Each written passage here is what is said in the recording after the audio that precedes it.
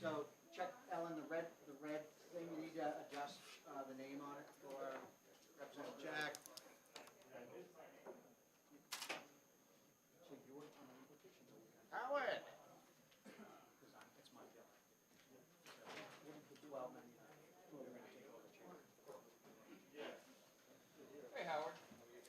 Morning. Good.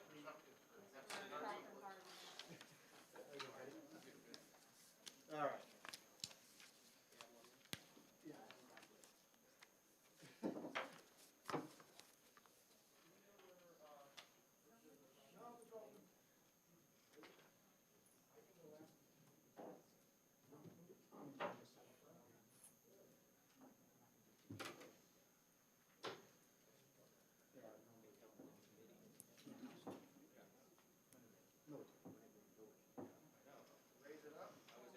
All right, so we'll give 1 minute. We'll get going here. First up is House Bill 1052. I'll ask everybody who's going to testify to please make sure on any bill that you're testifying on that you fill out the pink card and send it over so we have it. For the members, one of the things I learned in criminal justice yesterday is these microphones. If your red light is on, it could cause somebody else not to be able to turn theirs on. So when you're not speaking, please make sure that you turn your microphone off, because after I think 3 of them are on, the 4th person can't turn their mic on. So remember, when you speak, if you push the button on the right, it'll turn it on, and then hit it again, it'll turn it off, so you can, so everybody can speak. And I'd ask all members when they're asking questions or giving information to please press the button. Mr. Flem, Representative. They're trying to find my name tag. I wanted to make sure that you remember my name tag. It's okay, they can't find mine either, so I'm hoping everybody knows who I am. So a couple minutes, we'll get going here. I just want to get everybody to be able to get their seats and have a seat. First up is House Bill 1052, relative to the number of rounds allowed for hunting and redistricting. For members, one of the things I wanted to bring up for members, if you testify on a bill, you will be allowed to come back and return to your seat. You will not be allowed to ask any questions of any witnesses, but you can fully participate in any executive session or work session that occurs. So just to make sure you're clear on that, you may see a member get up. Representative Spillane is going to be our first one. He's going to go up and he's going to introduce this bill and testify on it. When he's done testifying, he'll come back and sit in his seat, but he'll keep his mouth shut until that public hearing is closed, or we go into exec session. So that's the rule of the committee. Are there any questions of committee members before we get started? Not seeing any. We're going to, do we have any pink cards? Jim, go get down there. I need a pink card. So even members who are going to testify need to have a pink card. So Jim, I need a pink card. Representative Spillane, excuse me. Are we supposed to call roll and all that? So you can pass that down. So. Mr. Chair? Yes. Are we not supposed to call roll and all that good stuff? For what? For opening the meeting? Well, we'll roll call when we have the votes. When we're ready to, oh yeah, we'll take care of it. I'm not worried about it. All right, so Representative Close, would you mind leading us in the Pledge of Allegiance, please?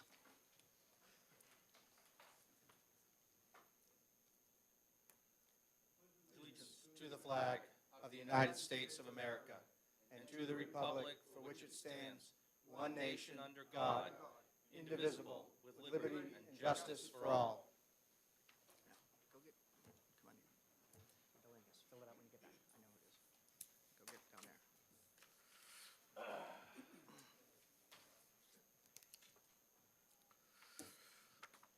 So I currently have one speaker on 1052. Is there anybody else? Make sure you get a pink card and get it over to me.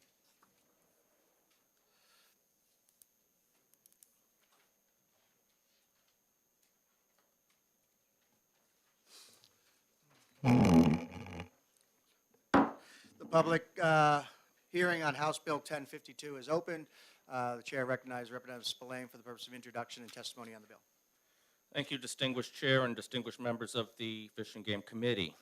I bring this HB 1052 in front of you as a housekeeping bill requested by Fish and Game when we clarified the number of rounds allowed in pistols and rifles and such last year. There was a request from one of the people reviewing the bill at Fish and Game that we also clarify what's been a point of confusion among hunters and whether they could actually have a magazine that held more rounds or had more capacity for rounds than was allowed to shoot. And Fish and Game has always allowed a magazine of any size as long as there's only 6 rounds in your weapon. So this will be clarifying that to say to hunters so they don't keep calling Fish and Game or getting, upset in the field or trying to hunt down a 5-round magazine when they're hard to find. It'll tell them, yes, you can use your magazine of whatever size it is, but you may only have 6 rounds in the weapon. And the Fish and Game officers will obviously do what they've always done, which is check to make sure you're in compliance when you're in the field. That's it. Any questions? Thank you, Representative Spillane. Any questions for Representative Spillane? So Jim, I'll have one. I just want to make sure I understood what you said, and I'm going to paraphrase it and tell me if I'm accurate or not. So this bill goes in alignment with the bills we adjusted last year, where we cleaned up the number of rounds in certain handguns and rifles and that kind of thing last year.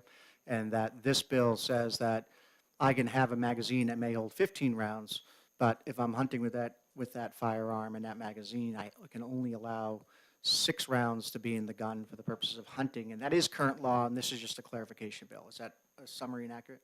It is correct. Some people handgun hunt, and there is no option but the larger magazine. They still may only have 6 rounds, whatever that magazine in the handgun holds. Some rifles have magazines, and they're very old, and there's no other option available that can hold 10 rounds. You're only allowed 6. That's it. Thank you. Any further questions from the committee? Seeing none. Thank you, Representative Spillane. Is there anybody else who wishes to testify on Thank you, House Mr. Chair. Bill 1052?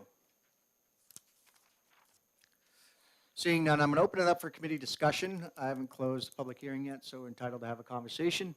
Again, I consider this a housekeeping bill, and I'd be interested in execing this bill. In the sense of the committee, if they feel the same way, we can move this forward and move it out of the committee. Everybody okay with that? Great. I'm going to close the public hearing on House Bill 1052 and move into exec session on House Bill 1052. I'd look to Representative Spillane for a motion. I will move HB 1052 as OTP. Representative Spillane moved House Bill 1052 OTP. Dontonville? King. Representative King seconds that motion. Is there any further discussion on this bill? Not seeing any, the clerk can call the roll. We're voting on the motion of ought to pass on House Bill 1052.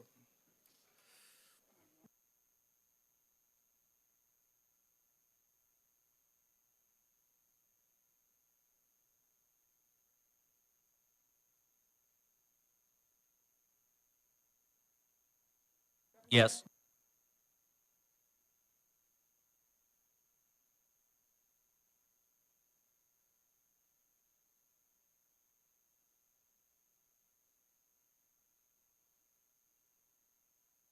We don't have a sub for Representative Love. We, just to make committee aware, we have Representative Lekes and Representative Johnson sitting in for Representatives Allard and Wolf.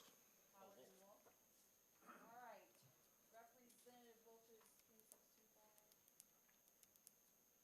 Representative Johnson? Yes.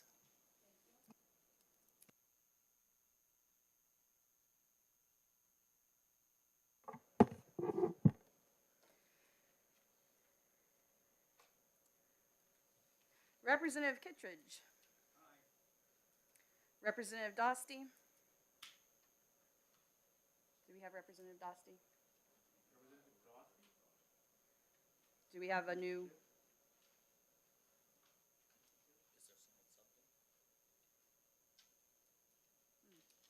We have a completely different, sorry, Representative Dostie was removed from our committee. Correct. And we have Representative Lekes subbing for Representative Allard. Is that correct? Correct. All right. So I have 2 substitutions, but the name will be Representative Lekes. Yes. Thank you. Representative Smith. Yes. Representative Horrigan substituting for Representative Harvey. Yes. Representative Laflamme. Yes. Representative Dontonville. Representative Jack votes yes. Thank you. Representative King. Yes. The clerk votes yes. Representative Egan? Yes. Representative Ruprecht is not here. Who's Ruprecht? He's no longer. Yeah, Yeah, he's no longer a member. right. I'm aware, I just don't know who's substituting, or he's just not here. And Representative Shirtliff is replaced. He's absent today. Just He'll out, be in later. He's, but not substituted. no, he's in the House. He's presenting a bill at another committee. I understand. Representative Ellis? Representative Oxall? Representative Ellis, when you said here, you meant yes? Yes. Just clarifying.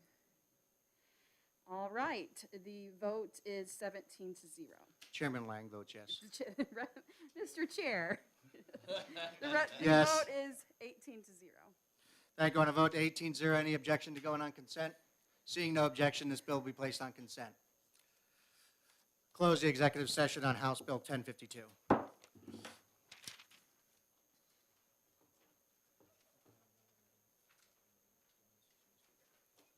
Next up is House Bill 1030. Even though Representative Pearl did not submit, okay, come on up, bring it up. Recognize Representative Pearl to introduce and discuss the bill.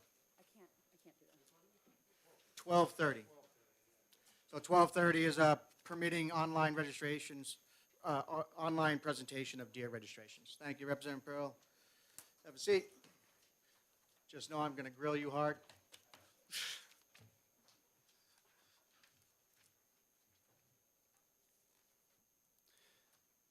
Good morning, members of the Fish and Game Committee. For the record, my name is Representative Howard Pearl from Loudon, and I am here to introduce House Bill 1230 FN. This is a pretty simple bill that's going to allow online registration of deer once they have been taken. I put this bill in at the request of Fish and Game as they were working on navigating through this process of establishing a program, and they weren't sure whether they needed legislation or not at the time when we were filing. So we put in some language that we found out isn't going to be exactly what they need. So there is an amendment that the Chief of Wildlife, Dan Bergeron, is going to come and speak to, and which will pretty much change the bill completely to what they specifically need for the program that they want to put in place. That's kind of as far as I'm going to go on it. I'm going to turn it over to Dan Bergeron if the chair would like to have him come up and explain the amendment. Any questions for Representative Pearl? Being none, thank you, Representative.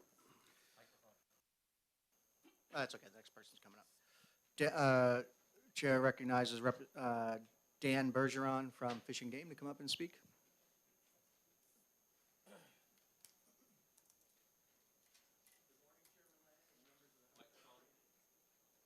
There we go. Good morning, Chairman Lang and members of the House Fish and Game and Marine Resources Committee. So my name's Dan Bergeron. I'm the Chief of the Wildlife Division for New Hampshire Fish and Game. As Representative Pearl had stated, this bill is to allow the department the ability to conduct online deer registration. So we use biological data that we get from registration of deer to manage the state's deer population. Historically, this was done through businesses, local businesses, sporting goods stores, convenience stores. The current RSA did not allow us to do this, so this bill would allow the ability for us to conduct online registration. The amendment that Representative Pearl spoke to, we need the ability to be able to require hunters to register their deer in person. This provides us with an opportunity to collect biological samples from the deer, more detailed biological information.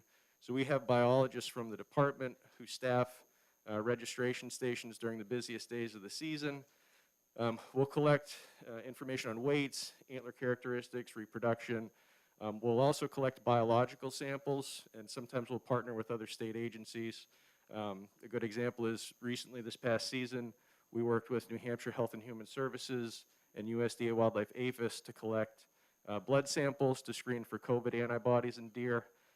So we need this flexibility to be able to require that hunters at certain points of the season bring their deer to a physical station, and also if there's a public health emergency, at other times we could also require that physical presentation of the deer, not just online. So the department would support this bill as amended. I thank you for your time. Thank you. Any questions from the committee? Representative Spillane. Thank you, Mr. Chair. Thank you, Mr. Bergeron, for being here. I assume one of the biggest reasons we need that ability to require the in-person check-in is to ensure that we keep a handle on chronic wasting disease. And if there's any hint that something might have come into the state, we want to be able to take and require that. Will this allow us to require it by wildlife management unit as well as tier of the state, and not just do it for the whole state at a time? So for instance, if we think chronic wasting disease might be leaking in from Vermont, that we can set up to have those along that area be the ones that have to do it in person, while letting the Seacoast by Maine still do online checkout? Yeah, so I do believe that the amendment would allow for that flexibility.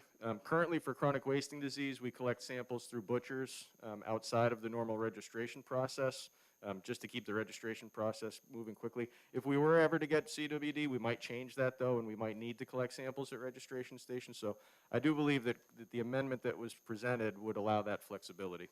Thank you. Representative Lekus. Thank you, Mr. Chair.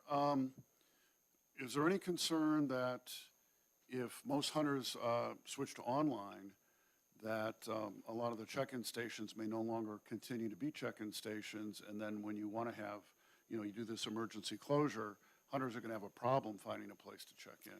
Yeah, so that is one of the things that we're trying to figure out. We're trying to figure out internally the best way to still get a reasonable number of samples so that we get enough biological information. We did go to online registration for turkey kind of at the start of the pandemic, and still about 50% of hunters, even after about 2 years of that online registration, still choose to register their turkeys in person. I assume it'll probably be somewhat similar for deer, although I feel like those are internal issues we need to work out. This bill more allows us the ability to set up those online systems, but certainly there'll be things we need to work out. All right, thank you. Any other questions from committee members? Representative Howard. Thank you, Mr. Chairman. Thank you for taking my question. I don't see any fees associated with this online. Will there be fees connected with it? Yeah, I believe there's wording in there that would allow fees to be set up through administrative rule. Okay, would they be comparable to what we have? They would be. They'd be comparable, potentially slightly more. It's tough to say until we figure out what the contract will cost, because online registration will be done through an outside vendor through a contract, so it'll vary, but it would be similar to what the current registration price is now. It would not be substantially more than what it is. All right, thank you. Representative Khan. Thank you, Mr. Chairman. Thank you, Mr. Dan, for taking my question. Every year, the hunting season, we hear that other states are doing it, why we cannot do it, from most of the residents from my district, who hunts. Main reason you just mentioned that you want to do a lot of data that we need for future. Why we cannot follow the other state or what other states are doing? Yeah, so currently Massachusetts and Vermont both do what we're proposing to do, which is a combination of physical stations and online stations. Vermont just recently switched to that. In Maine, it is completely 100% physical registration. There's no online option. Most states that have either fully remote options for registering their animals are states that have substantially higher deer populations than we do. So states like New York, Pennsylvania, where hundreds of thousands of deer are killed in a hunting season. In New Hampshire, we estimate we have a total population of just over 100,000. We only harvest 10 to 12,000 deer a year. So the data for New Hampshire with our low deer numbers is very important, much more so than those states that have abundant deer populations. Thank you. Your microphone.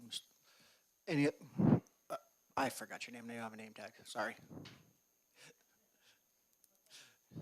Go ahead, Representative LaSam. Thank you, Mr. Chairman. I'm not sure if my question is going to be able to be answered by you or not, okay, but thanks for being here and good morning. Does the Enforcement Division have any reservations about conservation officers in the field having access to the online deer registration? The colonel's here, so he can speak to that, but I think I can probably address that as well.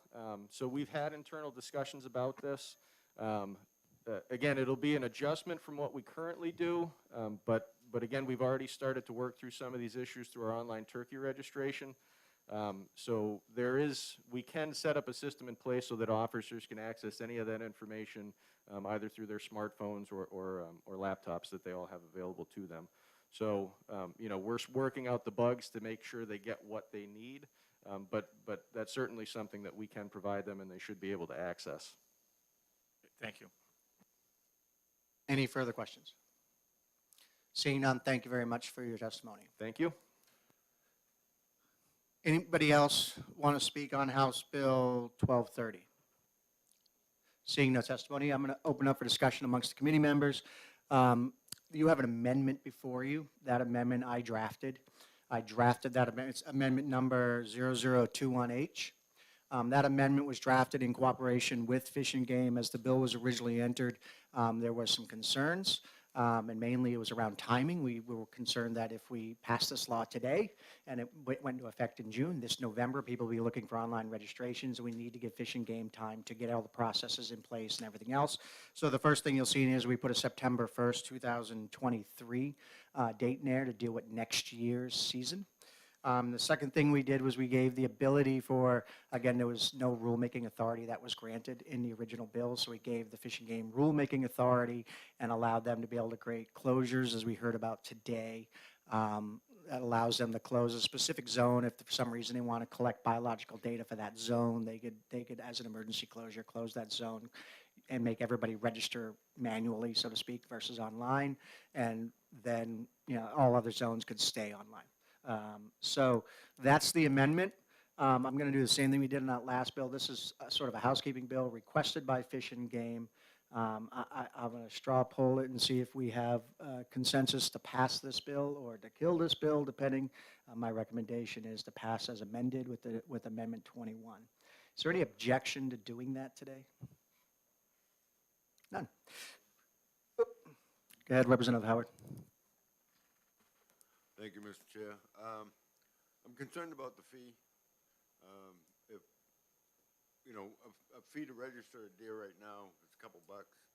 How are you gonna make that payment if you're doing it over a computer and you don't have any credit card or anything like that? I mean, maybe we ought to look at an amendment to put a registration fee in the cost of the license. And that way there, when someone registers a deer online, or even in a physical location, that money is already sitting there to be drawn on.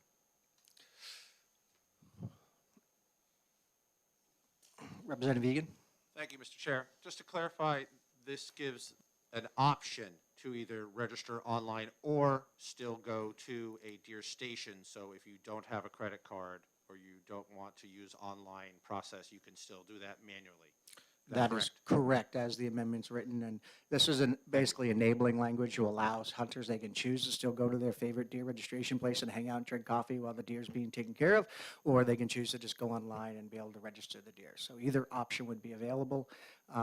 And I'll just make a general statement that in most instances across the legislature, we're enabling more executive directors or commissioners to set fees as necessary and go through the rules process for that rather than go through the legislative process for that because of the length of the legislative process.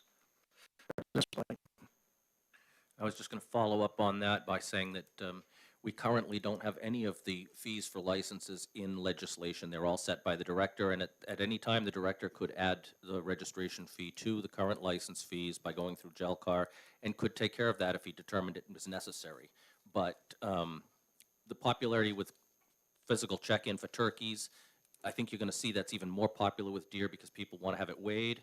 And there are a lot of lottery competitions at some of these check-in stations where you sign up and pay your $10, and then if you get the biggest buck, you get to take a 50-50 off the pool. There's a lot of people that play into these, and they're still going to want to have it physically checked in. I see it as a convenience issue for those people who are not close to a physical check-in station, but I think that you're going to find a lot of people still want to bring it in. Great. Any further discussion? Yes. Thank you, Mr. Chair. The only issue I see with charging a fee upon license is many people don't harvest a deer, so now they're paying for something they're not necessarily utilizing, that's all. Thank you. All right, so I'm going to go ahead and close the public hearing, move into exec session on House Bill, what number are we on? Well, you did do the amendment, right? Well, I do that in exec. Sorry. 1230. So we're in executive session for House Bill 1230. I'm going to make a motion of ought to pass House Bill 1230, and in a minute I'll make a motion to adopt the amendment. Do I have a second to my motion ought to pass? It's been seconded by Representative Egan. On the floor is an amendment. I'd introduced amendment number 20220021H on House Bill 1230.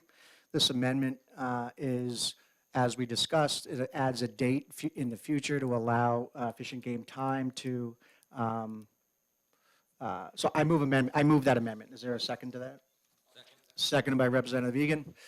So the motion to adopt Amendment 1230 on number 2022-0021H has been made. On the floor is that motion. So again, to go back, this amendment gives them time to implement, and secondarily, it allows them the rulemaking authority to deal with the issues surrounding a new online registration process, and including an emergency closure for certain zones necessary if they deem it necessary to collect biological data, not That's a New England thing. All right, Representative Egan.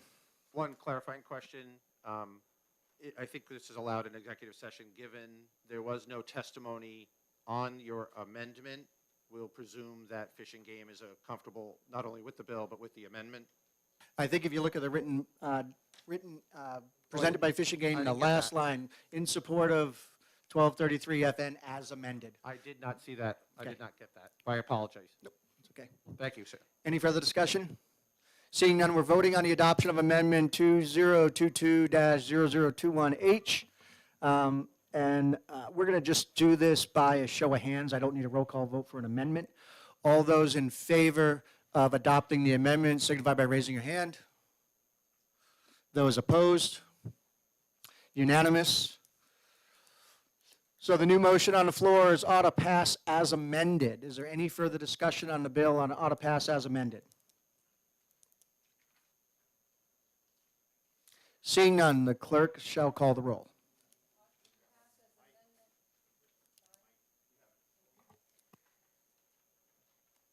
Ought to pass as amendment with amendment 0021H. I'm gonna see if this will work. I hope I got the right names. Mr. Vice Chair. Yes. Representative Close. Yes. Representative Spillane. Yes. Representative Howard. Yes. Representative Craig. Is Representative Love with us now? Yes. Representative Johnson? Yes. Representative Kittredge? Yes. Representative Lekis? Yes. Representative Smith? Yes. Representative Horrigan? Yes. Representative Laflamme? Yes. Representative Jack? Yes. Representative King? Yes. The clerk votes yes. Representative Egan? Oh, sorry. And no one is still here for Representative Shurtleff, am I correct? He's here. Oh, Representative Shurtleff is here. All right.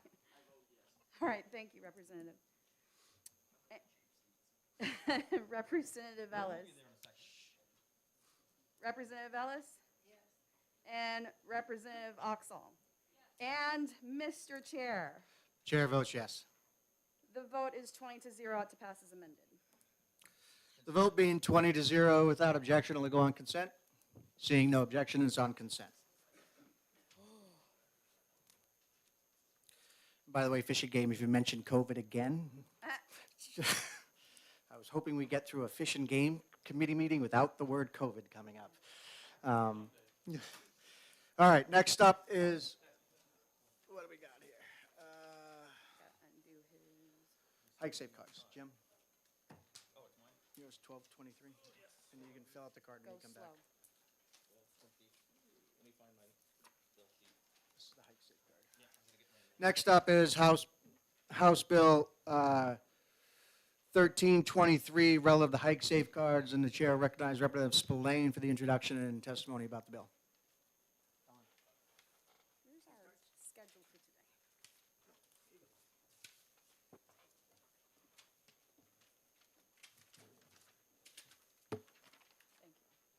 I need those as they come so I can write my name down. As well as-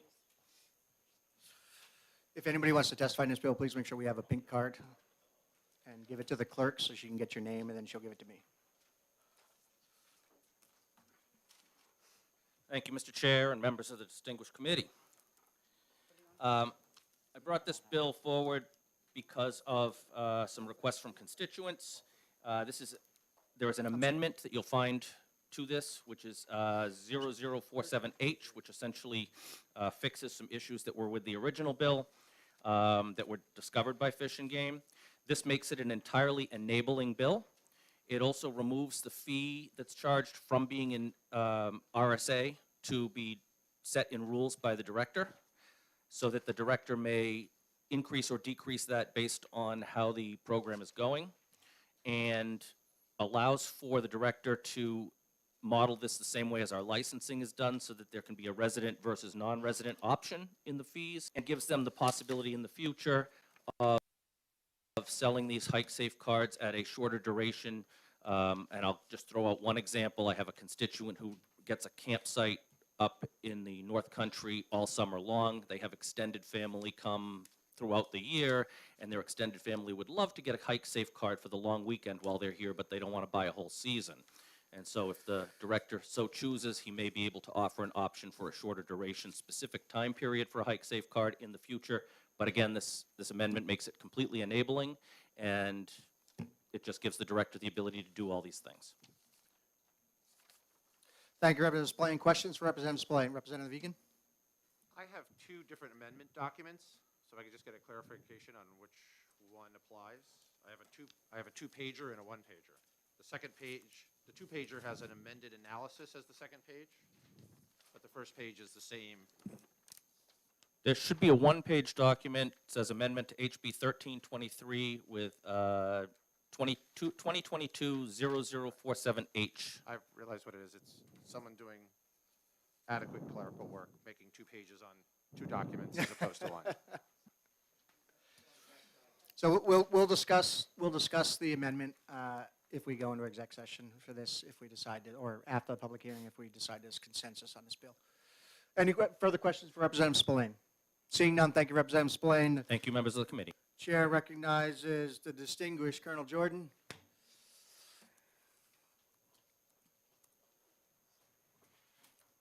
Thank you, Mr. Chair, especially for the distinguished part. I don't think I've ever been. That's a pretty impressive way to start my day. Just know that means you're old. So, thank you, sir. Yeah, I know what the plan is. I do have written testimony I would like to submit to the committee. Good morning, Mr. Chairman and members of the House Fish and Game Committee. I want to start by thanking you for this vigorous schedule and the willingness to listen to all these bills this morning and try to get through this. My name is Kevin Jordan. I'm the current Chief of Law Enforcement at New Hampshire Fish and Game. The New Hampshire Fish and Game Commission, prior to the amendment, voted unanimously to oppose this legislation. And the reason that they did that was back in, for some of you that may not remember, back in 2015, we had made, for the past 20 years prior to that, I had made numerous attempts to find better ways, more substantial ways to fund the search and rescue program. The cost of that program was climbing dramatically, and there was no funding source available. I came before this very committee hundreds of times, it seems like, looking for better funding sources, and you folks all tried to help me get that. As a result of one of those bills, 20626 was changed a bit to allow for the hike safe card. It was suggested that we'd come up with a voluntary card, and we'd give hikers and climbers, people that were not hunters and fishermen, an opportunity to contribute to the system, if you will, and to help us cover those costs, those exorbitant costs that we were experiencing. History, we average about 189 rescues each year. The cost of those rescues can run into the hundreds of thousands of dollars. We were always short. Quite frankly, we ran a deficit at the end of the year when we drew from the account to pay our bills for that. For each year, we were falling short some $200,000 pretty regularly each year. We would then go into the Fish and Game Fund, which was license fees, sportsmen's dollars, sportsmen and women dollars, and we would pull that money out to balance out that account. I always felt that was unfair because the sportsmen and women were footing the entire bill for this. So the Hike Safe card, we were hopeful would take away some of that. It, in fact, has been probably one of the most successful funding sources that we've had at the agency. So in 2015, it brought us in $74,000. Last year, 2021, it brought in $336,000. So for the first time in many, many years, Hike Safe covered that deficit, and that I'm very happy about that. We've climbed every year $20,000 to $30,000 in that program. People like it. They appreciate the opportunity to contribute to it. I've talked to, as you can imagine, hundreds of people and reporters regarding this, because a lot of other states are now calling us to use it as a model to do in their state. I've never heard anyone ask for a one-day Hike Safe pass. They felt, I've had the opposite of that on numerous occasions where people would ask that we charge more. How can you do it for $25? Why isn't it more? The idea of keeping it low was so that we would encourage people from all over to buy it.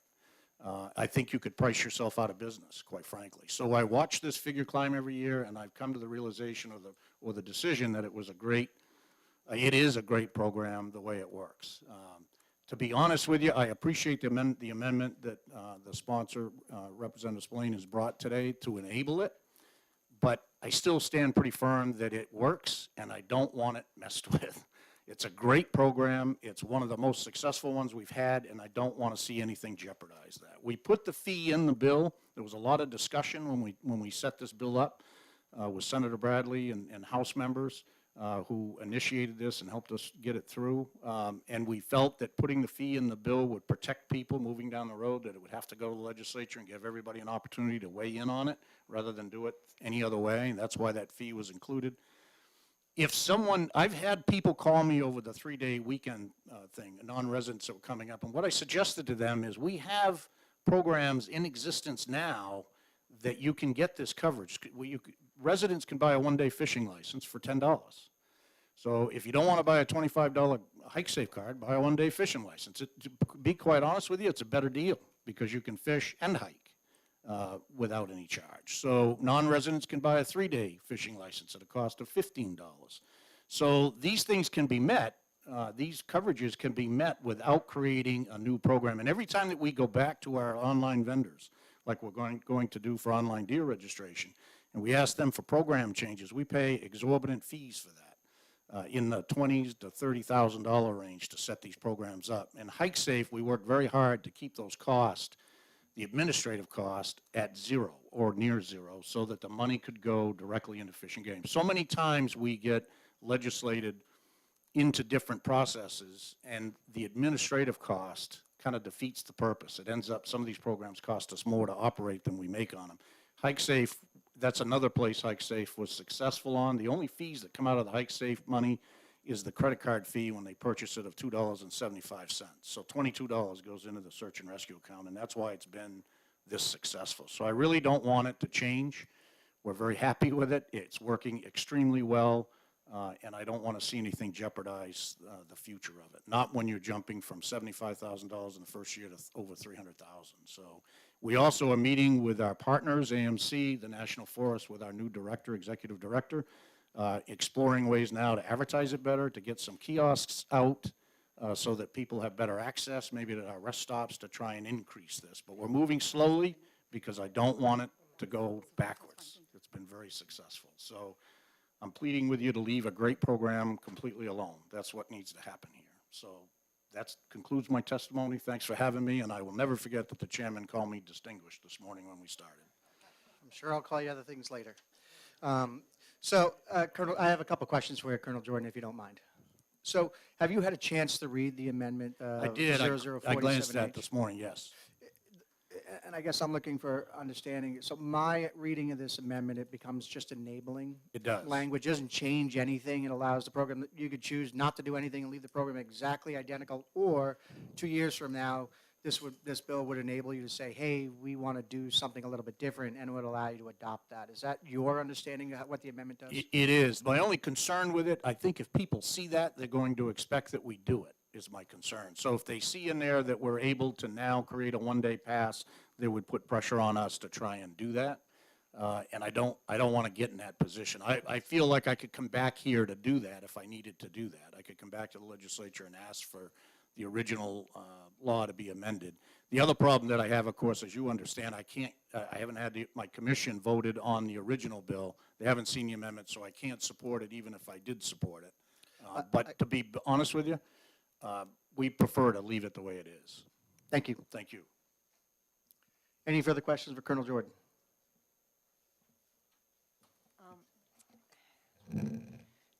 Then you are against this bill or you're for it? I didn't understand. I'm sorry. We are opposed to this bill. We would like it to stand the way it is. All right. We want no changes. Any further questions for Colonel Jordan? Seeing none, thank you, Colonel. Is there anybody else who wishes to testify in House Bill 1323? Let me check my cards here. Nope. Seeing nobody else, I'm going to open up for committee discussion. I think you heard my summary at the end. I consider this enabling and future-proofing language in the bill that allows the Fish and Game more latitude to do what they want in the future without coming running to the legislature for a change that they need desperately and then have to go through a one-year legislative process or more, depending if the bill's retained. So my inclination is, to be clear, is I like the bill as amended. I don't like the original bill. I do like the bill as amended because it future-proofs Fish and Game and allows them to take things under their own control rather than the legislative process. Just understanding that anything they do under their 541 authority, they still have to go to JALCAR and get approval. So it still has a legislative process, not just a law process. So that's my 2 cents. Happy to listen to other members on the committee to see if we have consensus to pass this or kill this. Representative Spillane.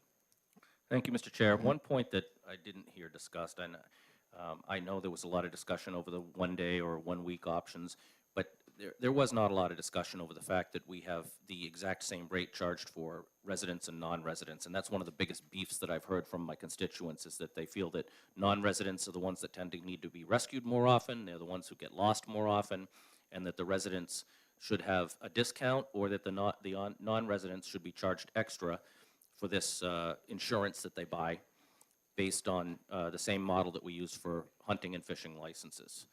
Even as you heard Colonel Jordan say that the non-residents does pay more for the fishing license if they opt to go the fishing license route. So I think that this being completely enabling now allows them to analyze at any given point what the revenues are and whether they need to increase or decrease and whether they want to separate out based on the number of rescues coming from out of state versus in-state the aspect of the insurance that's being bought so that a non-resident would be required to pay more than a resident if that's indeed what they find in their data. We sell it like insurance, but we're not using any kind of actuary table to say who are the people that are more of a risk to the program. And so I think that enabling this allows them to then look at their data, and I would really hope that everybody in here would agree that we can just enable Fish and Game and let them go forward with managing the program because it is one of our most successful programs. Further discussion, Representative Khan, and then Representative Egan. Thank you, Mr. Chairman. Thank you, Mr. Chairman.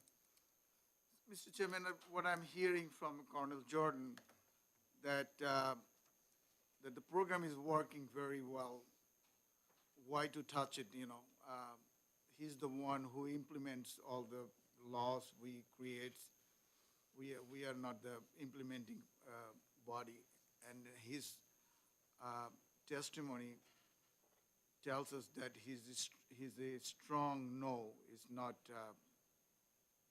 So therefore, I'm a little confused at how I'm going to vote. I think that if this is working, why to touch it? Thank you.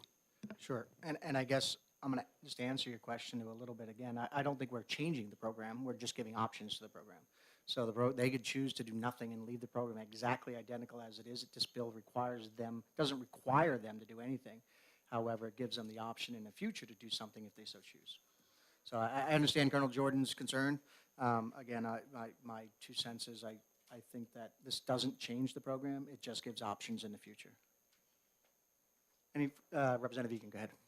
Thank you, Mr. Chair.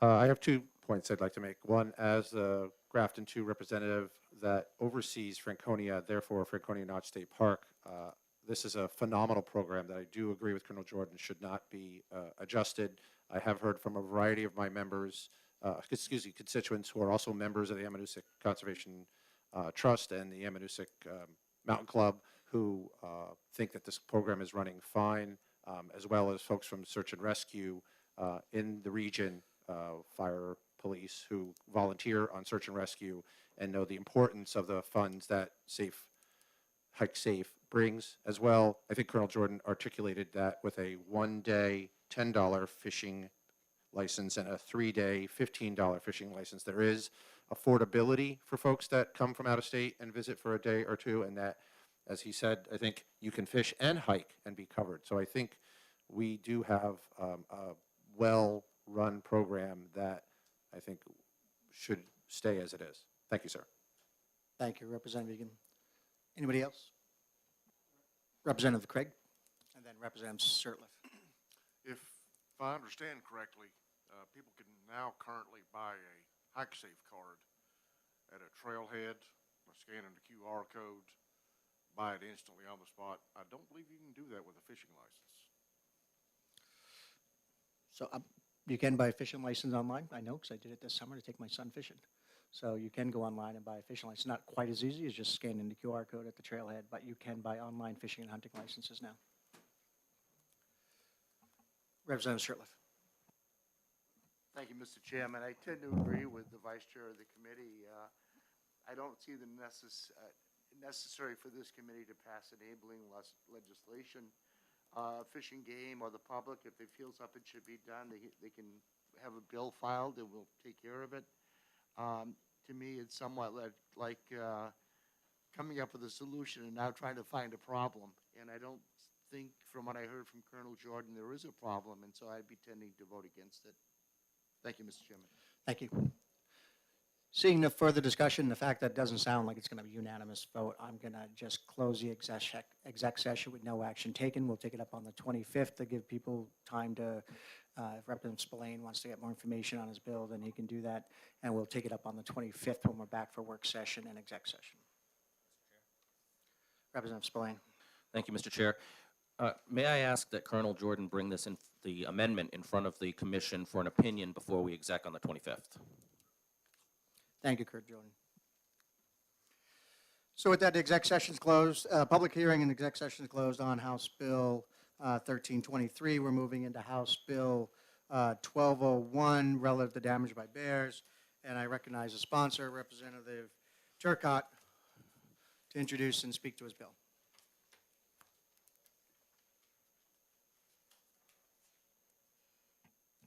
Good morning, Mr. Chair. Good morning, members of the Fish and Game Committee. My name is Representative Len Turcott. I represent Stratford District 4, which is the town of Barrington. I'm here to introduce and speak to House Bill 1201, which would eliminate an unnecessary RSA that was first placed on the books in 1895. We as representatives are always looking for ways to clean up the RSAs, take out unneeded and outdated RSAs, and I believe this is one of them. First, want to explain how I became aware of such an obscure law. Just a little under a year ago, Speaker Packard placed me on the Finance Committee as one of the members was in deteriorating health. And one of the very first things I had to look at was that we had in Committee on Finance 2 was a change that Governor Sununu had sent over regarding damage by bears and mountain lions, again in HB 2. So I looked at that and I said, what in the heck is damage by mountain lions and bears? So the change in the RSA they were looking to do was they would, I guess you could say, tighten up the old 1895 law, but as we are well aware, you've heard the term lipstick on a pig, and that's what I saw this as, nothing more, as they were trying to put lipstick on a pig. It was still going to be a pig. I did meet, I did request data and met with the executive director Mason on this, and he was very forthcoming with some data, which I'll talk about in a little bit. There are two issues that I see with the RSA. The first one is taxpayers should not be subsidizing or providing insurance for damage by bears. The second point is, I'll get into towards the end, it's more of a non-related maybe for this committee, but actually raised the hackles on the back of my neck when I started digging into some of the data. So why are we using taxpayer dollars to insure a select group of farmers against crop damage? Now, we do not and we should not pay damage for other types of damage by wildlife. As an example, I used to own many hundred Christmas trees, and every year I would lose a significant, not a significant, but a great number of trees to deer. For some reason they liked, we have a lot of deer on our property, and we lose Christmas trees every year. I had no recourse to go to the state and ask for taxpayer money to pay for the damage to my trees. Livestock or other farm animals killed by coyotes, fisher cats, or whatever, there's no recourse for that, and there shouldn't be. If a deer or a moose crosses in front of my car and my car is damaged, I don't go to the state and say, you owe me for the car damage because it was a moose or a deer from the state. No, we have auto insurance for that.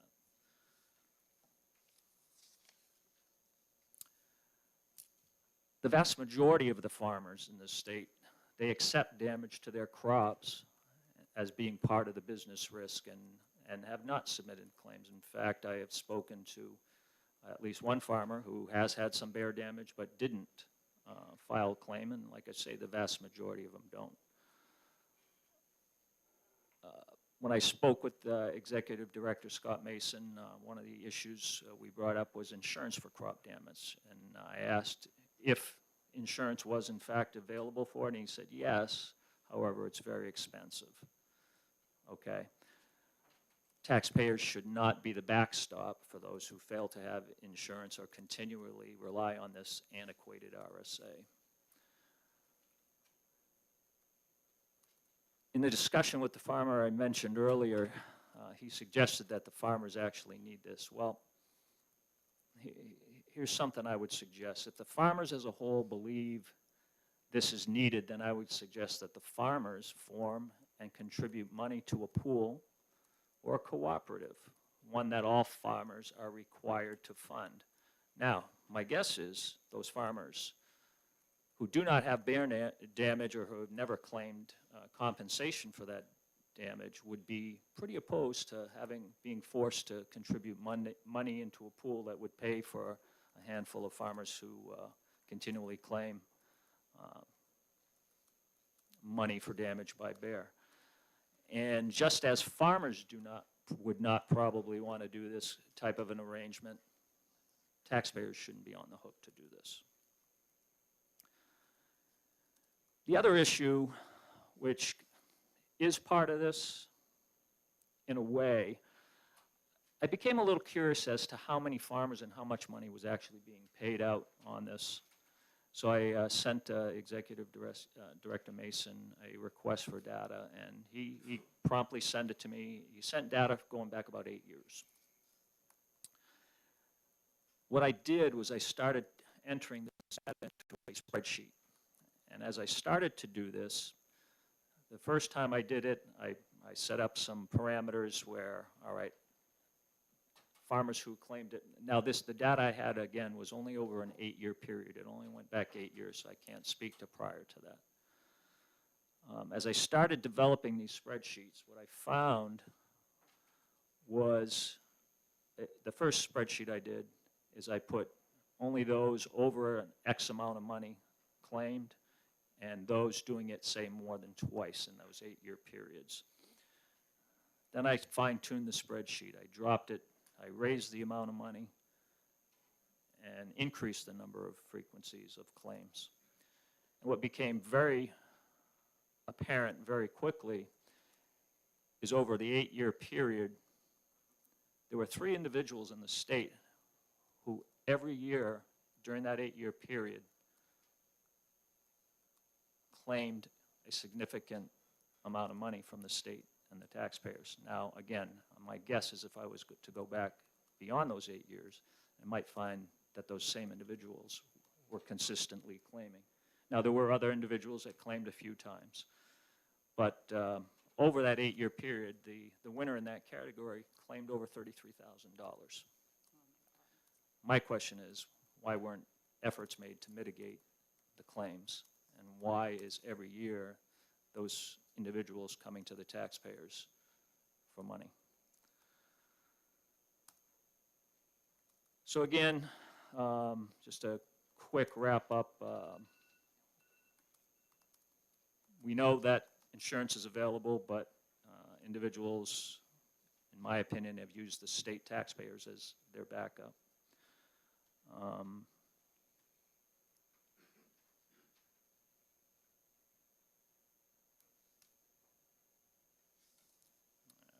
not going to talk about that.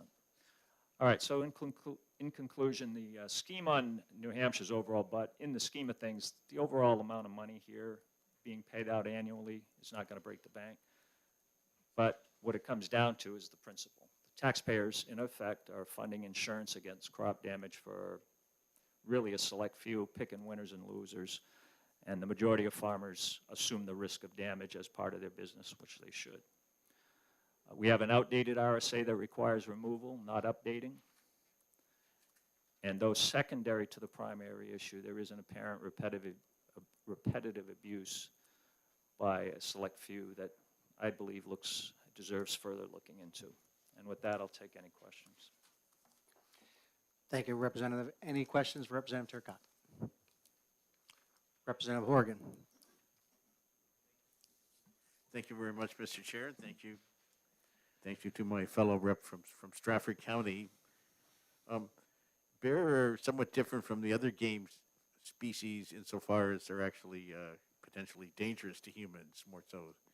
And when this bill doesn't just, so when you eliminate this 207-23A, you're also taking away a chapter from 207-22A, which says that unless you take steps to mitigate conflicts between humans and bears on your property, you're only eligible to one payment for damage. So will we be losing something in public safety without this incentive for farmers and other residents to do what they have to do to make their property less attractive to bears and reduce the number of bear-human interactions? I'm not quite sure I'm understanding your question. Are you? Well, you're striking some language that says any person receive payment pursuant to this RSA you want to eliminate shall forfeit the right to receive payment in a future year or growing season unless such person implements measures to prevent or mitigate future conflicts and bears that have been recommended in writing by the executive director or agent of Fish and Game. So correct. So it seems like these payments are an incentive to the farmer to take various measures, most of which are common sense, but not everybody does, such as securing your garbage and so forth, in order to discourage the bears from coming back.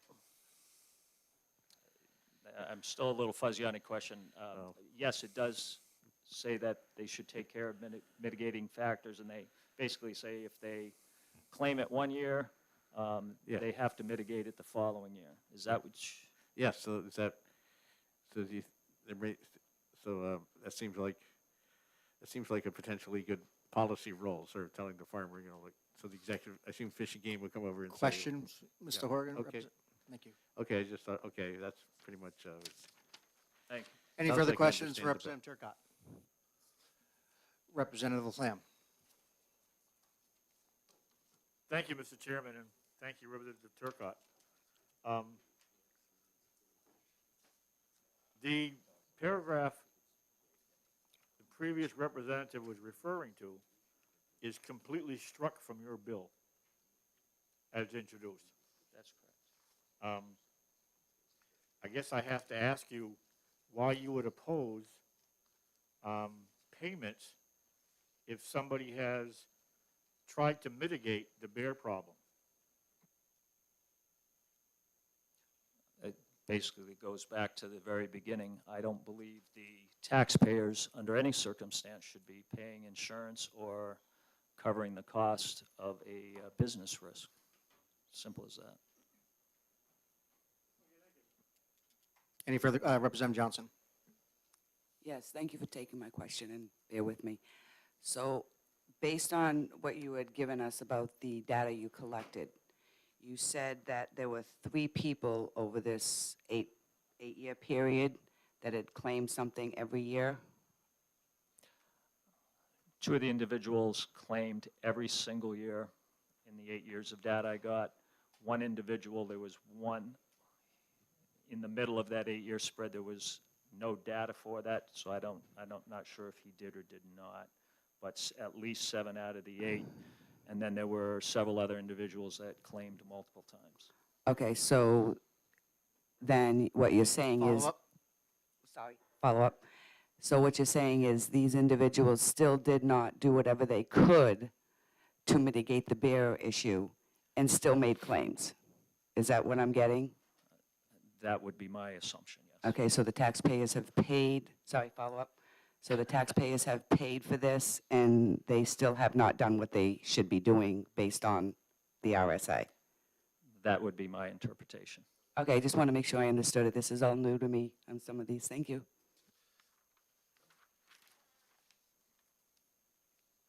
So, Representative Johnson, just to be clear, because I want to make sure, I heard a little misstatement in there, so I want to be clear, that my understanding of this program, Fish and Game would recommend a mitigating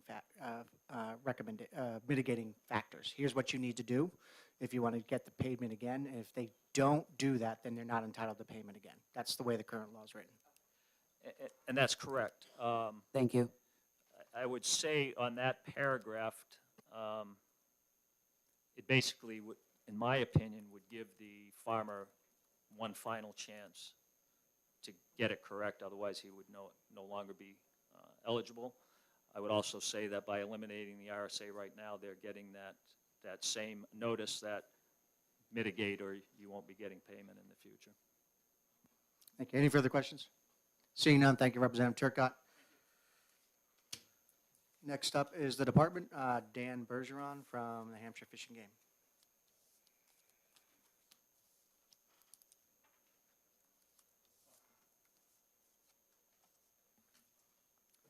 Good morning, Chairman Lang, members of the House Fish and Game and Marine Resources Committee. Thank you for allowing me to testify before you today. So I'm testifying on behalf of the department and the commission who are looking to oppose this bill. I'll go through my testimony and I might be able to clarify some of the questions that were asked as well. So the bear damage compensation payments are not unique to New Hampshire. So there's a number of other states that have similar programs. For example, Pennsylvania, Maryland, Delaware, West Virginia, Wisconsin, some Canadian provinces as well. The intent of this bill is to be able to compensate farmers, but also to promote the value of bears on the landscape and to also foster an appreciation and tolerance towards bears. Bears are a very valuable resource in the state of New Hampshire to both consumptive and non-consumptive users.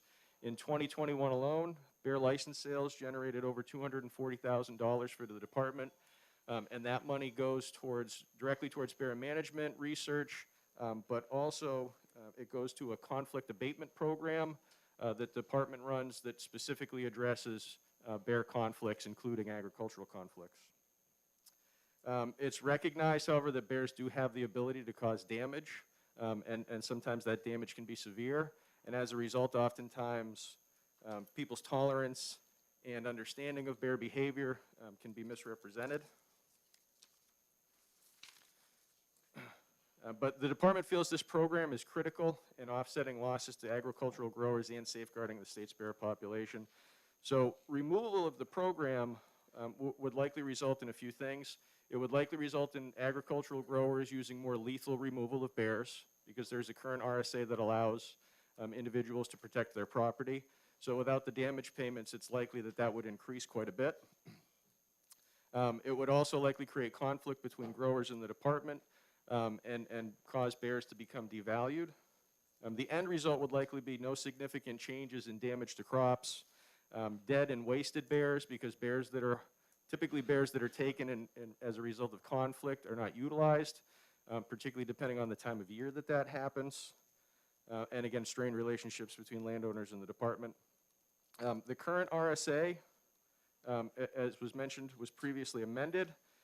This was in an effort to keep it more consistent with the original intent, which was to provide financial relief to agricultural growers who are dependent on this for their livelihood. The department had seen an increasing trend in what we'd call hobby farmers that were submitting claims, so people that might have a few backyard chickens, beehives, things like that. We had concerns that that would erode the intent of what the original RSA was. And as was mentioned, with those amendments, we established some thresholds, certain income levels that farmers had to receive from their agricultural crops, and also certain levels of damage that had to be met, bear damage that had to be met before we would consider payment and before you would qualify. So this program, with these amendments that took place in, I think it was 2021, so this is all relatively new. Our feeling is that this should reduce the amount of those payments. The other concern would be if we got rid of this program, it would make it more difficult for the department to work with agricultural growers to try and recommend some of these mitigation efforts.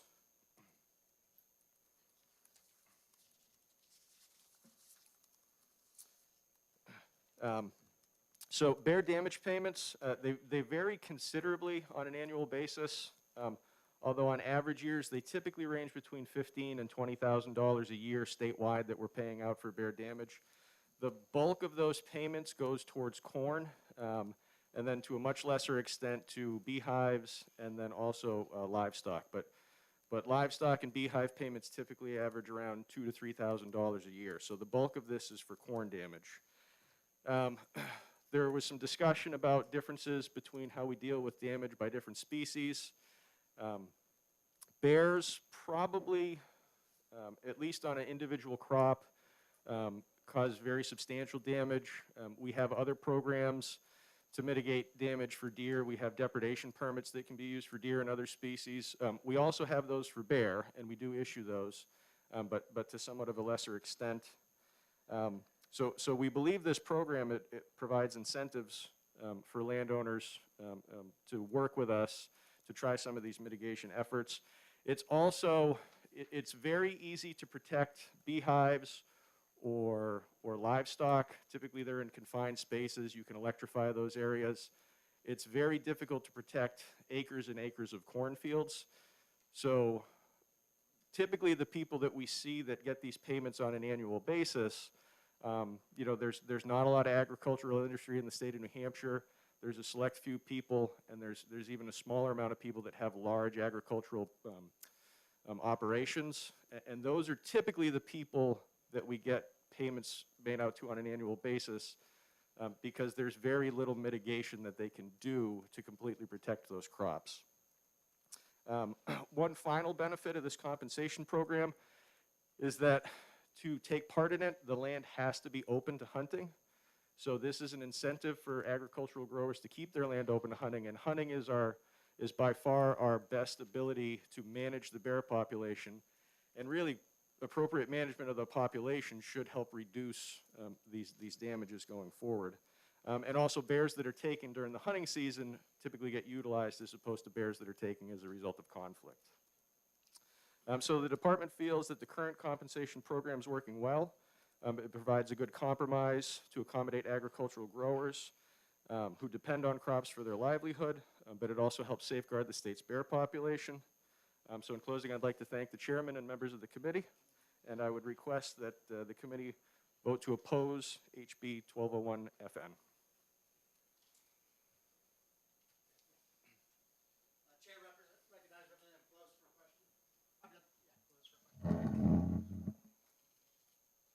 Yes, thank you very much, Mr. Chairman. What I'd like to find out is, I go up north quite a bit, and up there, I don't know how you folks are, but the bear population up there is booming. And Fish and Game is bringing up bears that trap in the southern part of the state. They're bringing them up north, and they're releasing them up in Columbia, Colebrook, West Stewartstown, Pittsburgh. These people are really upset about it. I went to a meeting at the restaurant up there in Colebrook, and there was about 30 people. They're really upset the way they're bringing the bears up north and releasing them up north. What are we going to do about that? Yeah, so so conflict bears, typically we do not relocate anymore. We used to relocate conflict bears. We do have a bear rehabilitation program, and some of those bears do get moved, but we have started to disperse those throughout the state more as we get more. Bears that we relocate typically travel pretty far from where we relocate them because they need to find their own home range. Bears are fairly territorial, so we've done studies in the past on bears that have been relocated. They tend to move fairly far distances, and they do not tend to become any more prone to conflict than any other bears in the area. So based on research on collared animals that we've done, we don't see any correlation between moving animals and increases in conflict. That said, we have tried to reduce the number of bears that we relocate, and typically it's only the rehabilitated bears that we're moving at this point. We found it's not very successful to try and move conflict animals around because survival is not very good. If it's an animal that has a history of conflict, sometimes that conflict just picks back up. So by and large, the animals that we move now are animals that have no conflict history. They were orphaned as a cub and they're moved as a yearling.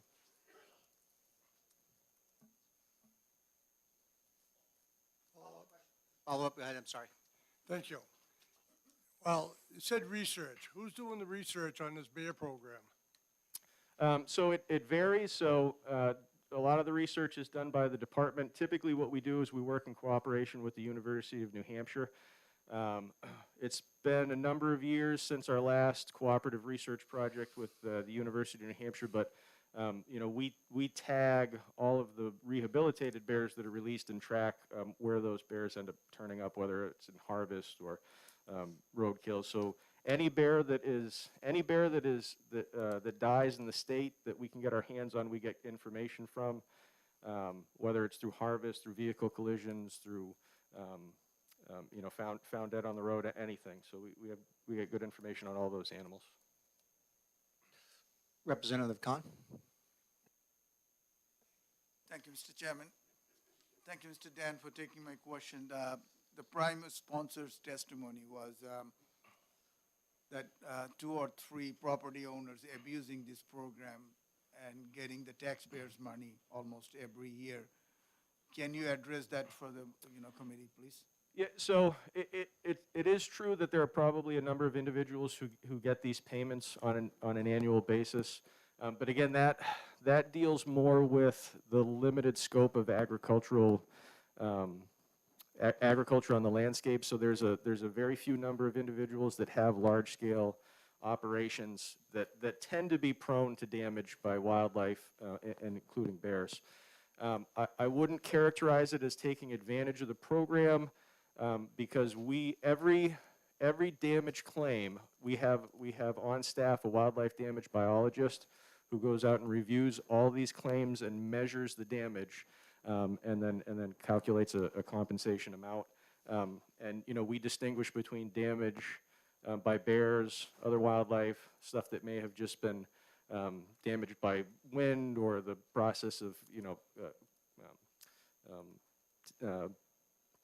taking the crops out. So we have a specialist that goes and calculates the actual amount of damage that's done by bears. So I wouldn't characterize it as taking advantage of the program. I'm sorry, I'm going to do a quick follow-up to that question. Let's keep it on track. But that same person, do they offer mitigating strategies if there are some? And then the person would be the farmer would be obligated to follow those before they could do another claim? Yeah, so that person would. And again, that's a relatively new part of this because, again, that amendment was just made in 2021. So we haven't, but historically, we've always recommended mitigation techniques when available, even before that was on the books. This puts a little bit more, this requires them to do it now. You know, typically we would work through cooperative agreements with people.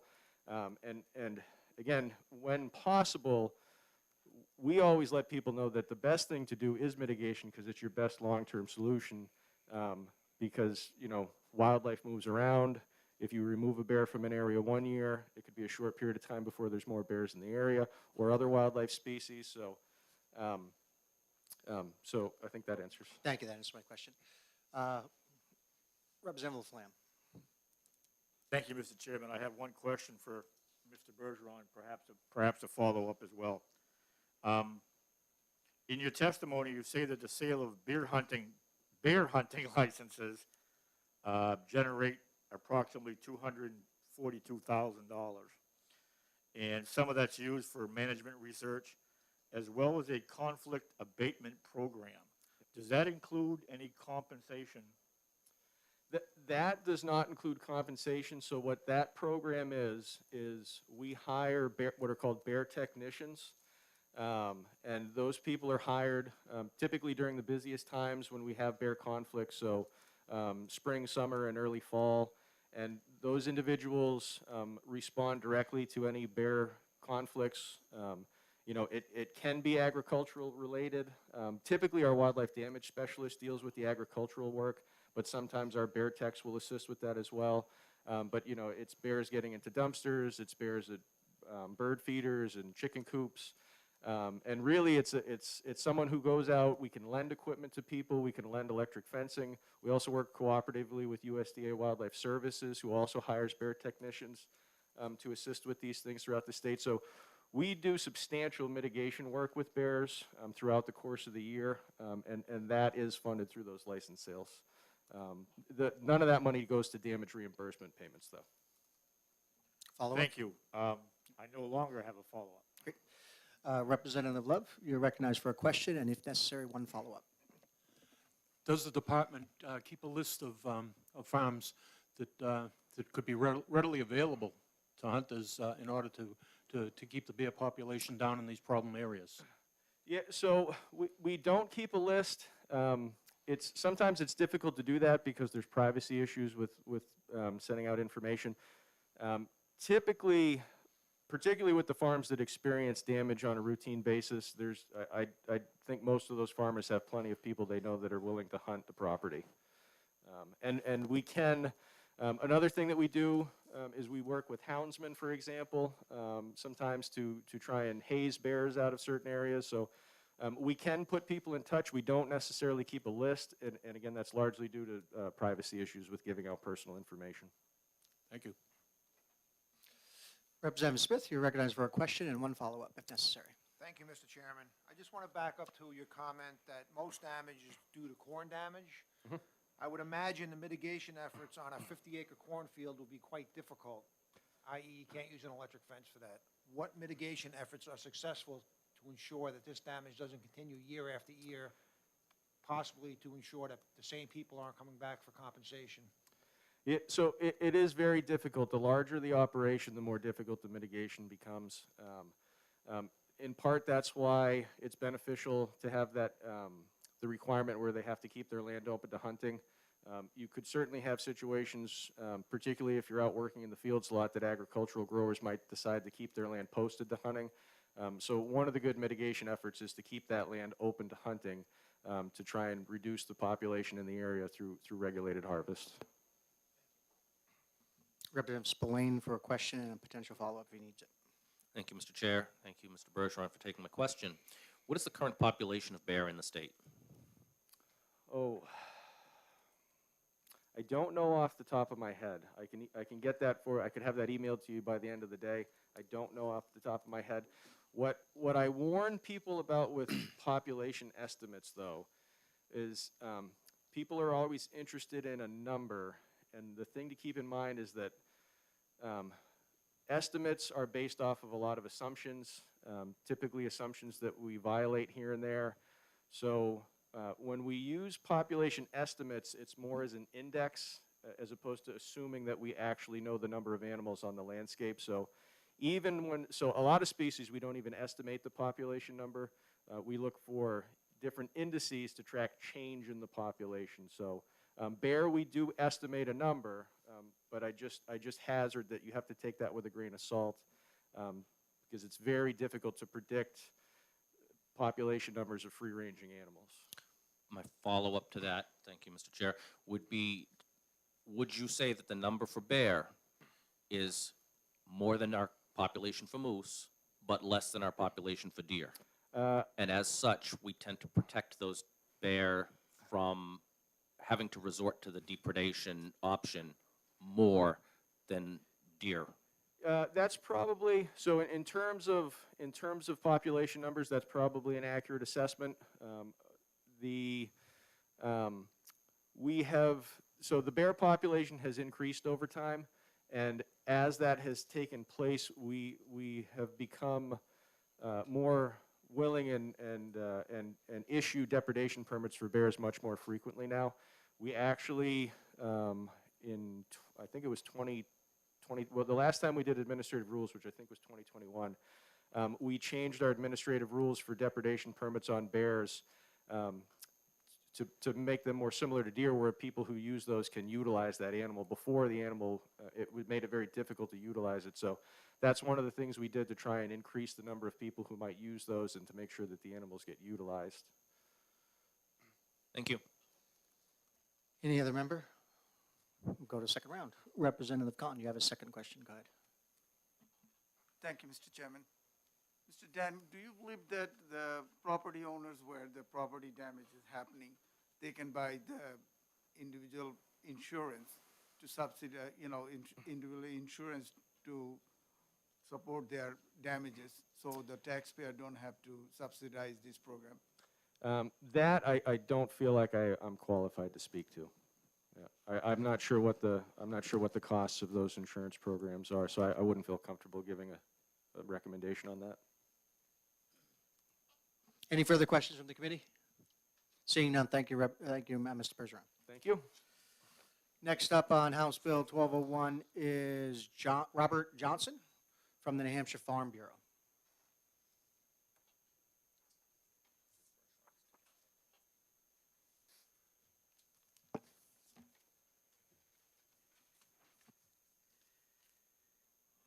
Thank you, Mr. Chair and members of the committee. For the record, my name is Rob Johnson, and I am here representing the New Hampshire Farm Bureau as the Federation's policy director. Farm Bureau consists of just under 2,000 family memberships and another 1,000 or so memberships, business supporting members such as that. And I am here in opposition to the bill, and I want to make it clear to the committee that we do not see it as unnecessary, outdated, and it's certainly not obscure to those that are affected. And it is not insurance. The state is paying for damage that has been put on farmers by the state's wildlife. And I think Representative Spillane in his last question there touched on why. I want to go back a little bit. Back in the fall of 2000, we were approached by Fish and Game, by Director Mason, and also by the governor's office. They had evidently received a claim that they questioned. It was a non-commercial claim, and they thought that the law needed to be tightened up. And we understood where they were coming from. So we got together with Director Mason. At the time, it was the Wildlife Division Director Scott Ellingwood, a couple of people from the governor's office, and the Commissioner of Agriculture.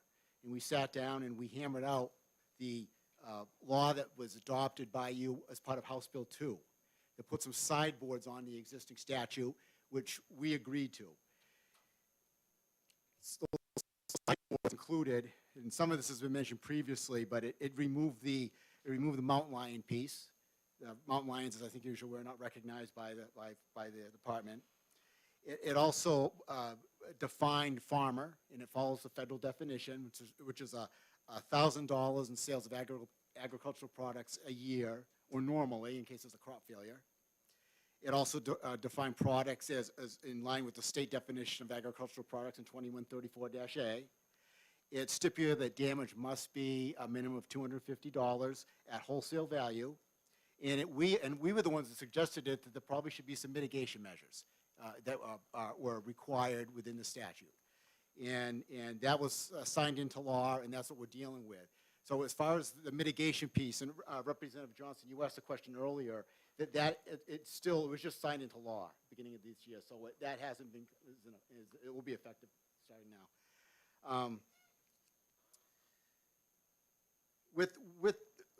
With those sideboards, we think it's for those that are affected, it's a necessary statute. I've had over the years a couple of farmers, and you mentioned, this is mentioned here that there are 3 farms that have received payments regularly. Well, there's a lot of reasons for that. I'm sure the bear they're bright. They know where the feed is. That's part of it. It's just that area is suitable for their habitat. Most farmers, do not put in for payments. I've had, that I'm remembering, 2 farmers in recent years that have come to me, and we've talked about the issue, and one of them recently said to me that they had significant damage. I mean, if you take I've seen pictures of an aerial view of a cornfield, and the bear are smart. They don't damage starting on the outside. They go right to the middle, and they find a spot, and it's amazing. It's like a huge spaceship has landed, and it's just destruction all around. Anyway, one farmer said to me that he had been farming for 30 years, and said this is the first year that I had submitted a claim. And part of it was because milk prices were low, and the damage was significant enough that it really affected him. And he had received damage yearly up to that point. And I remember another farmer a few years back who had said to me, same thing. He goes, I'd never have put in for damage, but boy, I had to this year. It just got to be to the point where it was affecting my bottom line. So in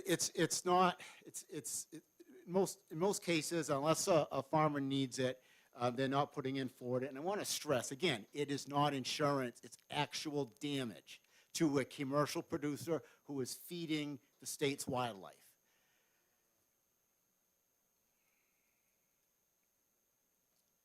Mr. Chair, I think I'll leave it at that. I'll try to answer any questions, but. Great, thank you, Mr. Johnson. Are there any questions for Mr. Johnson from the New Hampshire Farm Bureau? Seeing none, thank you very much, and thank you for your members for keeping the land open. Last speaker on this bill is Kurt, and Kurt, I always gonna mess up your last name, from the Humane Society of the United States. You can. Kurt Ehrenberg, thank you. Thank you, Mr. Chairman. I am Kurt Ehrenberg. I have written testimony. Hand off here, sir. Representative LaFlamme. Hi. I'm Kurt Ehrenberg, State Director of the Humane Society of the United States. We are here to oppose this bill.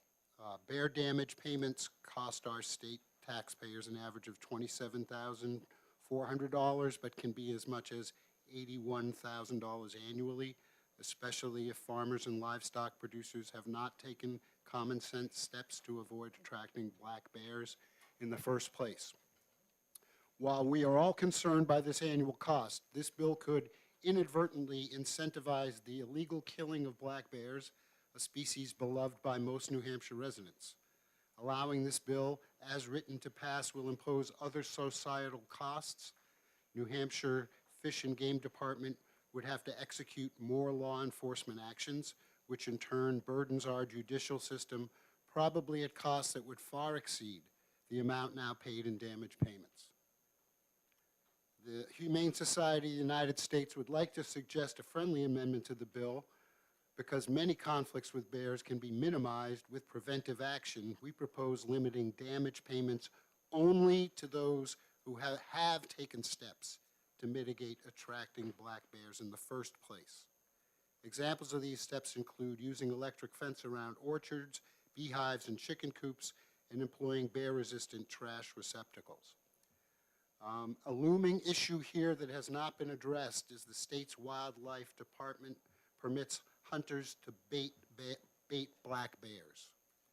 Baiting wildlife comes with myriad problems, including the poisoning of animals, creating sites where disease such as mange or rabies can spread between individuals, and setting up small bears for predation. Most importantly, baiting black bears exponentially grows their population beyond the land's carrying capacity and habituates them to people. Ending all wildlife baiting in New Hampshire would be a great first step in mitigating black bear conflicts in New Hampshire, and we call upon lawmakers in the New Hampshire Fish and Game Department to stop the practice of baiting wildlife. It flies in the face of everything the agency teaches people in their bear-aware efforts, such as the recommendation to take down bird feeders between April 1st and December 1st. We respectfully ask that you consider amending this bill as we suggest, or vote inexpedient to legislate in its current form. Thanks for your time. Happy to take any questions. Thank you, Kurt. Any questions for Kurt? Seeing none, thank you very much. Thank you. So I'm going to open this up for a quick discussion amongst committee members. That was the last speaker on that bill. I'll give the chair's perspective on this. I think we've heard significant amount of testimony about the fact that this keeps our New Hampshire lands open for hunters, that the state regulates bears, and that absent this mitigation fund, there's a potential for farmers to start taking bear out of season to protect their crops as a mitigation factor rather than take the money, so to speak, right? So they can affect our herd. I'm a little concerned about, again, in the early spring planting, sows with cubs and with absent the fund, them taking, acting earlier and taking the bear. But I also am responsive to Representative Close's comment about the movement of bear from the southern end of the state to the northern end of the state, or moving bear into population areas that are less wild and open, which are by definition probably agricultural areas, and we're propagating the damage by our actions. So my inclination on this bill would be an interim study.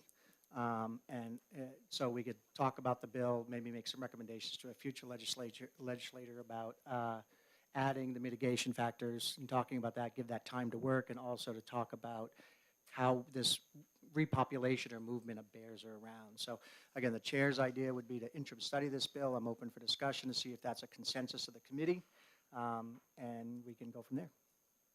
Anybody want to speak? Representative Spillane?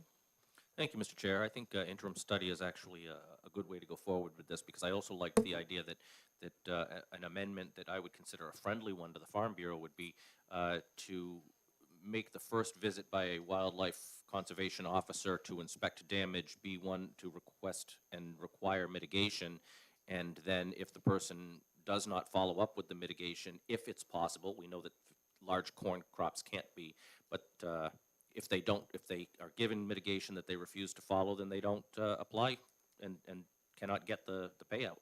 I think it makes sense to give them a first warning of, hey, you could have avoided this, let's fix this, and then if the bear still comes, now they can apply for their payment, and it keeps a balance where we're not predating those bears just to keep the crops safe. Thank you. Representative Love? Yeah, Mr. Chair, thank you, Mr. Chair and committee members. My comment about having a list of problem farms would, for me, would go a long way in this interim study. If a farmer that took the money would have to give out, would have to allow 10 people or have his name put out there for 10 people, because baiting is the number one way of taking bear. I think if you remove the baiting from bear hunting, the annual take could be cut in half anyway. Baiting and dogs, and if you have problems with something, you have to bear. That's that's smart for starters. But if you have the problems with bear, we have to attract more hunters, because if you put up a bait station, it's at least a weekly thing. Probably every couple days you're back there restocking it. And, if you live in Derry and you're hunting up, up north, a 2-hour ride just to go up and rebait, restock your bait, we can do something with that maybe. Thank you. So you're in support of interim study? Yes, Sounds like yes. yes. Representative Egan? I too would support an interim study.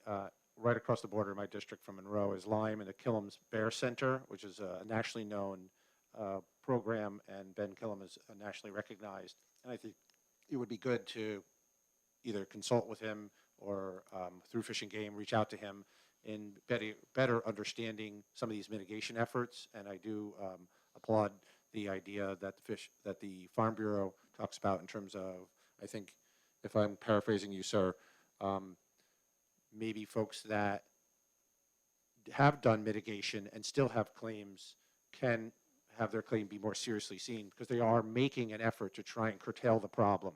So I would support an interim study. Great, thank you. Any further discussion?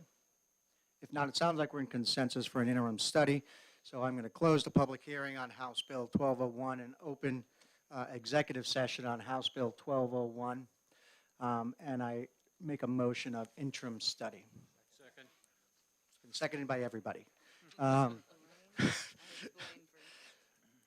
Is there any further discussion on this bill? Hearing none, the clerk will call the roll.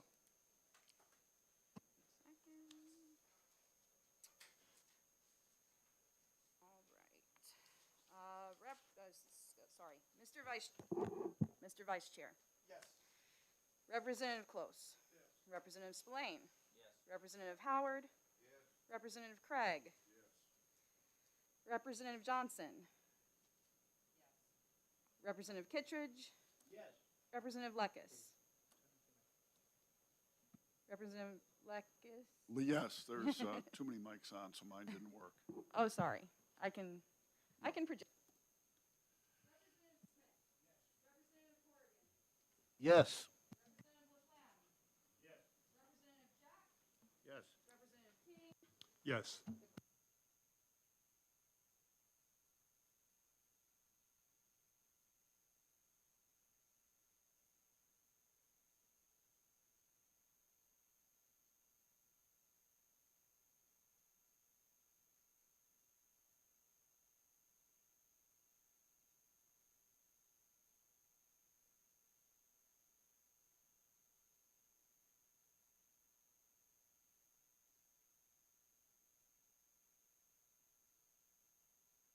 The vote being 20-0 for interim study, I'll put that on consent unless there's an objection. Seeing no objection, it'll be put on consent.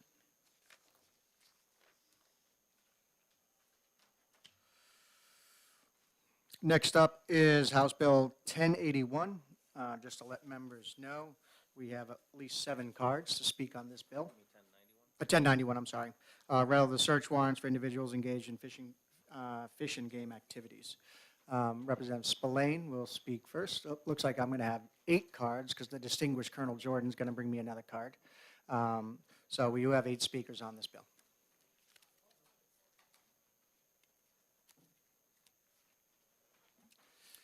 Chair, Thank you, recognize Mr. Representative Spillane for introduction and testimony.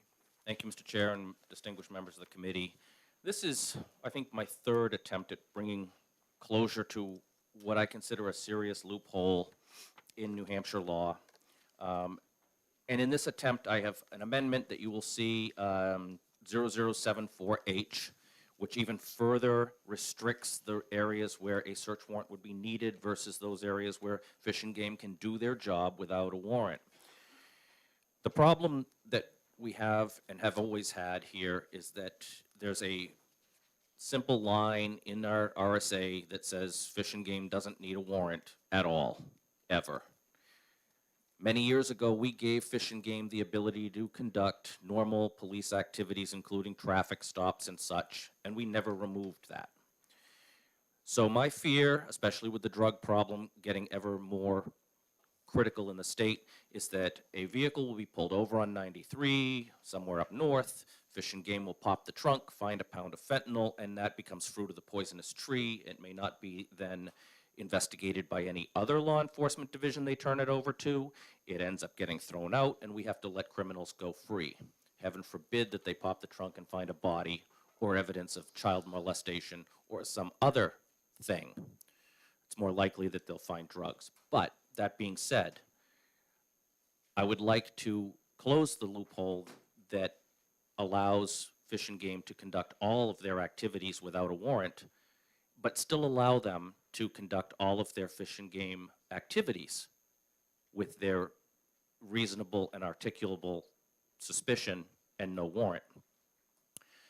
So my amendment further states and brings to even further definition that if they have reasonable and articulable suspicion that a person is going to or coming from or actively participating in or has any kind of game animal in their possession, that they don't need a warrant.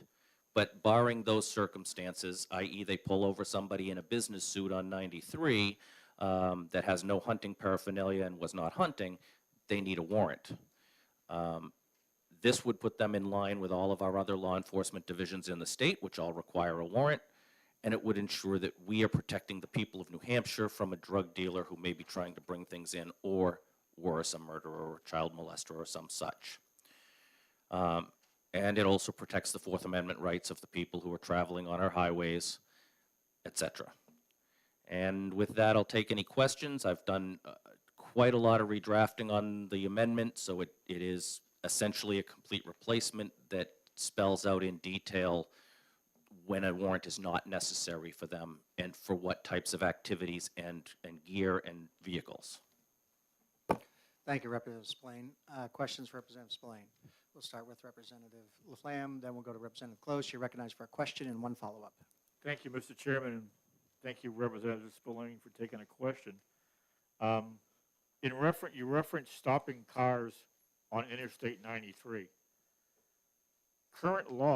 Does current law require that the conservation officer have reasonable and articulable suspicion that a violation has taken place of a fish and game law before they can just open someone's trunk?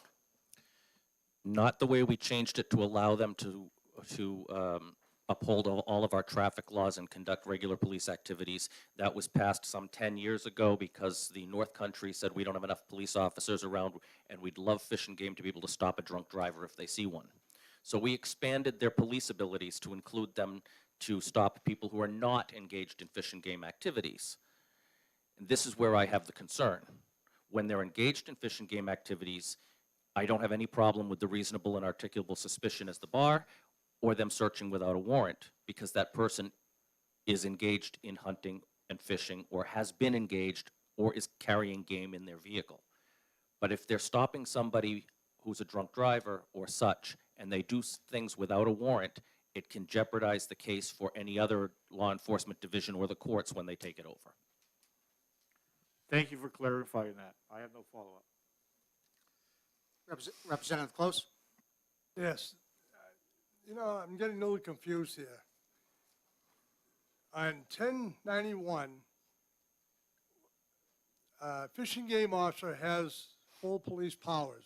We shouldn't be making deals that he can do this, he can't do that, he can't do this. Police powers are governed very strict. When this committee, 10 years ago, we accepted Fish and Game to have police powers, it was understood they would have full police powers. Now, I was a police officer 27 years. You need more than you need probable cause to stop somebody to begin with. And just because suspicion doesn't give you the right to go into somebody's car. You need probable cause.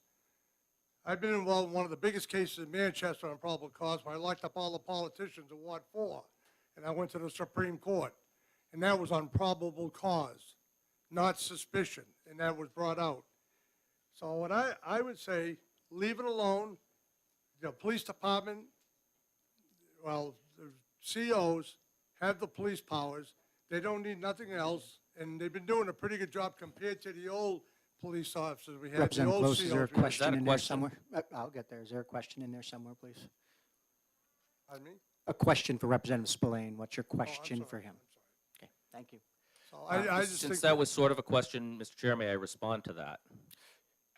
I'm not sure what the question was, so no. Representative Howard. Thank you, Mr. Chair. Thank you for taking my question. The line says any illegal apparatus subject to forfeiture. What would an illegal apparatus be? Is there a definition in the statute as to what illegal apparatus is? I will have to defer that to Fish and Game to answer what their list of illegal apparatus are. But I could tell you that it is illegal to hunt with certain types of equipment, and in fact, we've got some fishing regulations that don't allow certain jigs. So I would imagine that if you were in possession of a specific jig used for fishing that was outlawed for fishing, that would be an illegal apparatus. I imagine that if it was you have arrows that are tipped with a broadhead that is not sanctioned as one of the ones that's allowed, that would be an illegal apparatus. But I'll leave that to Fish and Game to answer more fully. Okay, thank you. Representative Love, and then Representative Shirtliff. Representative Close, can you guys turn your mics off so we don't have too many people with mics on? Thank you, Mr. Chair. Thank you for taking my question. As I read this, it seems to me that it's just drawing a line between the duties.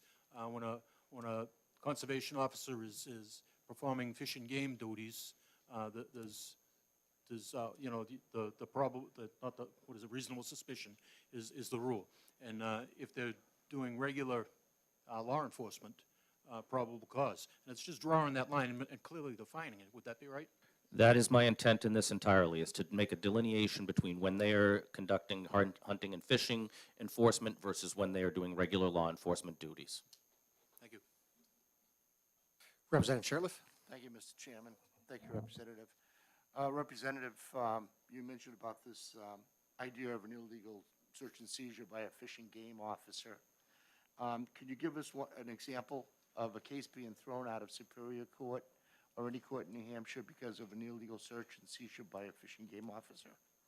I do not have any information on that right now. What I'm hoping is to prevent one from happening as we get more and more drugs flooding in. I think it's just inevitable that one of the stops on the highway ends up being one where we have to throw evidence out. Follow-up. Wouldn't it be true if a conservation officer was searching a vehicle because of a fish and game violation and came across some other criminal act, that would be a legal search and seizure? Them performing a search as part of their duties and finding another element of a crime? Yes. Thank you. Further questions? I have one for you, Jim. I'm sorry, was there somebody else over there? Representative Horgan, go ahead. Thank you very much, Mr. Chair, and thank you very much, Representative Spillane. I don't know if you possibly don't have an answer to this, but this appears that both your proposal and I guess the existing law as well also seems to treat fish and game related activities that typically require a gun or similar weapons such as a crossbow separately from fishing. So would there be any value in giving them more latitude to fishing, which doesn't involve a gun, as opposed to hunting, which does? I'm not sure I can answer that. Thank you. I'll take my one question here. So the section of law that you're looking to amend isn't revolving around, and I'll get to my question, I just want to set it up. The section of law that you're looking to amend to change the standard deals with just their enforcement of, and I quote, belief that any wildlife or any illegal apparatus is subject to forfeiture is concealed upon or therein. So it talks specifically about enforcing hunting and fishing laws and not any other laws, and any other laws, they'd be subject to the regular police powers and the requirements of regular police powers. Is that accurate as you read the law as it sits right now? As it sits right now, it is blurry to me as to whether they are stopping a vehicle in their capacity as a law enforcement officer or stopping that vehicle as part of a conservation officer duty. It seems to blur the lines by just stating flat out, currently written, that no fish and game officer will need a warrant at all, and they only need reasonable and articulable suspicion. So So, That's, if I may follow up, because I want to make sure I'm clear on this, because under the statute that you're amending, it talks specifically about enforcement of fish and game laws, not DWI laws, not criminal, not investigating a burglary or stopping a robbery suspect or anything like that. We're talking strictly about the fact that they would still need to have reasonable and articulable suspicion, which is a pretty defined in law enforcement statement, that they have to be able to put it in their report and then explain why, for fish and game purposes, they stopped a car or searched somebody's creel or whatever they were doing, but it would only relative to the fish and game. If that extends out, they would be subject to the regular police powers laws and rules. Isn't that not correct? I think the reason that this is blurred is because it wasn't until the 10 years ago that we gave them police powers, but we never changed this area that talks about conduct of a conservation officer.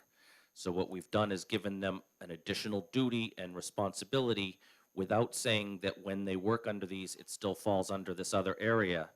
We have another area of law. We've said now fish and game officers may conduct those stops, but we haven't said, but when you do these things, you need to have the search warrant and you need to have probable cause. We just said fish and game officers now can do this. And then their behavior and governance for when they do things is still spelled out here. One last question, I promise I'll let you go. Jacking deer, right? So again, I was a law enforcement officer over 10 years, experience not uncommon is someone go out and spotlight a field looking for a deer with a gun in their car. And yet the mere spotlighting of a deer doesn't create a law violation unless you search and see they got a gun in the car and they're planning on taking a deer. Yet that would only be a reasonable suspicion standard. So are we going to give up on trying to prosecute jacking deer? No, because if they have it says in the amendment that if they have a reasonable suspicion that an animal is concealed in the vehicle, that any game animal is concealed, or that the vehicle was engaged in any kind of hunting activity, which jacking would still be considered a hunting activity, that they do not need the warrant. That's in the amendment. And I have now the information you were talking about. It is section 20626 that gives all of the police powers to the conservation officer. And that section doesn't specify that I can see that they need to follow all of the regular police protocols for reasonable suspicion. It does say they can execute search warrants based on probable cause, but it doesn't say that they need to have that or when they need to have that. Thank you. Any other questions, Representative Spillane? Thank you, Representative Spillane. Thank you, members of the committee. Representative Norm Silber's next.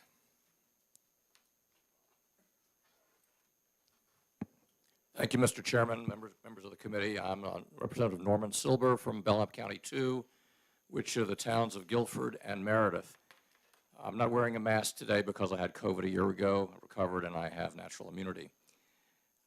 My concerns, I'm in support of 1091 as amended. My concerns have to do with constitutional protections of our citizens.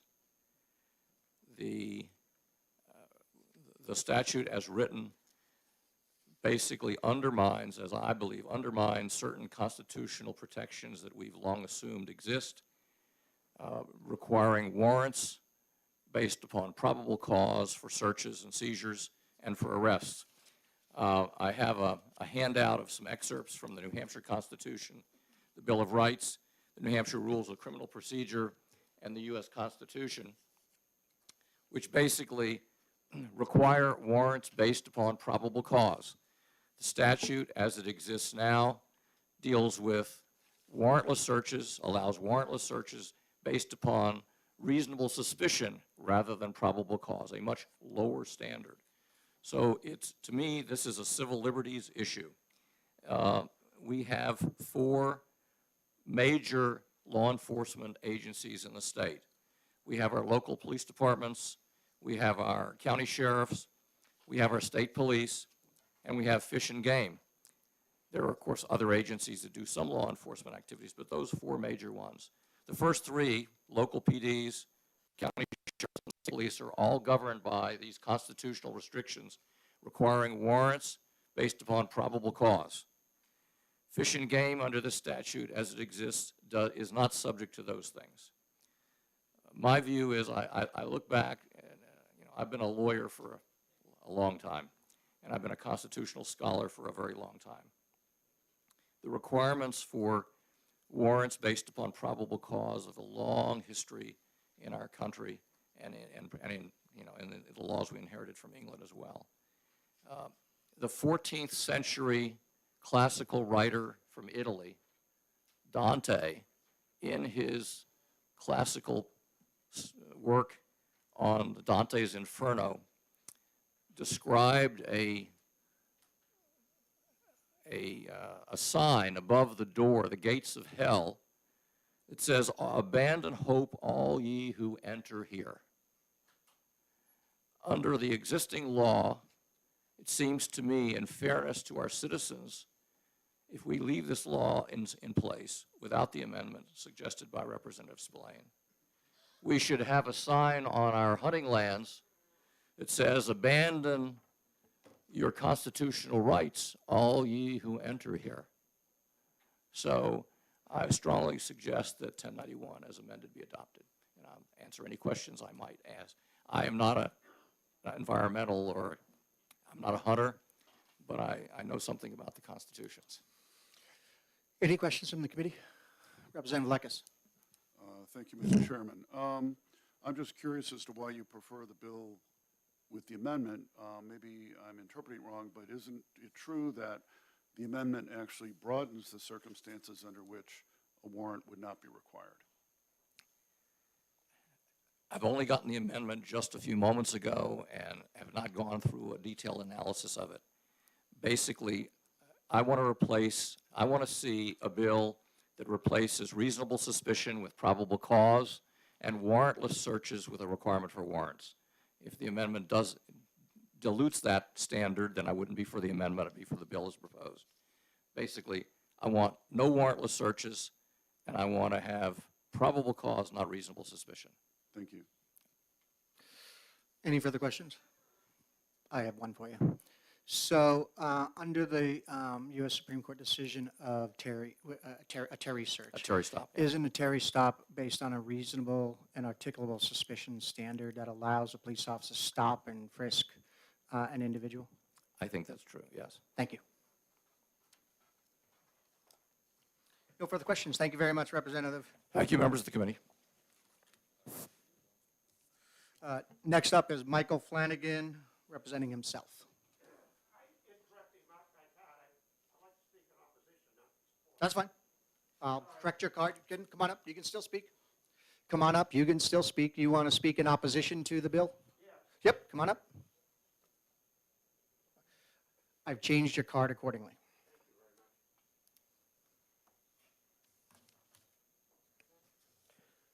I apologize. Michael Flanagan, Rye, New Hampshire, commercial fisherman.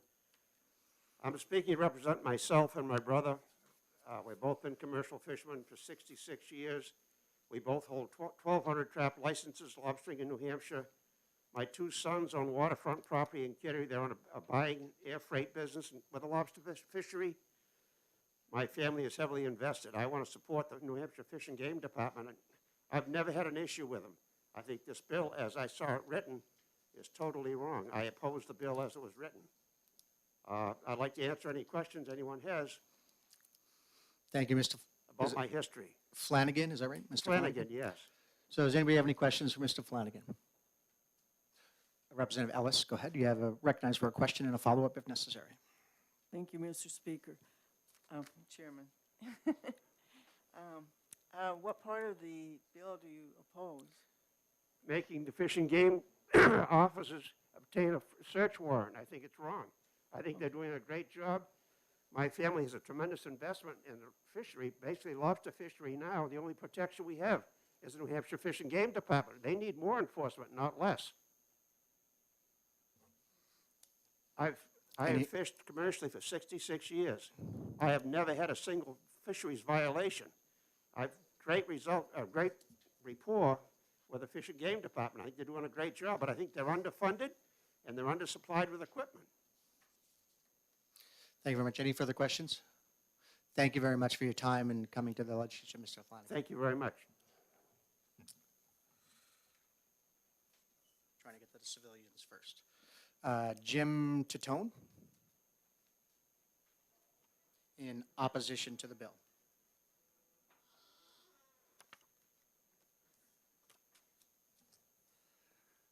My name is Jim Tatone. I'm from Seabrook, New Hampshire, and I'm a member of the Yankee Fishermen's Co-op, and I'm here to speak in opposition of this bill. I believe House Bill 1091, if approved, would restrict fish and game officers from properly executing the duties of their jobs in the conservation, improvement, and preservation of natural resources. I'm going to give you a couple of examples of their duties and responsibilities. As part of the Fish and Game's normal routine, fish and game officers routinely head out onto the ocean to haul lobster traps to assure compliance with not only state laws but federal laws. And if they're required to obtain a search warrant prior to be doing this, I think it would be doing a great disservice to the entire lobster industry.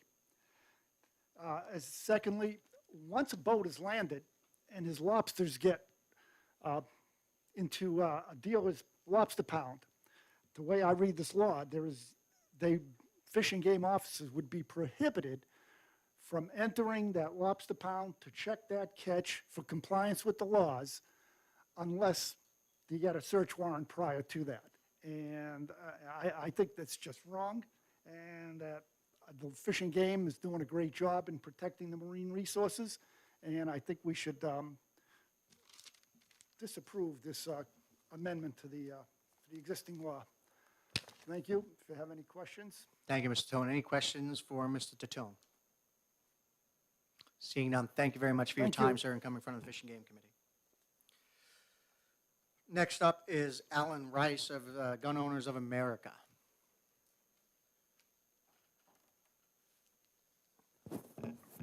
Good morning. Thank you, Mr. Chairman, members of the committee. I did prepare some written testimony. I'm not going to read it verbatim. In the interest of time, I wanted to make a few key points. Alan, if you could give it to Dan, and he'll again pass it out for you. Thank you. Thank you. For the record, my name is Alan Rice, and I am a resident of Bedford, New Hampshire, and I'm here in my capacity as the New Hampshire State Director of Gun Owners of America, which is a national organization representing the interests of over 2 million firearms owners coast to coast. We're here in support of House Bill 1091. I have not had a chance to fully digest the amendment, and I certainly have not had a chance to review it with our legal counsel. But the key points that we are concerned with is the fact that sworn law enforcement officers who are employed by the Fish and Game Department, known as conservation officers, are able to search and seize property without probable cause and without a warrant. Reasonable suspicion, which is in the current law, is a very low burden of proof. It's an inkling, it's a hunch, it's not very firm. Our attorneys tell me that probable cause is known as 51%. It's 51% that there's some crime afoot. It's a very small burden to demonstrate, especially when we consider that local police officers, deputy sheriffs, state troopers all have to demonstrate probable cause to search or to make an arrest. New Hampshire's unique in that there's been a Supreme Court decision, State versus Sterndale, that New Hampshire law enforcement does not have the automobile exception that other states have. Police officers can detain an automobile and maintain the status quo and then go apply for a search warrant. But the current law has a carve-out for conservation officers. We don't think that's right. We are in no way in favor of poaching or any other wildlife crime. But we're also not in favor of throwing away constitutional protections in the interest of expediency. When I talk to our members in New Hampshire, some of whom hunt and fish, they tell me that these types of laws were drafted decades ago when there weren't, smartphones and computers and cellular communications, and conservation officers were in the field, and the evidence would disappear. That's not the case in the modern era. A conservation officer in the field can whip out his iPhone, call the station, type out a warrant, email it to another CO. They can get a judge to sign it while the man or woman in the field is maintaining the status quo, and the evidence won't leave. Requiring COs to obtain probable cause and warrants would not only bring them in line with every other law enforcement officer in the state of New Hampshire, it would bring them in line with the Constitution and the practice in the majority of other states. And for those reasons, as well as what I have written in my written testimony submitted to this committee, we would ask that you vote House Bill 1091 ought to pass. And I will happily entertain any questions. Questions for Mr. Rice? I'm going to have one. Mr. Rice, you have if I remember right from previous testimony in another committee, you have a background in law enforcement? Yes, sir. You ever done a Terry stop based on reasonable articulable suspicion? Yes, sir. Thank you.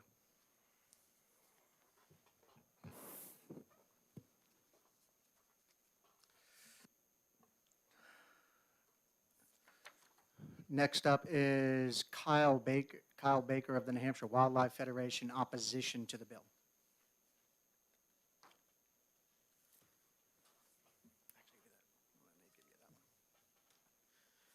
Good morning. Good morning, Mr. Chairman, members of the committee. My name is Kyle Baker. I'm here on behalf of the New Hampshire Wildlife Federation in opposition to this bill. The New Hampshire Wildlife Federation is New Hampshire's leading advocate for the protection of the right to hunt, fish, and trap, as well as the protection and access to lands to enjoy, as well as hunting, fishing, and trapping. We represent an approximate affiliated membership of about 50,000 sportsmen and women around the state. And we have concerns with this legislation. I'm just reviewing the amendment this morning, but our main concern is about creating added confusion into the work that the conservation officers are doing. Conservation officers are a specialized trained law enforcement unit in New Hampshire. Sportsmen and women are the regulated community here, if we're looking at the regulators being the conservation officers. And this is not something that any of our members have been asking for. We're confident in the current process as it works with Fish and Game law enforcement being able to use reasonable and articulable suspicion for the work that they're doing. And we are proud to partner with them in their efforts in protecting hunting, fishing, trapping, as well as wildlife for the next generation to be able to enjoy. So with that, I'm happy to answer any questions you might have. Questions for Mr. Baker from the New Hampshire Wildlife Federation. Representative Egan, you're recognized for a question and a follow-up. Thank you, Mr. Chair. Thank you, sir, for taking my question. Are you familiar with Operation Game Thief run by the Fish and Game Department? Yes, Follow-up? Would you call that a successful operation that exists now? I would say that's probably one of the most successful operations run by the Fish and Game Department. Final follow-up? Another follow-up. Would you be concerned that that operation would be less successful if this bill was to pass? Sure, it's definitely a possibility that poaching could be increased. We also have a responsibility to the wildlife along the borders. Wildlife don't stop at state borders; they don't know where they exist. Both our partners, and I'm happy to be corrected by the department, both our partners in Maine and Vermont use the reasonable and articulable suspicion definition when it comes to the conservation efforts. So, again, we'd like to see. We wouldn't want to make New Hampshire an island in this case. Thank you very much. Thank you, Mr. Chair. Any further questions for Mr. Baker? Seeing none, thank you very much, Mr. Baker, for your testimony. Thank you for coming before the Fish and Game Committee. Next up is Gino Marcoux, I think it is, of the Marine Advisory Council.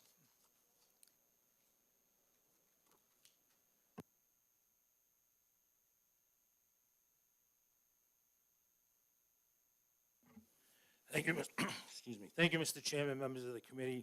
Gino Marconi. I am the chairman of the Marine Fisheries Advisory Committee, which is established under RSA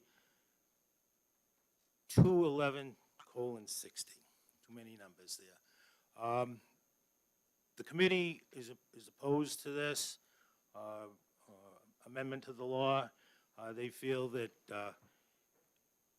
high-valued marine species that are highly regulated, that move around the seacoast and out of the state, that law enforcement would be inhibited by enforcing the regulations that are on the books now.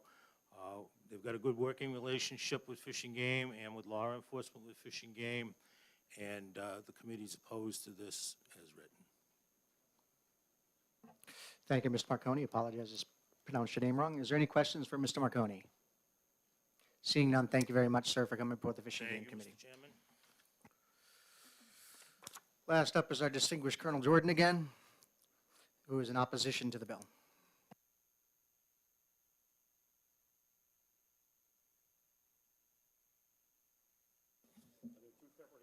Two separate, yes. Good morning, Mr. Chairman.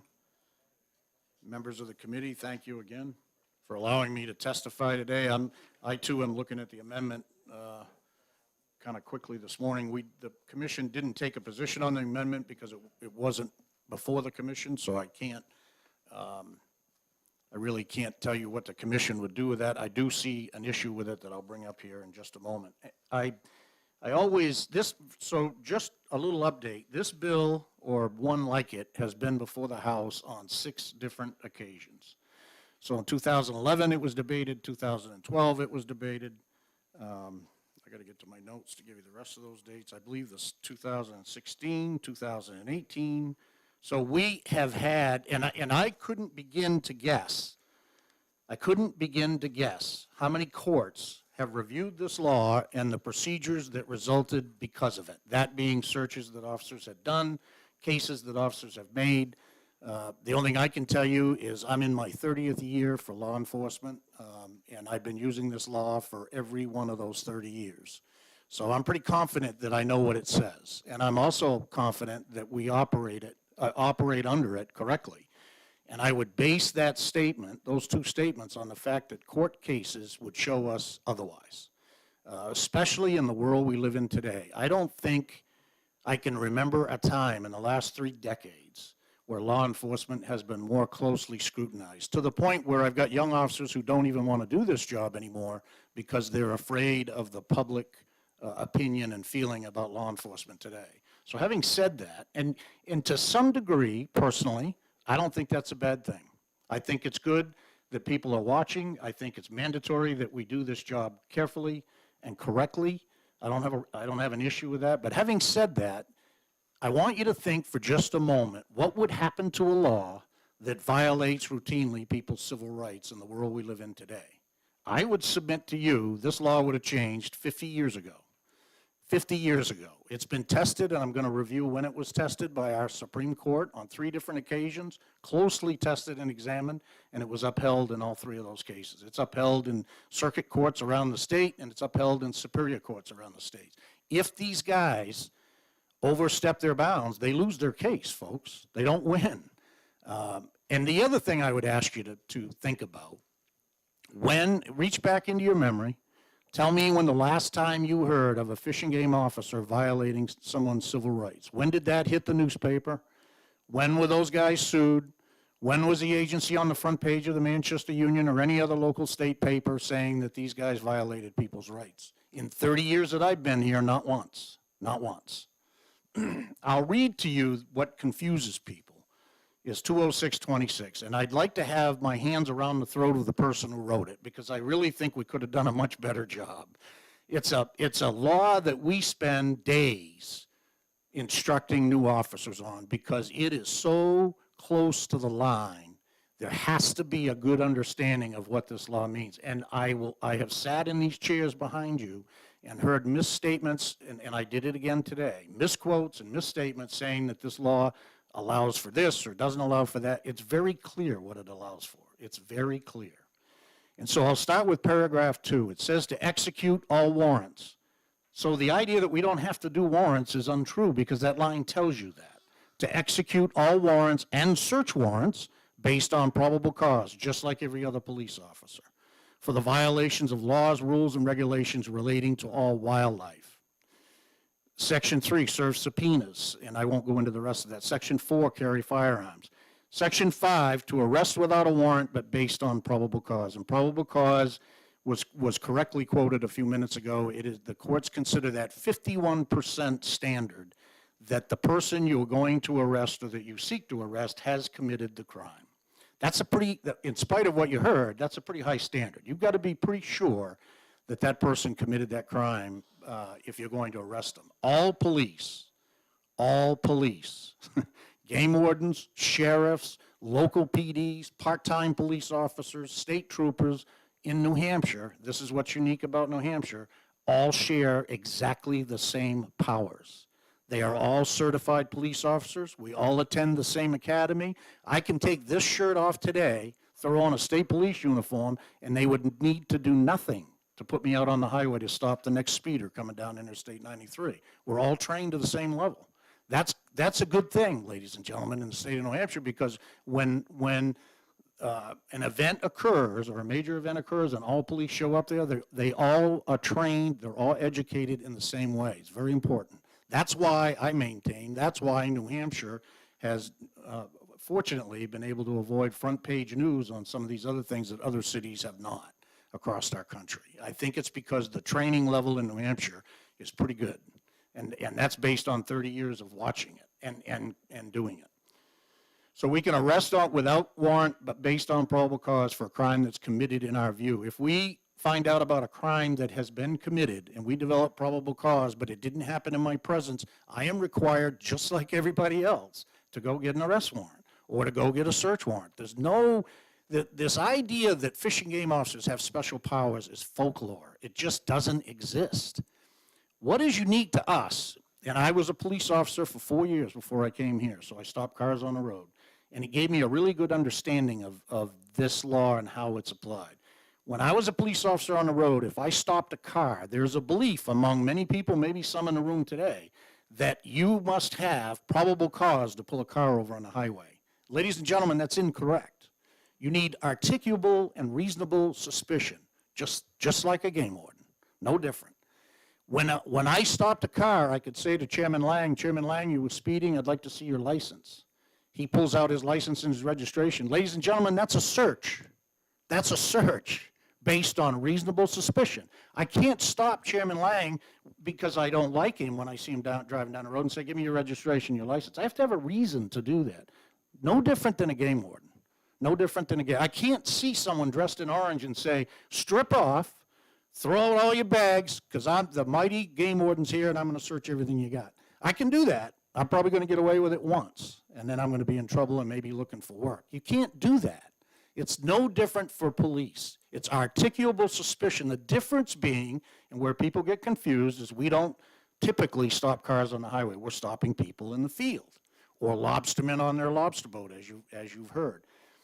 On a lobster boat, so if I get ahead of myself because I get so excited about this, because it's very frustrating to me.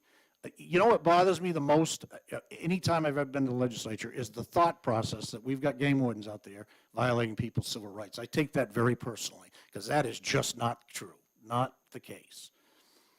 So we are allowed to stop someone who is fishing. So someone is fishing, I see them casting into the water, I see them catching fish, they're reeling up fish. I've reached articulable suspicion that that person is taking fish. I am now allowed under this statute to go up and ask them to produce their license and to see the fish, not their cocaine. I can't go into their front pocket, their watch pocket, because that's not where you're going to find a fish, okay? I can only go, and I'm going to have to justify in a courtroom why I looked where I looked. So if I see a creel, can I justify that in a courtroom, that that's where most fishermen carry their fish? I think I could. If I start searching a guy's pockets and I don't have articulable suspicion, reasonable suspicion, or probable cause, I'm not going to win that. The scenario that Representative Spillane talks about, the homicide, is a real, and I want to stress to you, he is raising a concern that's real to him. I get that. I'm not finding fault with that. But my problem here is I don't think he understands it. We, in fact, did just that. We were out enforcing fish and game laws in the town of Cambridge this past year when we came across a headless murder victim and the woman who committed that crime or was partner in that crime. So we, in fact, walked into a homicide scene while conducting wildlife work. And I'm here to tell you there wasn't a problem with what we did or how we did it because we were very careful to make sure that we followed the law.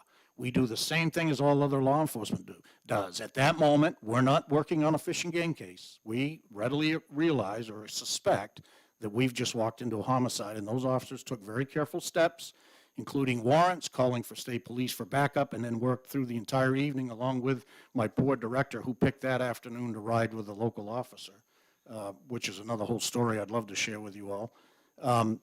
They worked very carefully, and that case was, of course, it's a homicide. It went to Superior Court. It was upheld. The people were convicted, or at least one was at this point. So that exact scenario has happened. A game warden stopping, when you award, I came back here a number of years ago because my officers were coming to me, and it had happened to me. We'd be working night hunters in the field. We'd be coming home at 3 o'clock in the morning, and we'd come up behind a car that was obviously being driven by what we believed to be an impaired driver. In the old days, if I pulled that driver over, which is what I should do to get him off the highway before he hurts someone, I cannot, or no one else can ever prosecute him because I didn't have the authority to do that.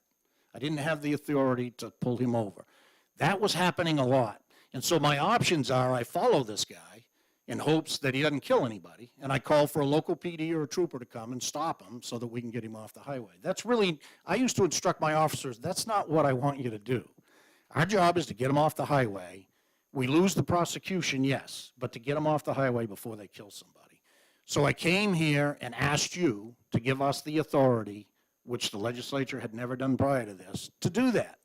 And I lectured my officers, and I said it here, and I've got a lieutenant here who will support this. I beat on them constantly, telling them, you are not state troopers.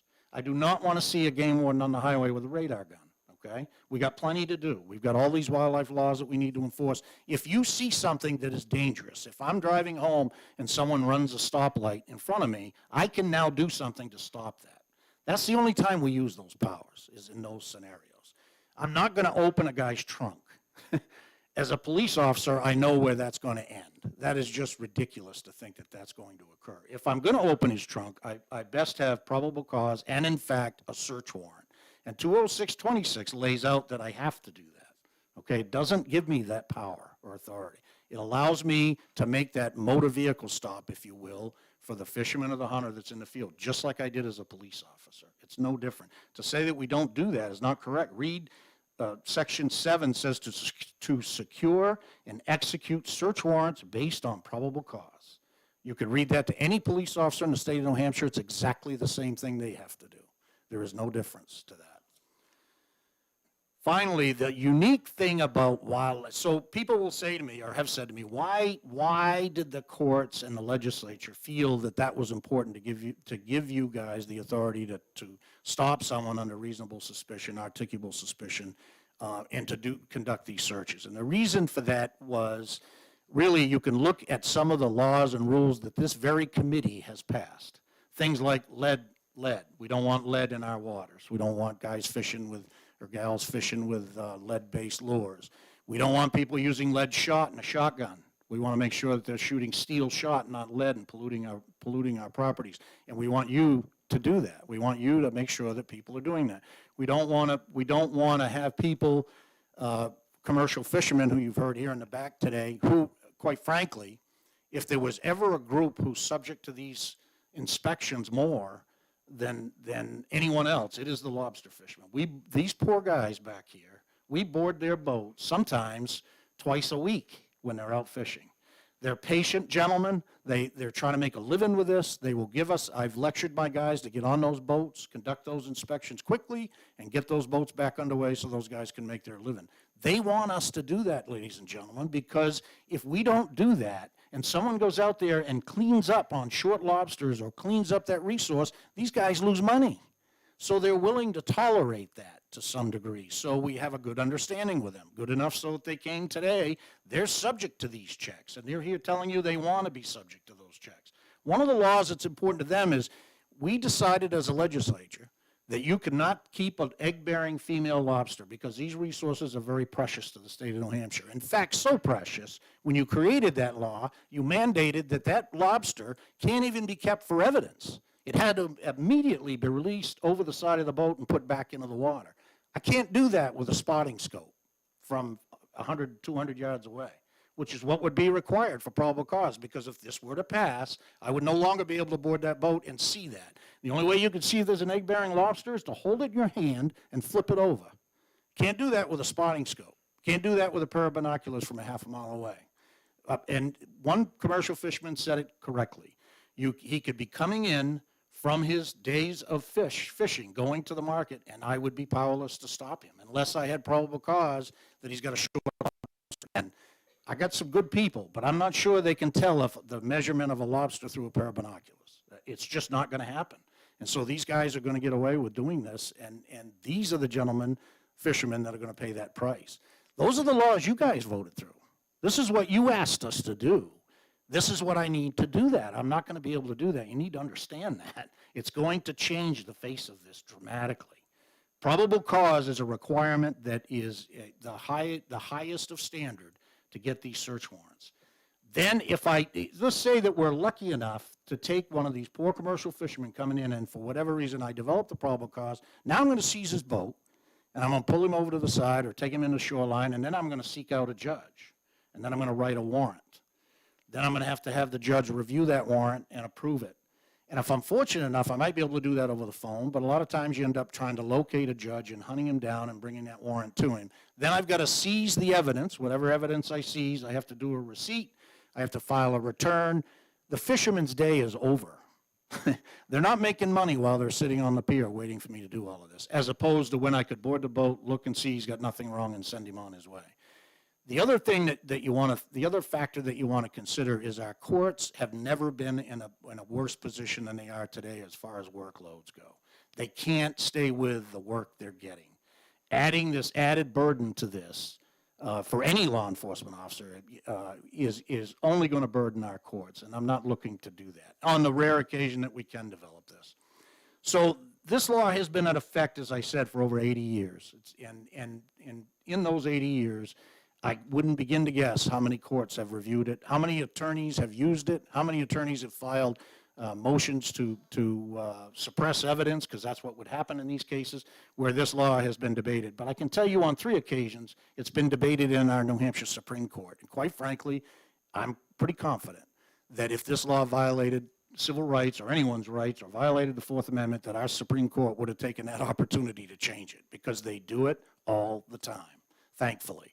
I don't want people searching me illegally either. My rights are just as important to me as the people that I deal with. So 3 times that has gone before the court, and I'm just going to read you very quickly 3 quick quotes from each one of those cases. The first one was State v. Boschman, which was a baiting case in the state of New Hampshire with one of my officers directly involved. And the court said, under 20626, 1, permits conservation officers to go on any property outside of a building to enforce wildlife rules and regulations. Not criminal law, not drug laws, not homicides, wildlife rules and regulations. So he better be doing that when he goes on there. Goes outside of a building or to enforce wildlife rules and regulations, but does not allow them to enter such buildings without a warrant. We can't kick the door down on a home, thank goodness. No one can do that. We have to have a warrant to do that. This doesn't allow us to do that. It permits conservation officers to secure and execute warrants to enter the buildings. Here, the defendant's porch is part of the property outside of his home or his building. Officer Brown was therefore within his statutory powers to go on the defendant's porch and enforce all the laws and regulations relating to wildlife. It was pretty clear what it thought there. State v. Marconi, and I don't believe it was any relation to my friend Gino back here. If it was Gino, you can thump me. I mean no disregard, but it was a case on point. It said, we do not read in our statutes any such all-encompassing restraint on ordinary patrol and inspection of lobster fishermen, nor do we find that the Fourth Amendment to the United States Constitution bars reasonable inspection of lobster boats operated under license from the state. And then the final one, and the one that makes me very confident that our laws here in New Hampshire are good, is I would argue, and I would argue with anyone in the room, the most liberal state in our country today is the state of California. Now, that's a pretty broad statement. Some may argue that. That's my own personal opinion. The state of California took this up because almost all the states across our country have the same law, or one very similar to it, for the same reasons. That's another interesting fact. It's not unique to New Hampshire. It is nationwide. California reviewed this under an illegal, what was alleged as an illegal search, and they came down with the following opinion. It's in the state's interest, underlying a stop and demand pursuant to Section 212, which is 2012, which is the California law, is quite distinct from the state's ordinary interest in the enforcement of its criminal law, meaning it's different.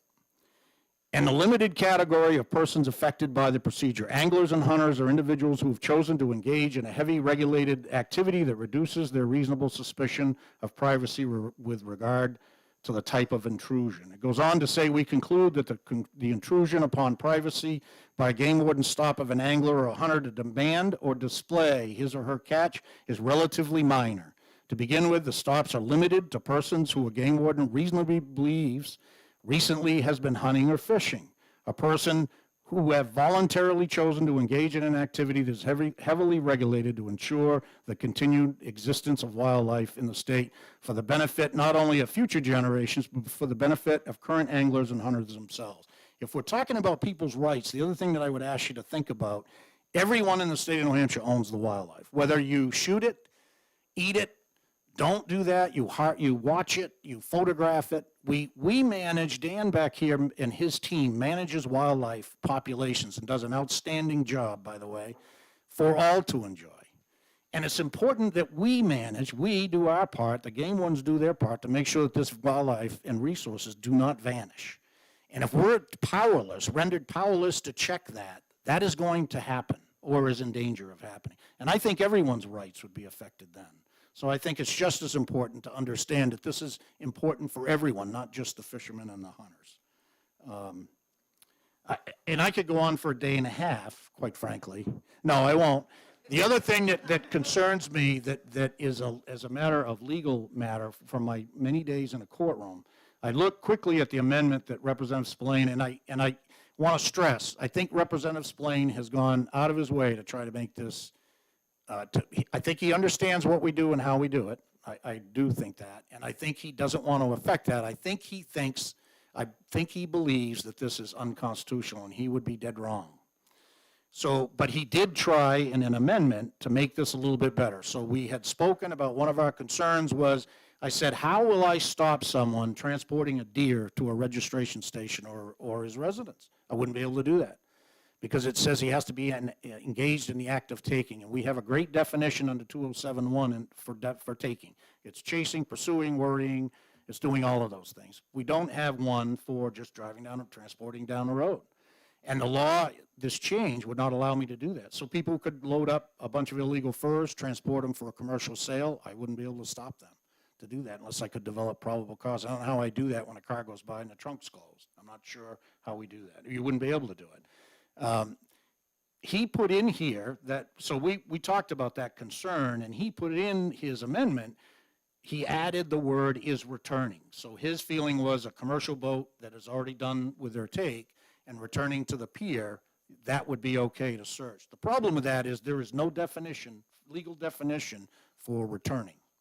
If I were a defense attorney, the first thing I would say is define returning for me, Colonel Jordan. I'd be at a loss to do that. When am I returning? When am I returning? There has to be a definition for that. Am I returning to my home? Am I returning to the pier? What am I returning from? When you put that stuff into a bill, it becomes an element of the offense that you have to prove. So you have to prove all of those things that he's got there italicized. You have to prove he was in the act of taking or that he was returning to wherever. I don't know how I do that. I can tell you right now, you wouldn't be able to do that. So I'm going to stop. Thank you for the opportunity, and I hope, the other thing, I'm going to stop with this.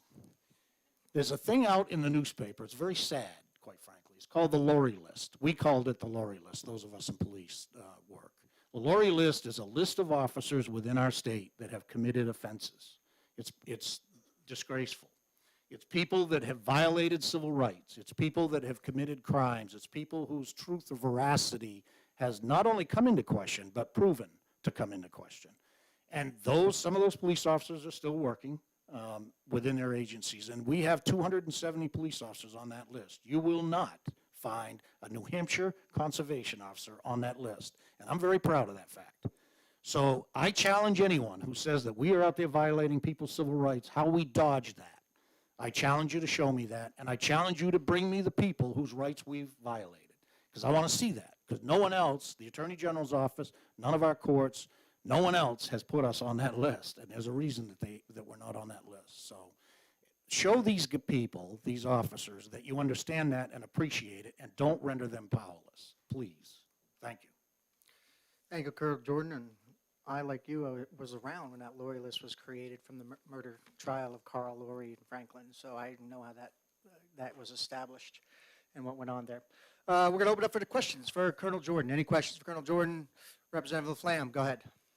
Thank you, Mr. Chairman, and thank you, Kevin, Colonel Jordan, the distinguished Colonel Jordan. For the benefit of people who don't have it right in front of them, I'd like to read, you casually mentioned Chapter 206:26, Section Roman numeral V5, concerning, and I'm going to read it to you.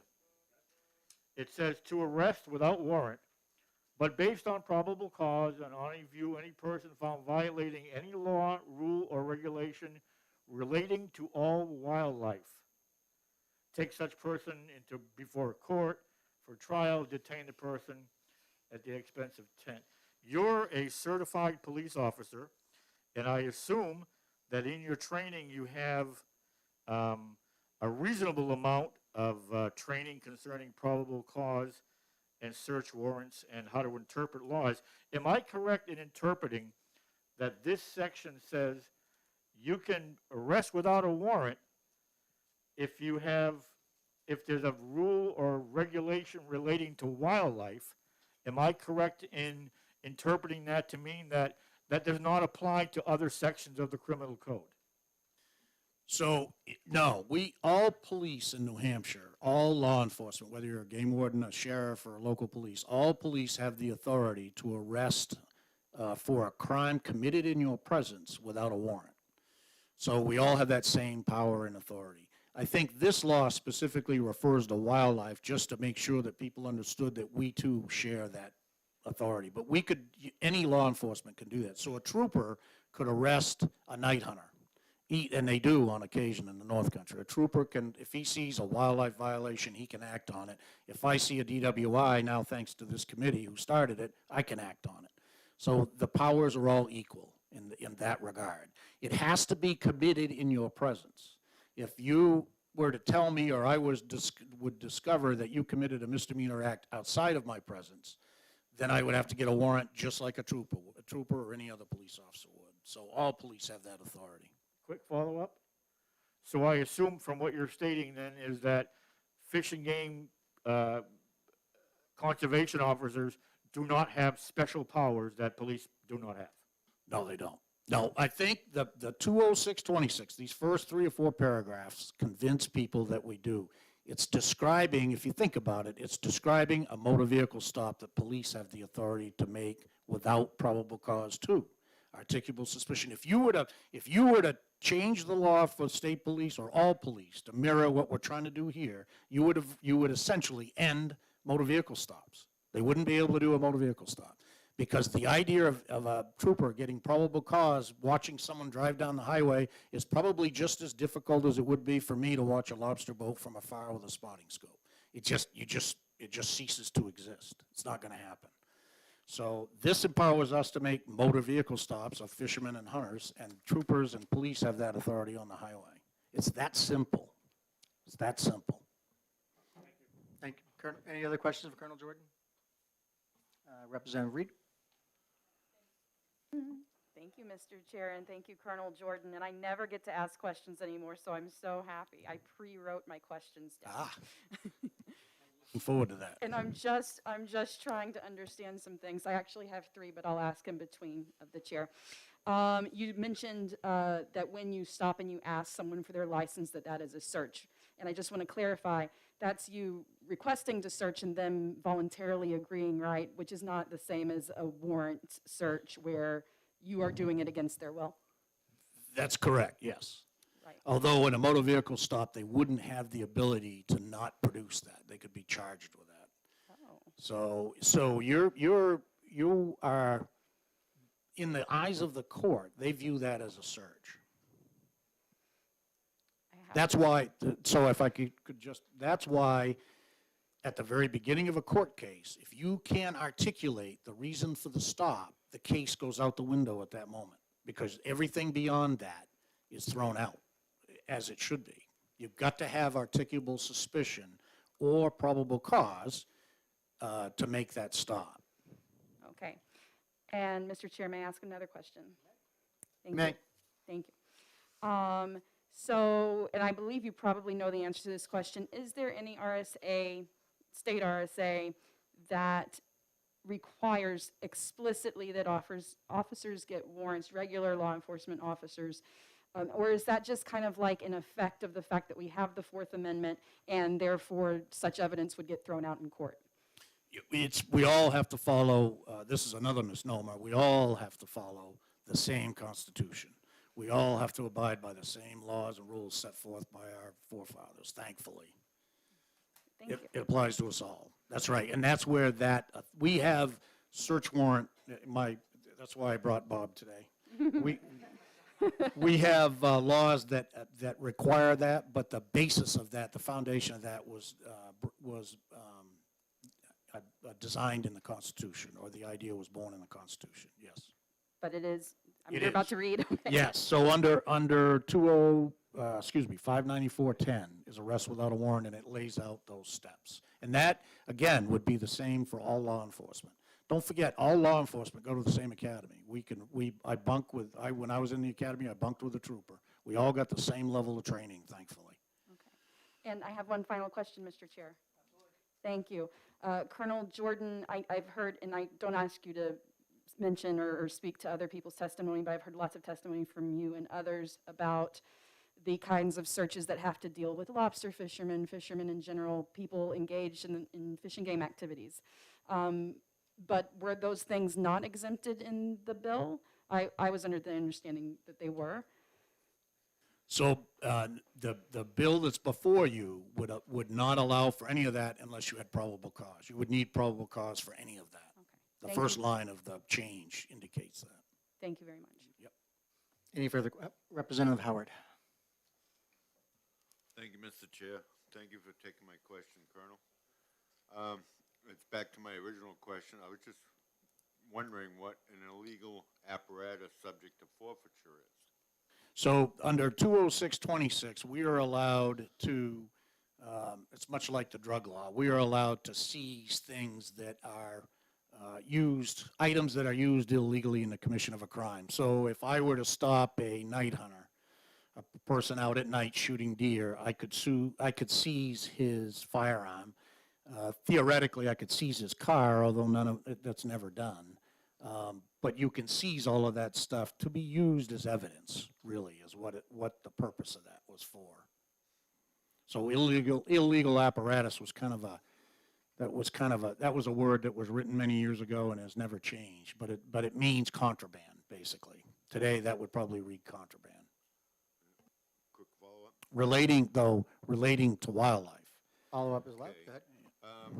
Well, that's, if you pulled someone over, there's a hypothetical, and they had lead jigs in their trunk.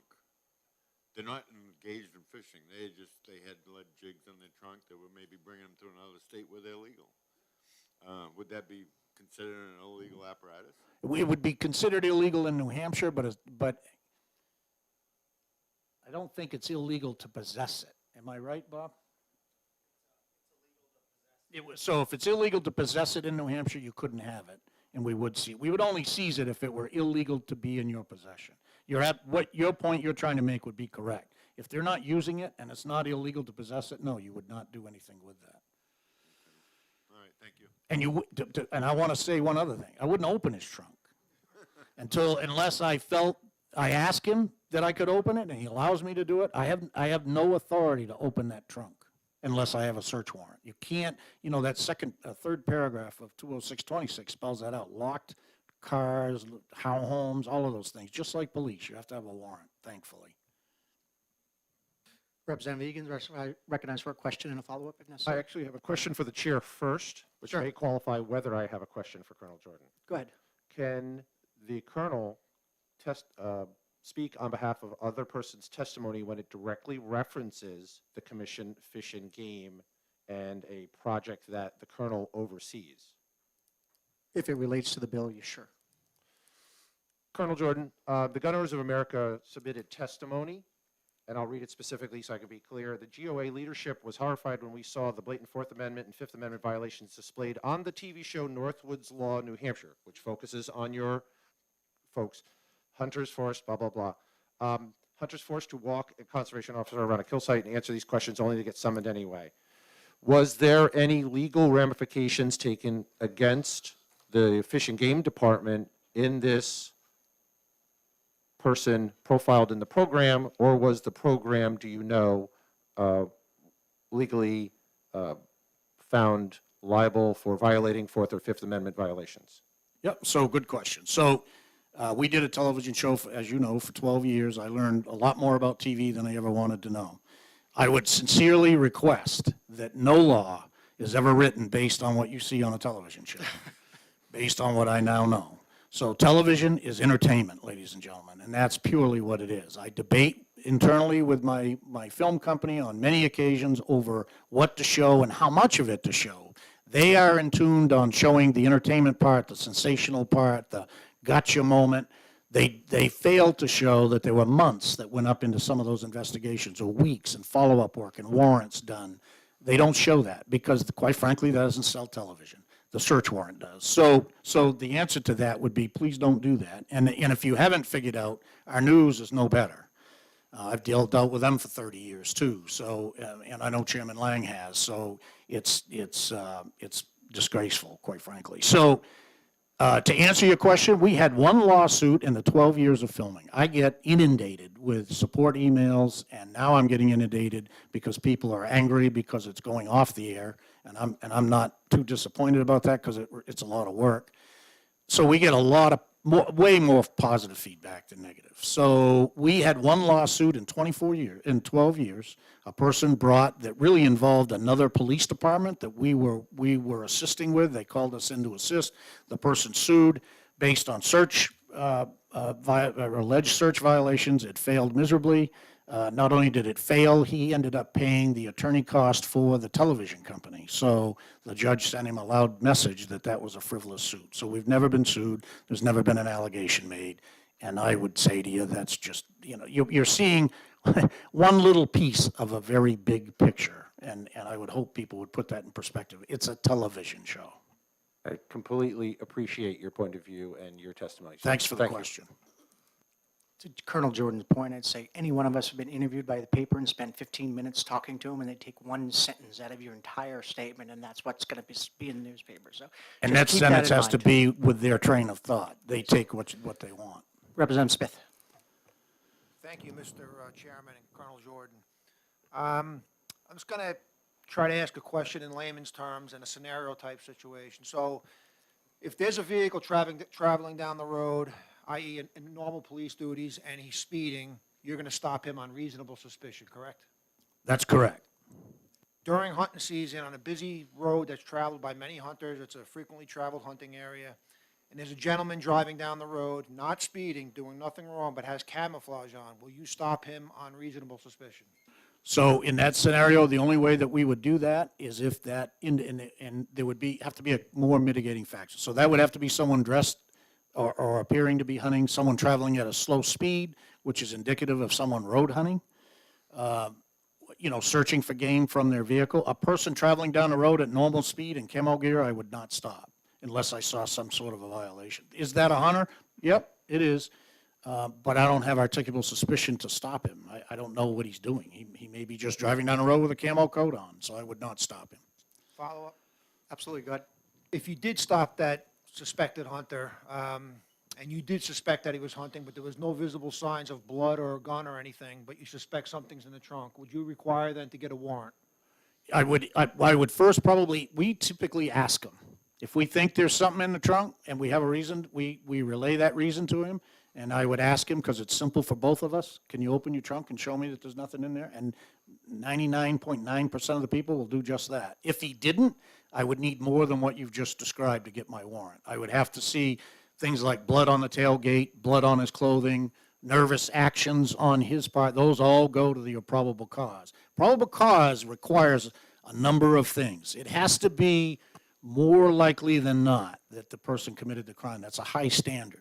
That's why the warrant is required. They want a judge to review that. Thank you. Any further questions for the Colonel? I just have one clarifying one. I want to make sure I heard you crystal clear.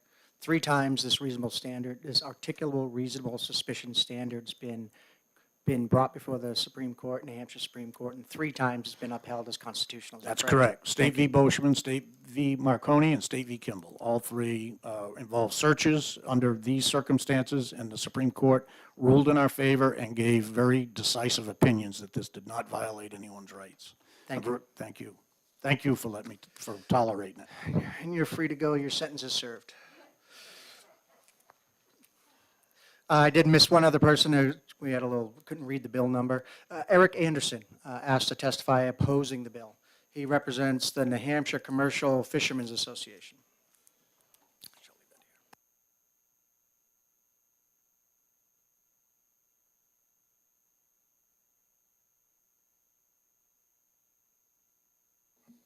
Yeah, thank you, Mr. Chairman, and committee members. I'll start off as, that's one tough act to follow with the testimony of Lieutenant Colonel Jordan.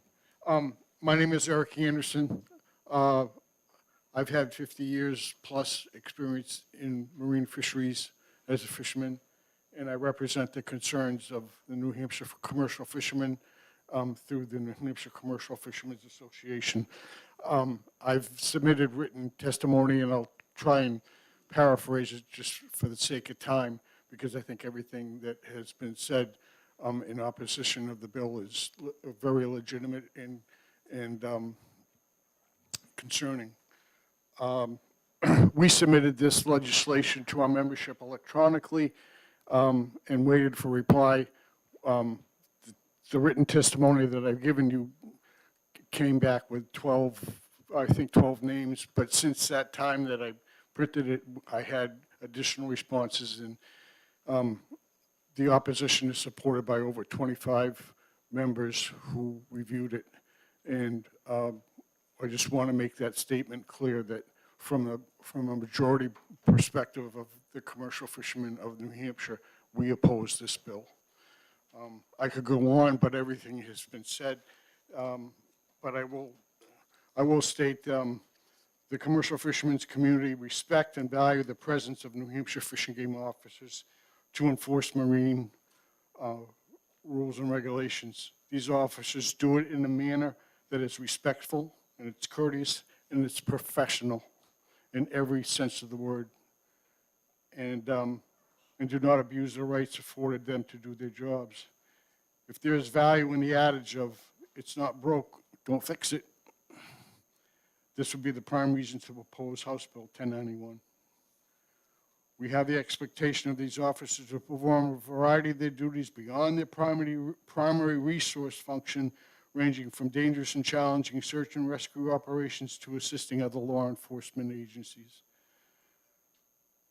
With rapidly changing environmental conditions, they are there daily to protect our natural resources and should be given every tool and opportunity to do so.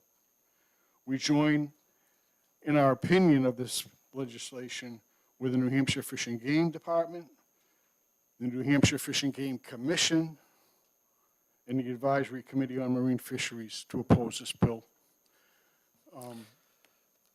Thank you very much. Thank you, Mr. Anderson. Is there any questions for Mr. Anderson? Seeing none, thank you, sir, for coming before the Fish and Game Committee. All right, so that concludes, that's all our pink cards. I am just going to open it up for discussion amongst the members. I'll give my opinion on this first, at least my position. I think the testimony, well, actually, one thing I did, I haven't been doing it with the other bills, I just remembered.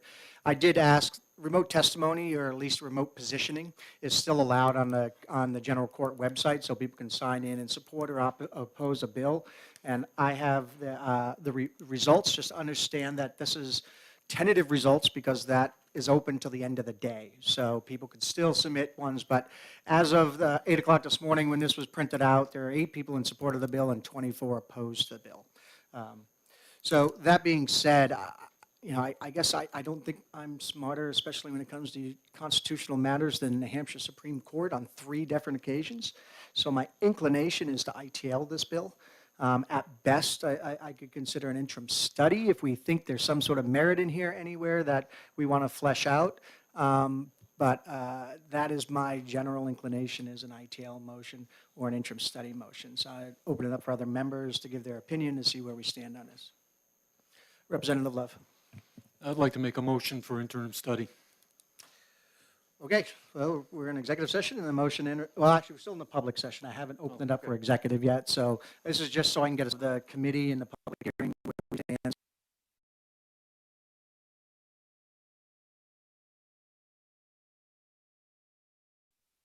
Recommendation. Representative Khan. Thank you, Mr. Chairman.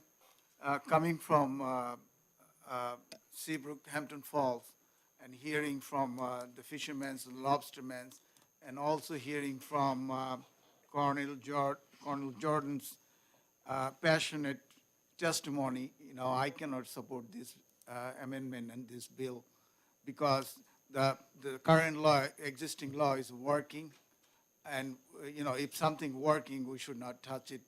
And if it is the commercial fishermen need a lot of help. They have many regulations, many things happening to them.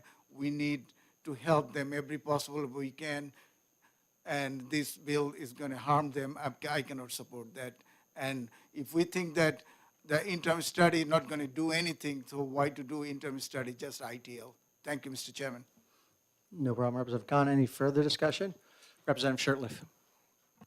Thank you, Mr. Chairman. Mr. Chairman, I couldn't say it better than Representative Khan has just told this committee his thoughts, and I totally agree, and I would vote for ITL on this bill, and I would vote against interim study. Thank you, Mr. Chairman. Further discussion. Representative Laflamme, then Representative Egan. Thank you, Mr. Chairman. I agree with my other colleagues. I've been on this committee now for 6 years. We've seen this type of bill before. I see no value in sending it to interim study, and I would definitely be in favor of ITL. Representative Egan. Thank you, Mr. Chair. Given my constituency being of the North Country with a predominance of hunters and interaction with New Hampshire Fish and Game and their conservation officers, I would concur with Representative Khan, Shurtleff, and Laflamme that this is a bill that does not need further study, nor is it needed on our behalf of our state. Thank you, Representative Egan. Any further discussion? Representative Love again. As a 45-year sportsman and, doing a lot of hunting and fishing, I understand that our wildlife and fisheries, we walk a delicate balance line with that. And as has been stated in this committee before, that New Hampshire has the best, fish and game department in the country, bar none. And, I certainly appreciate that. And I think the problem here is, the fact that the legislature gave the Fish and Game Department police powers to do other things, like up in the North Country. There's never been any, never been anything to really define when a conservation officer switches hats and puts on a police officer's hat. And, I don't know if this bill does that as written. I see some flaws in it, and that's my reasoning for interim study. I think it's a good idea to clearly define law enforcement. When I go hunting and fishing, I have that understanding that New Hampshire Fish and Game is there to protect all of it. And I've seen plenty of times when people abuse it. You see the guy that's walking away from a stream with 20 trout and stuff. We can't have that. But then again, we can't have conservation officers being called to a scene, say a state cop that can't get a warrant, and call a CO in to use the lesser standards. We can't have that either. And that's my reasoning behind an interim study and amending this further. Representative Craig. Thank you. I have a slightly different take. I respect the opinions of my colleagues here. I greatly respect and have great affection for Colonel Jordan. We've talked a lot personally and privately. The default state of the human condition is that we are free to go about our lives without interference. And that's why the Fourth Amendment guarantees that we can do exactly that without being stopped or interfered with by any government agents. The Colonel mentioned earlier checking a fishing license and compared it to checking a driver's license. The moment any government official with apparent authority tells someone that they are not free to go, then that person has been seized under the Fourth Amendment. It doesn't matter if they stand there quietly or if they sit there in their boat or if they're handcuffed. They've been seized. Anything that results from that encounter is a search. While Fish and Game has general police authority to make traffic stops, they can't just look at random cars going down the road and decide to pull them over and check for a driver's license. But they can do that with fishing and hunting licenses, even in cases where it's not clear that the person is hunting or fishing. If they have the appropriate equipment, they can perform checks such as that. They can do that with boaters for safety checks. So I don't support interim study. I think we should take it straight up or down. I would support the bill as amended or not. It's not because I want to make things inconvenient for our good officers out in the field, but it's because it is supposed to be inconvenient by design under the United States and New Hampshire constitutions. It should be very inconvenient for government authorities to stop someone, to inquire of them, to search them. It should require an extraordinary measure to interfere with anyone going about their lives, their work, or their recreation. That's why I supported this bill when I first heard it being mentioned, and whether as amended or as originally written, I would support OTP. Thank you, Representative Craig. Representative Lekes. Representative Craig expressed my position more eloquently than I would have, and I also agree with the comment Representative Love made that, the issues got complicated once, I guess 10 years ago, they were given more general police powers. So I would support preferably OTP or OTPA. Further discussion, Representative Horgan. Yes, I spent a few years living in the North Country. Not as far north as, say, Representative Craig lives in Orford, New Hampshire, and back then in the 1990s, and I think it's still the case now, there are very, very few police officers there. Most of the towns either relied strictly on the state police barracks, or they might supplement that with a few part-time constables, many of whom, well, they probably upgraded the police training since then, but many of whom were poorly trained and often didn't observe any of the niceties of reasonable suspicion versus probable cause. I think that's one reason that I think we should that enhancing the powers of the Fish and Game conservation officers was a good idea, because that supplements the very few police officers who are up there. It's not like where I live now in Durham, where we have more police officers per capita than in New York City, and there's also the opposition to the bill were mostly people who are not direct. Well, some of them probably are hunters and fishers, but it's mostly about the general issue of guns in the Second Amendment, and I personally don't see a Second Amendment violation in what the Fish and Game officers are doing. And Thank you, Representative. Appreciate that. thanks.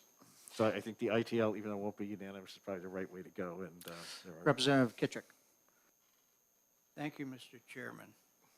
This has been very illuminating, sitting here listening to these various opinions. What we haven't really discussed is Representative Spillane's amendment. So I'm in favor of interim study. But I would like to say, in addition, we are giving the Fish and Game officers a very difficult job, and I'm very loath to put handcuffs on them while they try to do it. At the same time, I agree with my colleague sitting here that our freedoms and our liberties are very important, but liberty is freedom with personal responsibility. And I guess that's why we have policemen, because some people forget the part about personal responsibility when they talk about freedom. So I would like to, I would favor interim study. I'm sure I'll learn more when that happens. I really want to talk to some experienced police officers. I have a little story. I lived on the economy in England for 2 out of 3 years of the Air Force over in England. I had a girlfriend on the other side of London. Coming back at 2 o'clock in the morning, I was driving my little Austin van, which is like a miniature SUV, black, but it was basically a tradesman's vehicle. And a zip car pulled me over. And they very politely asked me out, and one asked me what I was doing at 2 o'clock in the morning in Knightsbridge, because I didn't belong there, according to they were paying attention. They knew who had vehicles in there, and they were a little worried that I might just be a burglar. They're totally polite. I was not offended by it. They were making that neighborhood safer. There are people out here that are seeking outrage at people trying to do reasonable things. This is a difficult path between our duty to our wildlife, our fellow citizens, our liberties, and the practicalities of necessary police work. So I favor interim study. Thank you very much. Thank you. Representative Reed, then Representative Donville. I'm sorry? King, sorry. I don't know why I keep calling you Representative Donville. Representative Reed, go ahead. Thank you, Mr. Chair. First of all, and I think Colonel Jordan is aware of this, I have just the most respect for him and his law enforcement officers. Most of the interactions I've ever had with law enforcement officers at all have been positive. But in every field, there are bad actors. And while I have respect, and I absolutely don't suspect that there have been any problems at all, I did take an oath to the Constitution, and I have to take the Fourth Amendment seriously. What I would suggest is that we don't, I do not want to see this for an up or down vote today.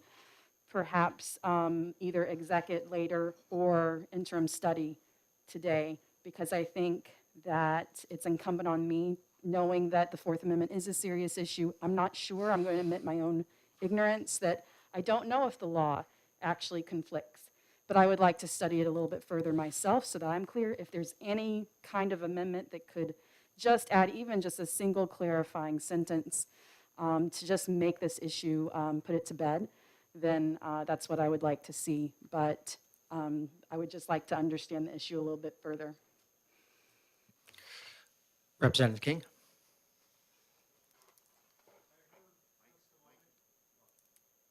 I listened to the testimony offered and learned that the Supreme Court has upheld the law as it stands, and have heard that it would impact law enforcement that is wanted by folks who came out of their way to give their testimony.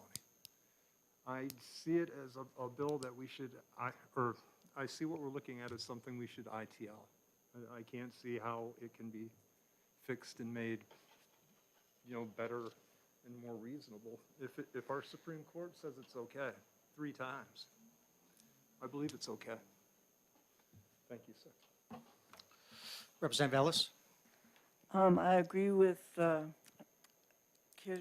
Representative Kirich on the responsibility of your freedoms. And so I think the law enforcement officers and the Fish and Game officers all trained the same, and we don't need this bill. I think it should be ITL. Thank you. Any further discussion? So I'm going to make one clarifying comment, and then we'll just get a sense. Is that, to me, one of the most things that I heard out of this testimony today was about the regulated community. We heard from the lobstermen, we heard from the fishermen, and we heard from the hunters, who all said, leave it alone. The people who are being regulated and being subject to this statute all came out and said, it's working, don't mess it up. We follow that up with the fact that we had 3 Supreme Court cases, all of which have upheld the standard of reasonable suspicion. And lastly, we have a U.S. Supreme Court case under Terry, right, that holds the reasonable suspicion standard. And I want to be clear, it's articulable, reasonable suspicion. It's not just a hunch. It's a hunch that you can actually put words around to define. So it's not a random just pull a car over, but it's I have a reason, and this is my reason. I can not only do I know it, I can articulate it to the court, write it in my police report. So I think the standards have all been established around this.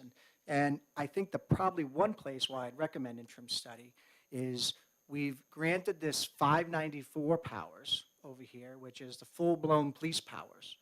But then we also have the 206 powers over here, which is slightly different from the full-blown powers. And so I think, if anything, an interim study would allow somebody to give us time to look at those 2 differential statutes that govern powers of a conservation officer, and then we've overlapped with powers of a police officer, and give us time to review that.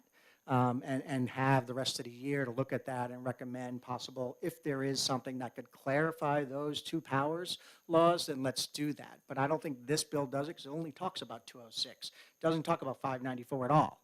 And so that would be my reasoning for supporting an interim study, is to allow that definition and see if there is conflict between there, to do an interim study of that and have the committee meet to discuss the differentials between those 2 powers, if they exist, and if they do, how can we further clarify it? So, Representative Spillane. Thank you, Mr. Chair. If we were able to put this to interim study to address the concerns that you outlined, I would wholeheartedly invite Colonel Jordan to join in to try to address the situations that he has pointed out himself, make his training hard, and make him want to throttle whoever wrote it originally. Because I believe that consensus could be come to that would make his job easier and clarify the issue. And with that, we're going to close the public hearing on House Bill 1091. And I'm going to open it up into an exec session on 1091 and recognize Representative Love, I think, is going to make an interim study motion. I'd like to make a interim study motion. And I'll second that myself. Is there any further discussion? I think we've talked it to death. Further discussion on interim study? There being none, the clerk will call the roll. The motion is on House Bill 1091 to move it to interim study to give us an ability to review it further.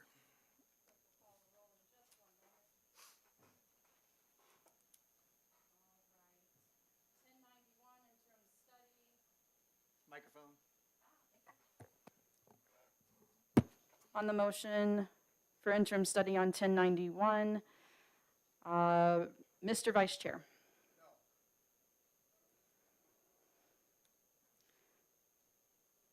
Representative Close.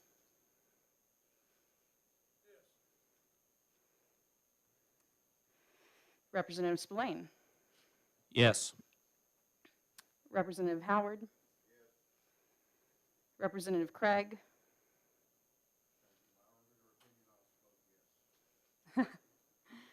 Representative Love. Representative Johnson. Yes. Representative Kittredge. Representative Lekis. Yes. Representative Smith. Representative Horrigan. No. Representative Laflamme. Representative Jack. No. Representative King. No. Representative Clerk. The clerk will vote yes. Representative Egan. No. Representative Shurtleff. Representative Ellis. No.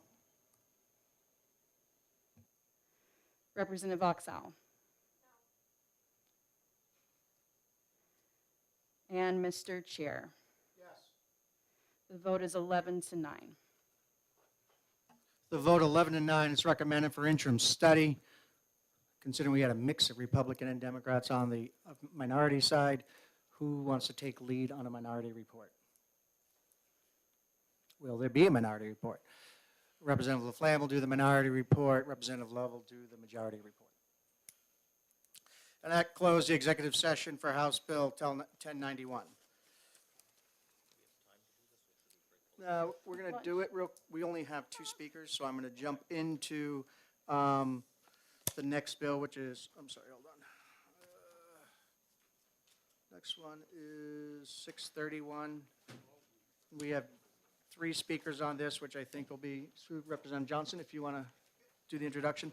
I'm going to open the public hearing on House Bill 1631 relative to hunting and fishing licenses for disabled persons, and I recognize Representative Smith, who will be introducing the bill and speak to the bill. Thank you, Mr. Chairman and fellow committee members. So a constituent reached out to me, and I enclosed testimony in this email early this morning to the whole committee regarding this very situation. RSA 214.13C presently allows a reduced hunting and fishing licenses for paraplegic or permanent loss of both lower extremities.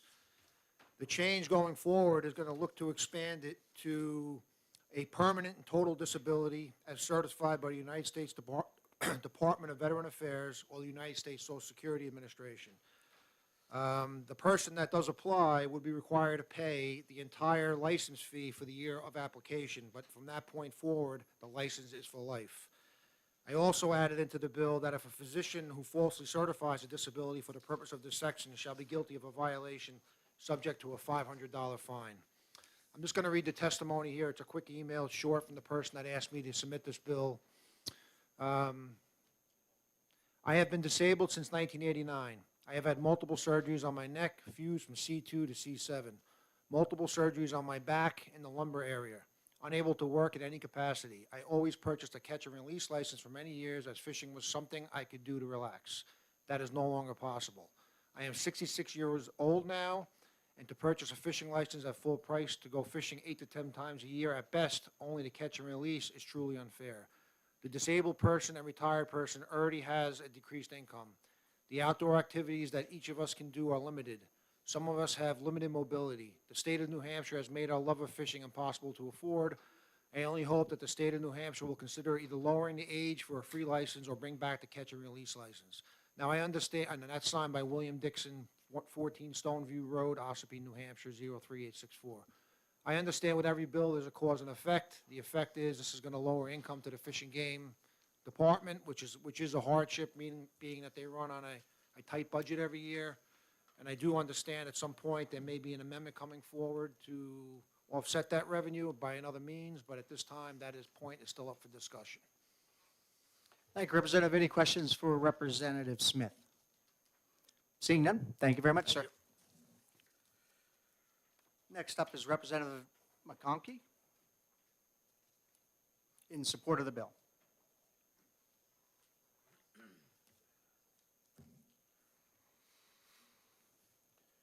Thank you, Mr. Chairman, esteemed members of this committee. For the record, my name is Mark McConkey. I hail from Freedom, and I represent the good people of Carroll 3. The representative that spoke previous had approached me on this. I know the individual, having lived in Ossipee for a number of years. I believe the legislation has merit, and I would ask that you would support this bill with ought to pass. Thank you for that. Thank you, Representatives. Any questions for? Thank you for coming before the Fish and Game Committee. Last up is our good friend, Colonel Jordan.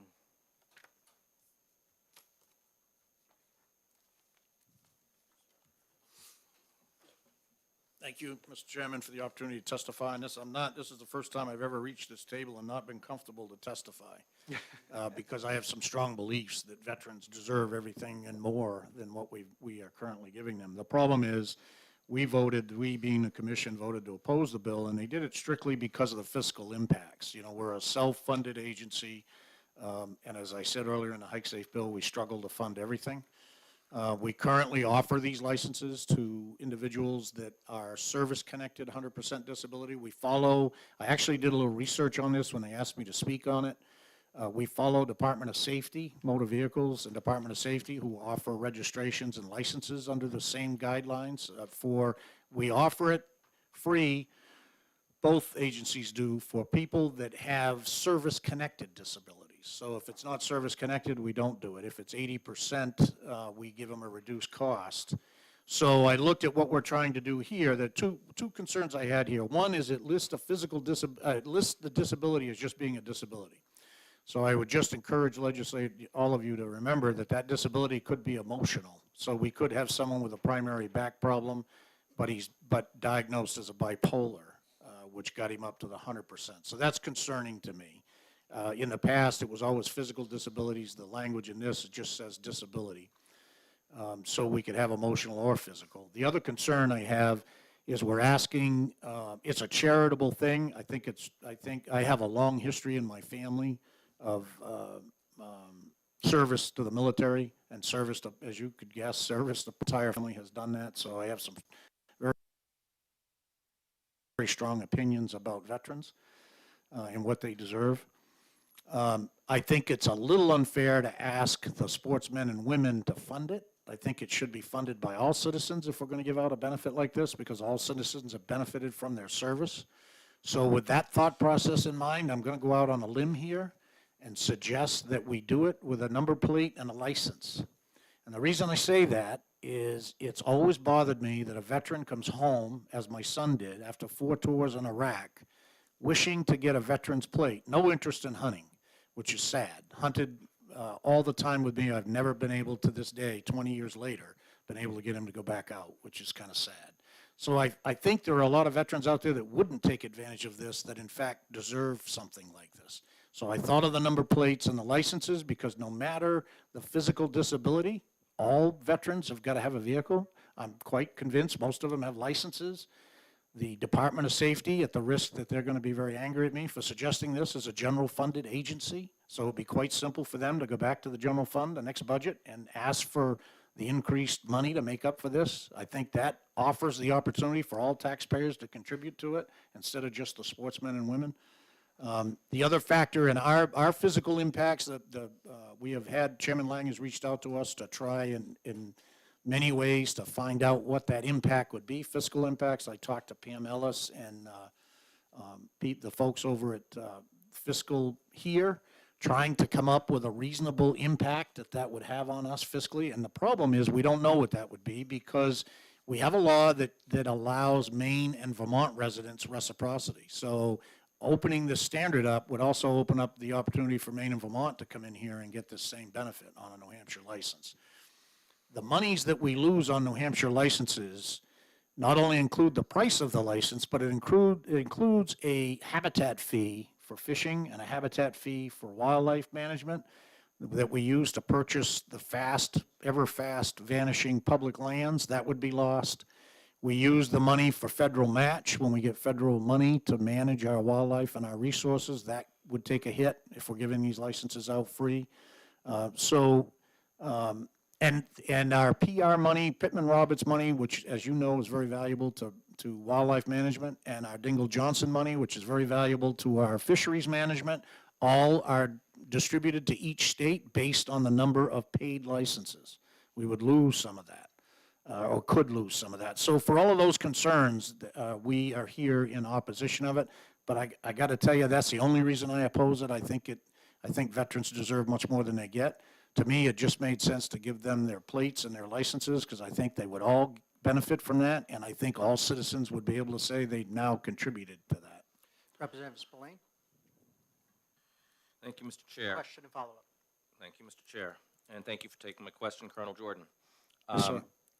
Just to clarify, because you're talking a lot about veterans, you understand that the way this bill is written, it's actually affecting anyone with a disability. And I think I would ask, do you remember a couple of years I ushered through with your help that in fact, the whole department helped quite a bit, gave the veterans themselves the 80% to 99% half-price lifetime license, because we only had the 100% total disability.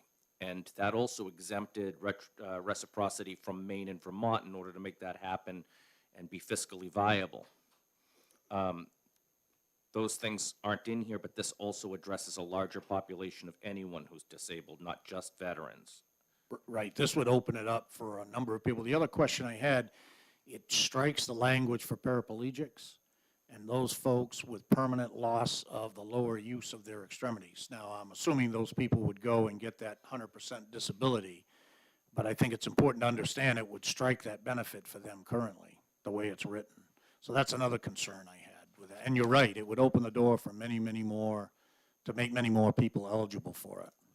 My follow-up would be, when we did the other bill for the military veterans that were disabled from 80 to 99%, it was based on the 50% of their lifetime license cost based on your actuary tables. This, written as it is, just has them pay the regular fee for a yearly license once, and then it expands. Do you know what the difference is in cost? Because I know lifetime licenses are a lot more, but as you get older, they become less and less expensive. So in some instances, this could be more money than they have to pay their 50% lifetime license if it was written that way. In some instances, it would be a lot less. Yes, I would agree with you. Like my lifetime license would probably be $10. A 20-year-old who they expect to live much longer would be a lot more money. So it would, that was all of the issues that we struggled with trying to come up with a fiscal impact. I don't know that I can accurately predict it. And then my other concern, I'll be very frank, my other concern is there are numerous times that we are promised general fund infusions, if you will, or short money to go in at budget creation, and then through the budget process that gets pulled out. So I'm really concerned about the fiscal impact. This agency's at a point where we're struggling to make ends meet, quite frankly. We're a self-funded agency, and I don't think this is the place to be giving stuff away. I just don't know that we can do that. I think it's risky. I would much rather see these people benefit from a license plate or a driver's license that everybody can contribute to, and everybody in those situations uses. I don't think there are a lot of 100% disabled people that would hunt, but I don't know that. I don't know that. All good points. Thank you. Thank you, Colonel Jordan. Further questions from the committee? Representative Reed? Thank you. Thank you, Colonel Jordan. So obviously I understand that if you give a discount on a license, and you have already several discounts for veterans and disabled people, including some free licenses, that is a loss of revenue for those people who would have otherwise bought said license.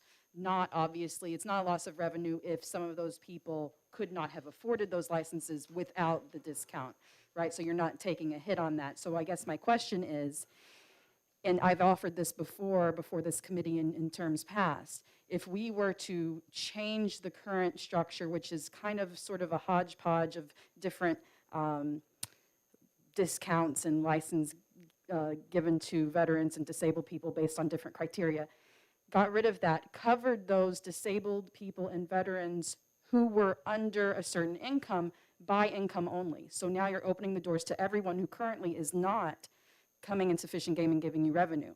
But those disabled people and veterans who can afford to buy a license would then buy a license. As I understand that, that would not impact your revenue, and I guess I'm asking you if you would understand it the same way. Well, I don't know that I could say it wouldn't. It would certainly reduce the impact of the revenue, I think. I think we'd be in the same boat, kind of guessing at what that would do. But you're right, that would be a better way, I think, than opening it up to what this would do. I just think if we're going to give money away, and taxpayers feel that this is viable, then we all ought to contribute to it, not just the hunters or the fishermen. I think everybody should contribute to it, to be fair. And the way to do that, so with that thought process, I did a little research. The only way I could see to do that was through, and they're going to hate me for it, but through Department of Safety with number plates or driver's licenses. That's something all of these folks can use. And if you take the money you save from registering your vehicle and buying a driver's license, you could probably purchase a hunting license now, where you may not have been able to before, but just something else to consider. Representative Horgan for a question and a potential follow-up. Thank you very much, Mr. Chair. Thank you very much, Colonel.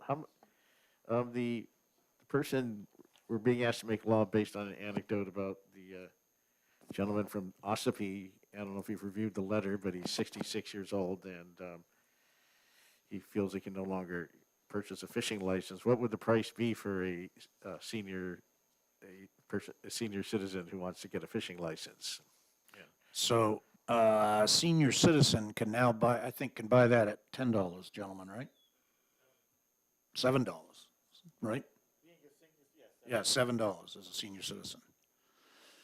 Yep. I would buy his license. If he couldn't afford a $7 license, I would pay for that to get in, to let the guy fish. Thank you. You're welcome, sir. Any further discussion? All right, so I'm going to give you the chairman's perspective, I guess. So you can say there, Colonel, in case you have a comment from what I say. I share the department's concern about if the legislature keeps chipping away at their revenue sources, it's going to become harder and harder for the department to stay afloat without starting to cut services, which causes me concern. Originally, when I looked at this bill, and I am a co-sponsor of the bill, I talked to Colonel Jordan and Director Mason about maybe we put some general fund monies behind this to make the department whole, right, for the year. So if you issue a license at a discounted amount, they can draw from this fund to make it the full amount, and they would be a hunter is a hunter. It doesn't matter what the fee goes. But I think from listening to testimony, that becomes problematic as well, because you're at the mercy of future legislatures to continue that program and continue that to go on. So my inclination on this bill is ITL, even though I hate to do that, but that's my inclination. And I'm trying to get a sense of the committee if they're also along with that idea. Representative Shurtleff. Thank you, Mr. Chairman. You know, my hat goes out to the individual from Ossipee. Is there any chance to hold this bill in abeyance until our next session and possibly in the interim work with the colonel and come up with an amendment to this bill so that something could be done? If the committee wants to do that, I'm happy to do that. I'm trying to get a consensus of where we are. I think I was trying to do that before this meeting to get a funding source for them to be able to put money into a fund so again, we can make them whole so they don't start losing money by issuing, because we actually don't know what the impact of this is going to be. So it could be one license or it could be 1,000 licenses. We have no clue. Just a follow-up, Yep. It may be that we do end up ITL in this bill at our next session, but if there's some chance in that interim period that something could be worked out, I'd rather keep that ray Sure. of sunshine. Is that the will of the Right. committee? Okay, great. So we will hold off executive session on this and we will consider it on the 25th and see any member that thinks they have an idea, feel free to reach out to the department and see if they can work out a solution and get some language. I just asked that you try to get any amendments to the committee before the 25th so we have time to review them and can have intelligent conversation on the 25th. Thank you, Colonel Jordan. Thank you, sir. All right. With that, we are going to take a 27-minute break, and we'll be back here at 1 o'clock for House Bill 1297. Thank you, guys. We're in recess. Yeah,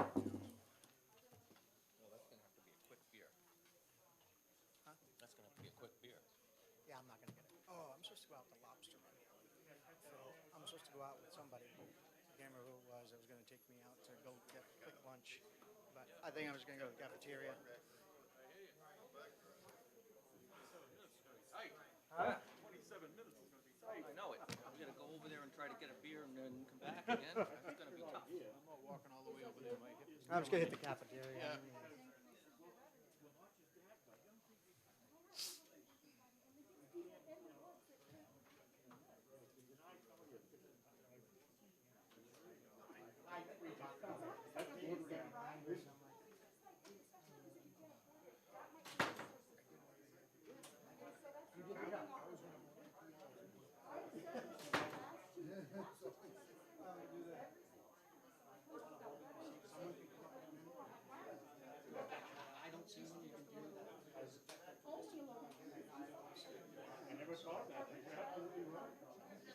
Yes.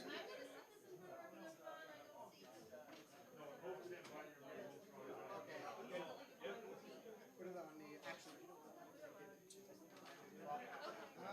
I'm not sure. He's not supposed to pay. I don't know if it's enforceable. Yeah, because I know I left that. She's been taking all the notes and minutes. There's no water refill.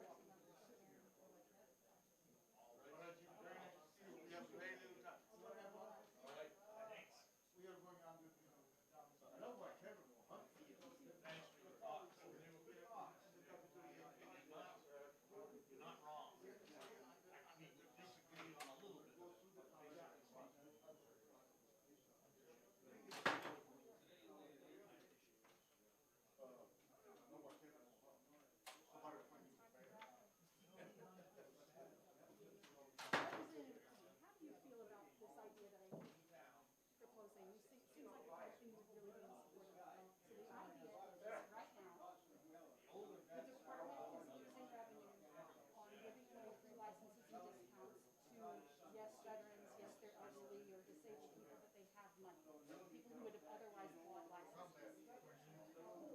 So take out everything veteran, disabled, or age, and it's just these tested. So you're getting people who would actually use the woods and go hunt food and need that food. You're getting them out there for free, but you're not impacting them actually to help the revenue of the department because we're stopping, we're giving away licenses to people who don't need it.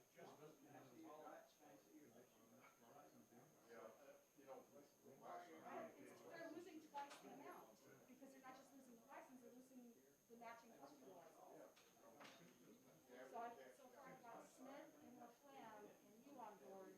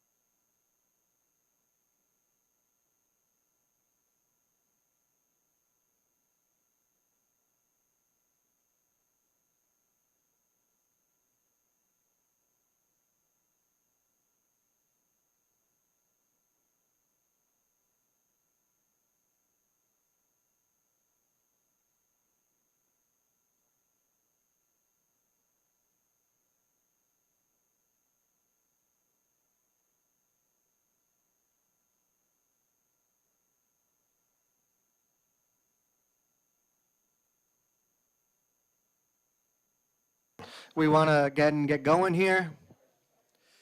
Representative Hill, did you submit a pink card? Submit a pink card? Okay, well, just know we're a very big stickler on rules around here, so you better get that pink card in. Oh, now you're here. It's official. Which one is this? 1097.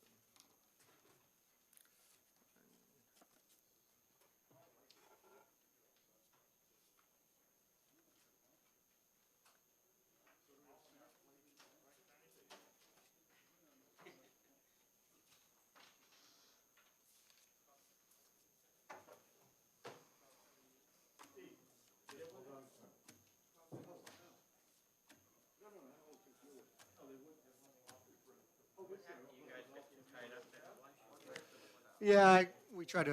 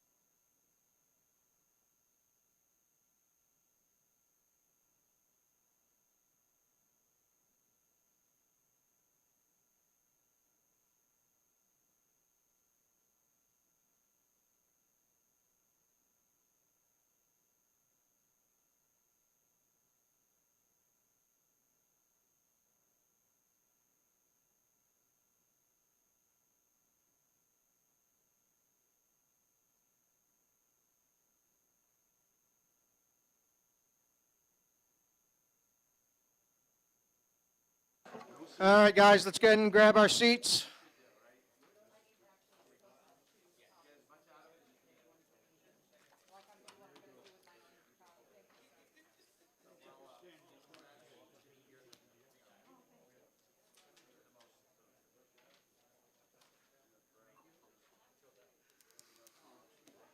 All right. I'm going to call the public hearing on House Bill 1297 into order. And the chair recognizes Representative Greg Hill to introduce and speak to the bill. Representative Hill, welcome to the Fish and Game Committee. Thank you, Mr. Chairman. So I've handed out a couple of pieces. For the record, I am Representative Greg Hill. I represent Northfield and 1/3 of the city of Franklin. I am here to speak on House Bill 1297, which deals with lobstering while engaged in recreational scuba diving. This is the, I don't know, third time I think I've been here. We passed it 3 times in the House, as I recall. The Senate has played games with it a couple of times, and the one time it died on a table when we were having other issues. But typically it does pretty well in the House. And I've given you 3 pieces of information. One is my testimony that you can read at your leisure. But I've also given you the executive summary from the Atlantic States Marine Fisheries Commission, which New Hampshire sends a representative from the Fish and Game Department as well. This is the executive summary of a 560-page report, which I didn't print out for us. But I did highlight a couple of areas in here that I think speak to very committee room in the past, dealing with availability of lobsters in our Gulf of Maine and the utilization of our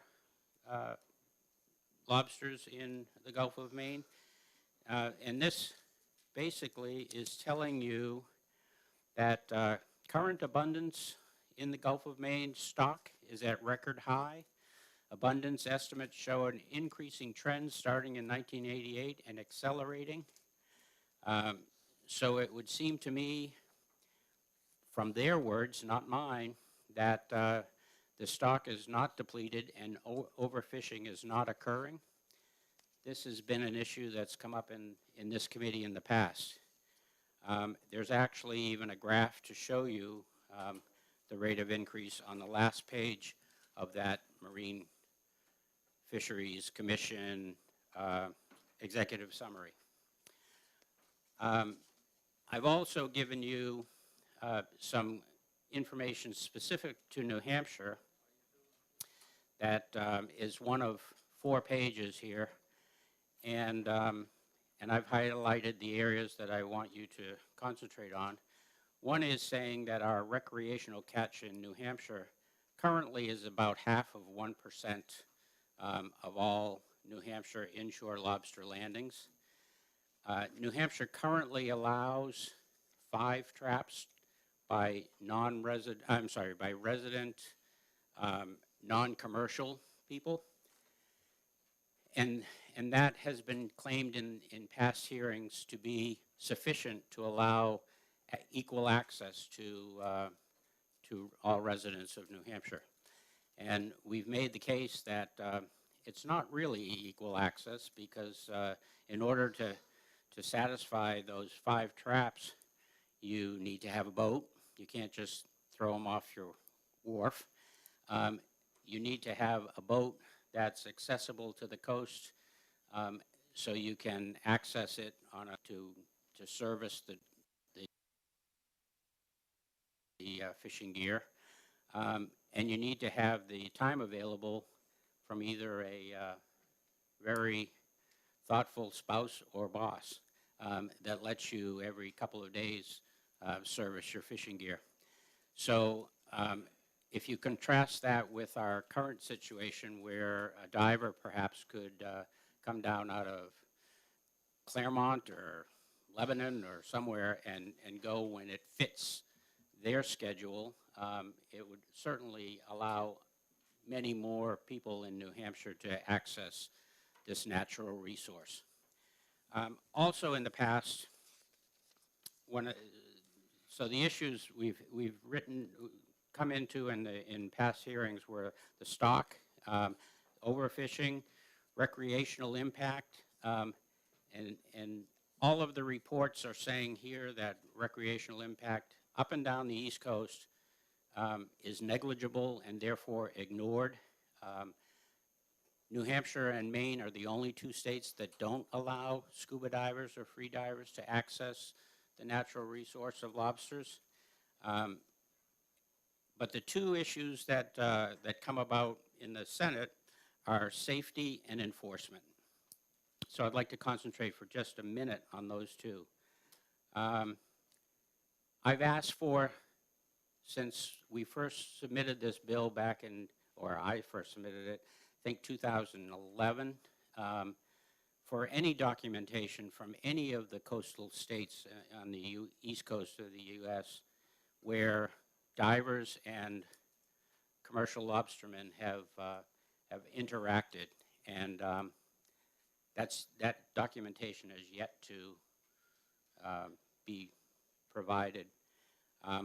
We've done extensive research and have not found any cases of it being a safety issue that we need to be concerned about. Divers are currently in those areas where commercial lobstermen are currently working now. That happens, I bet it's happening right now as we speak. And we've not heard of any problems with any of that. As far as enforcement goes, I would point out that this bill is a 5-year pilot program. It's covering only the 2 months of September and October so that we can assess whether safety is an issue or if incidents have occurred. It allows 5 lobsters per day limit. And the only effective change for the conservation officer's duties would be to restrict the taking of 5 lobsters, where now they're able to enforce with existing staff a 0 tolerance. This would simply be counting to 5 and allowing 5 lobsters to be taken. The size, the sex, the everything is already being enforced on all non-commercial and commercial basis. So this would simply be making sure what they're enforcing is 0 would now be 5. And the lobster and the divers would be identified by the number on their dive flag. So I think with that, I'll end my testimony. I'm happy to answer any questions. I'm sure there's more than a few pink cards that have to be called, but any questions that you have, I'm happy to listen to those now. Thank you, Representative Hill. Just let everyone know we have 9 other cards for this bill. Any questions for Representative Hill? I did a great job. Thank you, Representative Hill. Appreciate it. Next up is Chris Patterson from the New Hampshire Fish and Game Department to speak in opposition to the bill.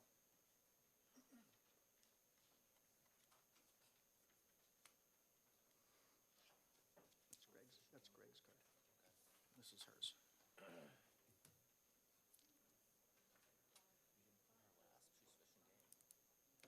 There's only one person to sell, so.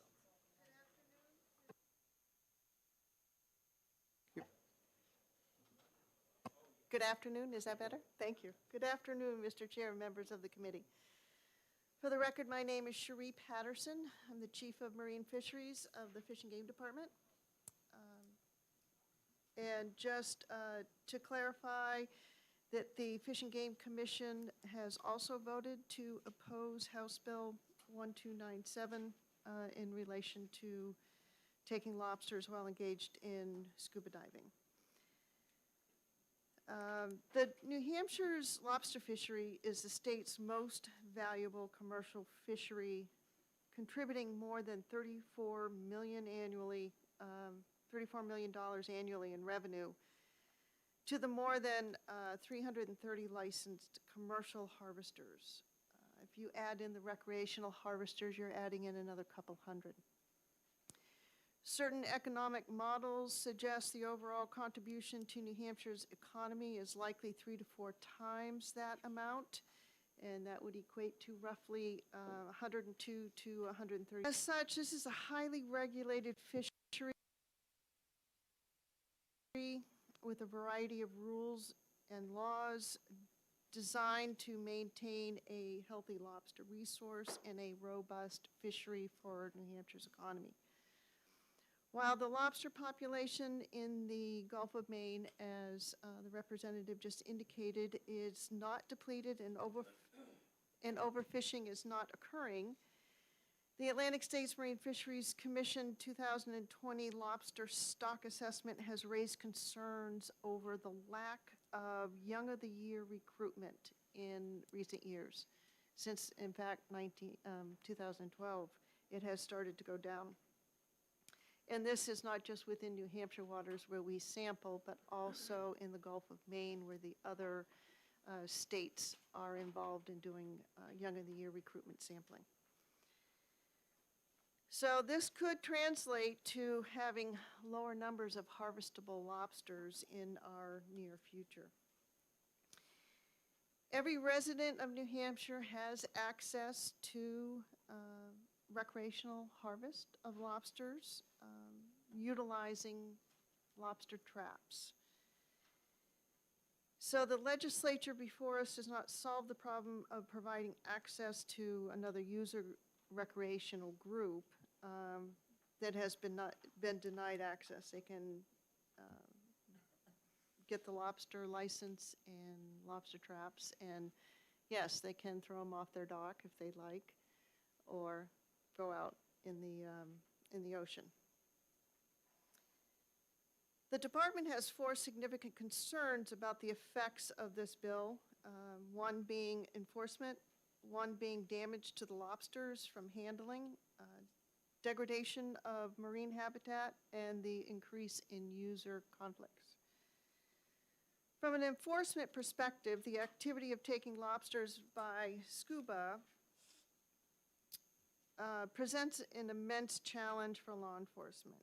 Even now, there are reported conflicts between lobster trap harvesters and scuba divers if the divers are anywhere near the lobster traps that have been set. Complaints from this community of scuba divers are that there have been poaching lobsters from these individuals' traps. And this requires a considerable amount of covert law enforcement activity to apprehend any sort of violators. Enforcement observation is limited due to issues such as, but not limited to, visibility from the surface if they're in their vessels, inability to operate vessels near divers, as current regulations indicate.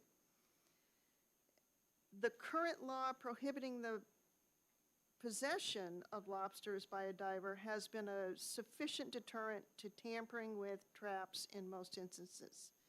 The deterrent effective of the current law would no longer be enforced during an open season for taking lobsters by diving, and the ease in which lobsters of legal size can be found in lobster traps is enticing, and it would help them select for legal size lobsters at a faster level. If this legislation is signed into law, the best evidence for a successful prosecution would be to observe the divers actually taking lobsters from the traps, which would require conservation officers to be diving in the immediate area and observing this sort of illegal activity. In effect, this would make prosecution of a diver taking a lobster from a harvester's trap nearly impossible. Secondly, we are concerned about the effect this method of capture may have on the lobsters themselves. While trap fishing is a passive form of capture, scuba diving is an active form that involves grabbing and oftentimes chasing a fleeing lobster to catch it. A lobster will shed one or both of its claws during this active form of capture in an attempt to escape. Scuba divers will encounter and handle numerous short, legally undersized lobsters for each legal-sized lobster they encounter, and lobsters will eventually hit the lost claws. The cumulative effect is a short-term loss of any sort of harvestability for these lobsters that are caught within the traps. So commercial harvesters will have what's called culls in their traps, which are of lower value, economic value. In addition, newly molted soft-shell lobsters hide under rocks for several weeks until their shells have hardened, and they're vulnerable to this kind of handling. A newly molted lobster body is literally like jello, and when handled could sustain severe or life-threatening damage to its internal organs. Many factors control when a lobster will molt, so it's hard to determine a particular timing or season for when lobsters will be molting. However, during our sampling, we have found molting lobsters to occur between June through the end of November. Next, we're concerned about the negative effect that this method of harvest would have on the nearshore habitat. Lobsters spend most of their time burrowed underneath rocks, in eelgrass beds, mud holes, wherever they can hide. After the surface floating life stages, when they are larval forms, the post-larval will settle to the bottom in September and in October. That's when they're settling and trying to find their niche, trying to find their habitat at very small larval sizes. Disruption to this habitat will affect their survivability. The University of Maine's Lobster Institute has determined that for every 50,000 eggs, only about 2 lobsters are expected to survive to legal size. They need their habitat. They need to be able to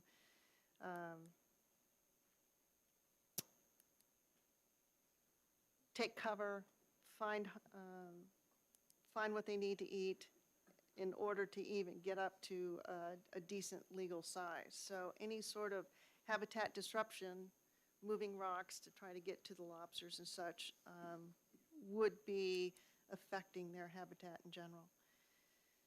These habitat are not just for lobsters, but numerous species of marine invertebrates and plants that form the foundation to the marine ecosystem. To capture lobsters, divers would need to turn over many rocks on every diving trip, damaging or killing marine life that is attached to the top of them and are rummaging through areas of eelgrass beds, disrupting their root system. The cumulative effect of a couple hundred licensed divers making even just 1 lobster dive per year along our short coastline could be significant.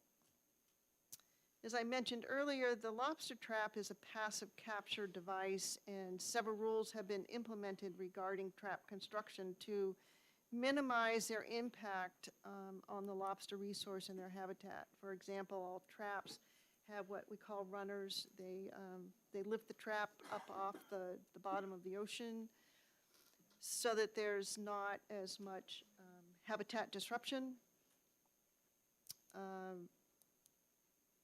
And in addition, the traps are required to have escape vents to permit escapement of the juveniles or undersized lobsters, as well as they need biodegradable escape panels to allow the adult lobsters to get out of these traps if, after a period of time, the traps aren't raised or they're lost in storms. There's ways for them to be able to escape in the future.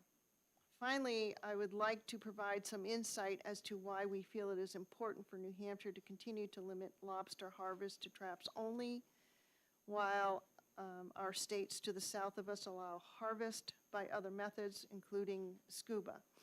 In addition to the reasons previously mentioned relating to law enforcement, the lobster resource itself, and the habitat, New Hampshire is unique in having by far the smallest coastline in the U.S.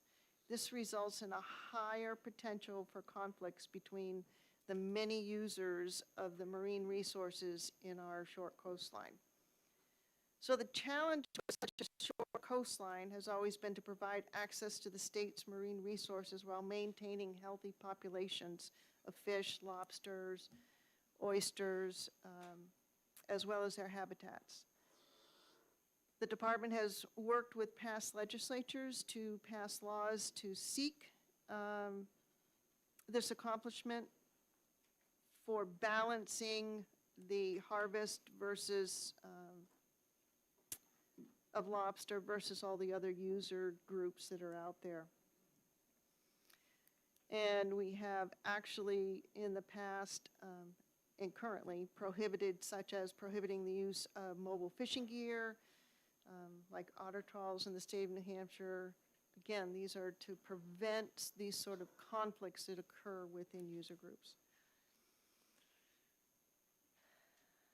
In conclusion, we want to emphasize that any New Hampshire resident can currently harvest lobsters recreational in the state via the 5-trap license.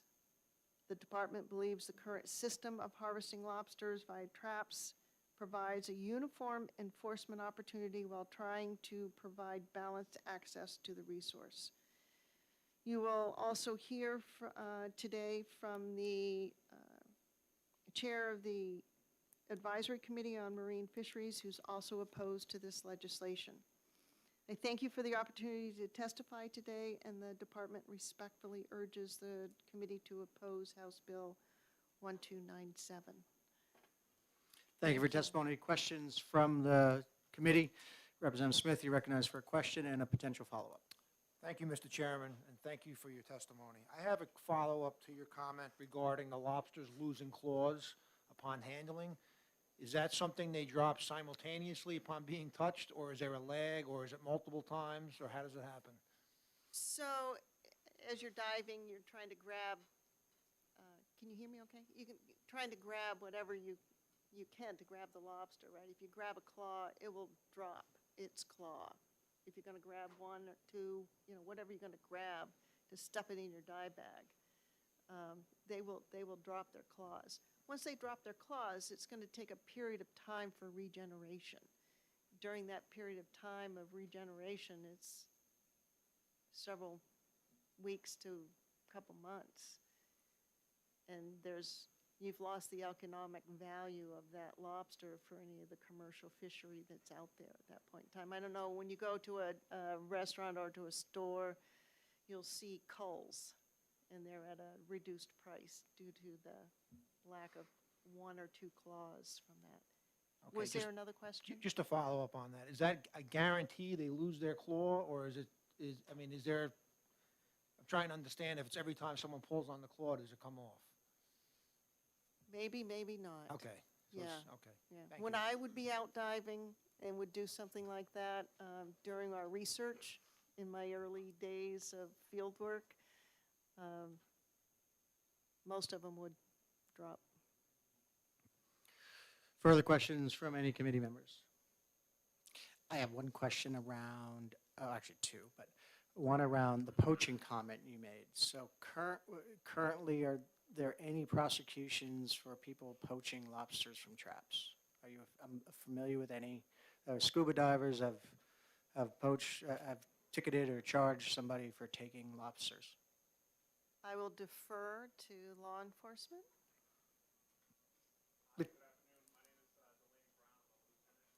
Lieutenant, why don't you step up and sit next to your colleague here, and you can both, and just restate your name so the clerk can write it down. Yeah, just gonna hit the button too. There we go, now lights on. You need wider chairs. Good afternoon, everyone. My name is Delane Brown, Conservation Officer Lieutenant with New Hampshire Fish and Game Department. I currently supervise the Seacoast District. We do not have any current cases pending right now or charges pending. But it does happen in the past, and we get numerous complaints from the commercial fishermen, the lobstermen, that are claiming that their traps are getting poached, but it's extremely difficult to prove. Okay, and just one follow-up question. So we heard from Representative Hill talking about our community to the south has had no reported instances of conflict. I think you called it user conflict in your testimony. That there's been no reported cases of user conflict between lobstermen and scuba divers where it's allowed in Massachusetts on their coastline.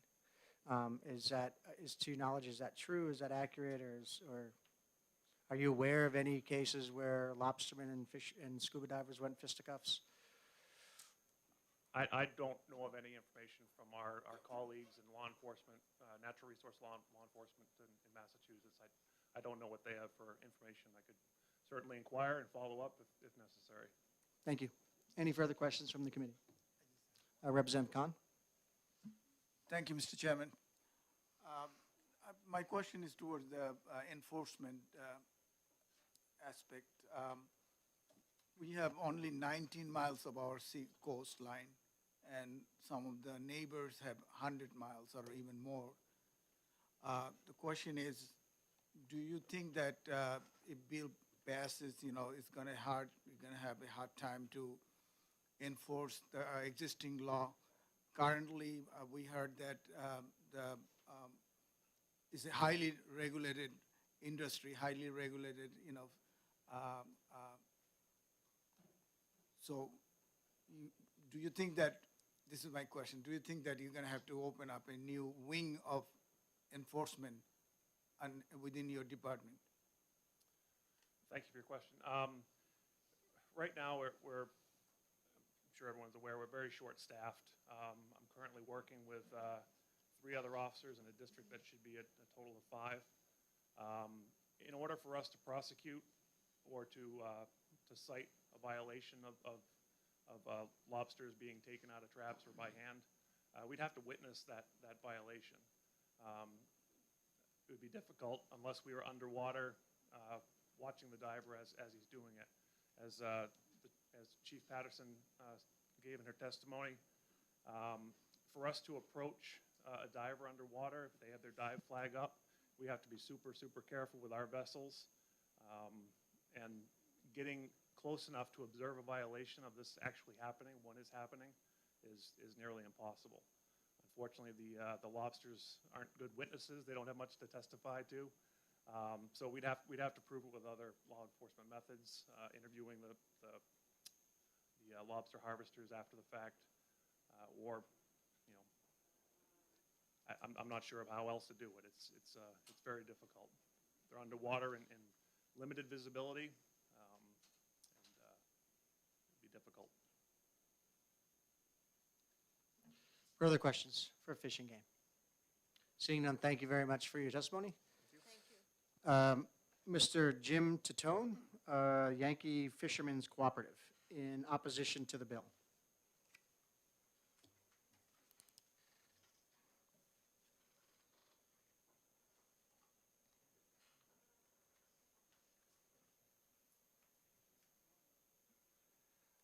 Mr. Chairman, members of the committee, thank you for allowing me to provide testimony in opposition of this bill. On behalf of the more than 60 members of the Yankee Fishermen's Co-op, I appreciate the opportunity to provide public comment in opposition to House Bill 1297. The lobster industry in New Hampshire is a valuable economic driver for the state. However, the lobster resource is presently under a tremendous amount of pressure. There's pressure from climate change, federal government regulations, the potential loss of rich fishing grounds due to offshore wind, and from fishing pressure itself. Sustainability of the lobster fishery and the lobster resource has been and will continue to be a top priority for the lobster fishers in this state. To execute this commitment to sustainability, lobster fishermen will expend a substantial portion of their gross income on the purchases of lobster bait. For example, in 2021, 24% of my gross lobster income went to the purchase of lobster bait. Dr. Robert Stenick from the University of Maine's Lobster Institute has conducted studies, and in his studies, he has found that lobster bait and lobster traps is the main food supply of lobsters. And Dr. Stenick concluded that baited lobster traps may actually be the largest aquaculture effort in the world. This research by Dr. Stenick is evidence that baited lobster traps are a key element to lobster sustainability. Scuba diving for lobsters, on the other hand, is a deterrent to sustainability. After all, with diving, it's all take and no give. If an activity such as diving does not contribute to the sustainability of this resource, then it should be prohibited. For climate change, changing climate conditions are affecting the water temperatures in the Gulf of Maine more than any other body of water. Warming temperatures are affecting the juvenile lobster recruitment. According to Dr. Richard Wally, Executive Director of the University of Maine's Lobster Institute, the juvenile lobster settlement is peaked and will decline as water temperatures rise above the optimal limits. Dr. Wally concluded this decline in juvenile lobster settlement has raised concerns over the future of the region's lobster fishery. Another concern with warming waters is the migration of large breeding females from inshore habitats to offshore areas north and east where water temperatures are more conducive for breeding activities. Changing climate conditions in warmer waters have also contributed to the northward migration of new lobster predators, such as black sea bass and triggerfish. In addition, there's a higher risk with the warmer waters of shell disease in lobster. For pressure on the fishery, in 2006, the part-time commercial license category was enacted into law in New Hampshire, allowing each holder to fish 100 traps. In 2021, there were 223 licenses issued in this category. Being an open license fishery, there is no limit to the number of licenses which can be issued. Over the last 4 years, there have been 21 new part-time commercial licenses added to this category. The newly introduced traps in this category has caused additional strain to the lobster resource, which goes unchecked. Like any activity related to the lobster industry, there are unscrupulous characters who are willing to violate rules and regulations. Scuba diving for lobsters is no exception. In Massachusetts, where scuba diving for lobsters is legal, there have been a number of incidences where divers have been apprehended with undersized, egg-bearing, and V-notched females. A large egg-bearing or V-notched female lobster has the capability of carrying up to 100,000 eggs. V-notched females have the ability to remain in the water for as many as 3 to 4 shedding cycles, which means she'll have the ability to produce eggs for multiple years. V-notched females and egg-bearing females are so important to this fishery, we cannot afford to lose any of that brood stock. Preserving a strong brood stock for the lobster industry is critically important component in maintaining the lobster resource. With all the challenges facing the lobster industry, from climate change, existing fishing pressure, difficulty in enforcement, lack of contribution to sustainability of the lobster resource, I would urge this committee to consider the continued prohibition of scuba diving for lobsters in New Hampshire. Thank you for your time. Thank you for your testimony. Any questions for Mr. Tatone?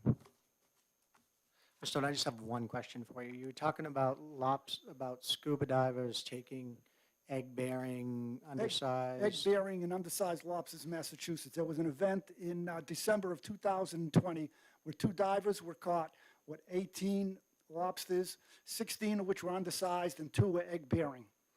To your knowledge, and follow-up is, to your knowledge, if we were to have that same discussion around lobstermen, do you know how many violations there have been?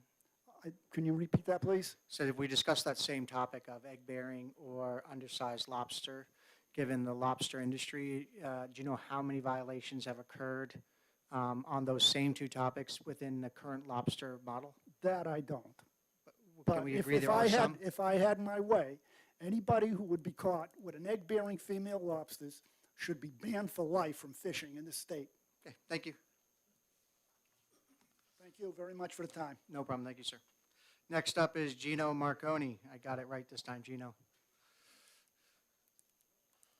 Representing the Marine Fisheries Committee.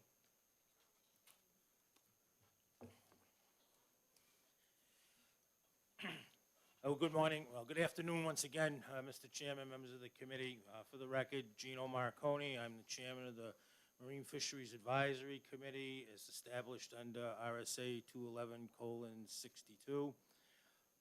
This type of legislation has come before this committee, the Marine Fisheries Committee, several times.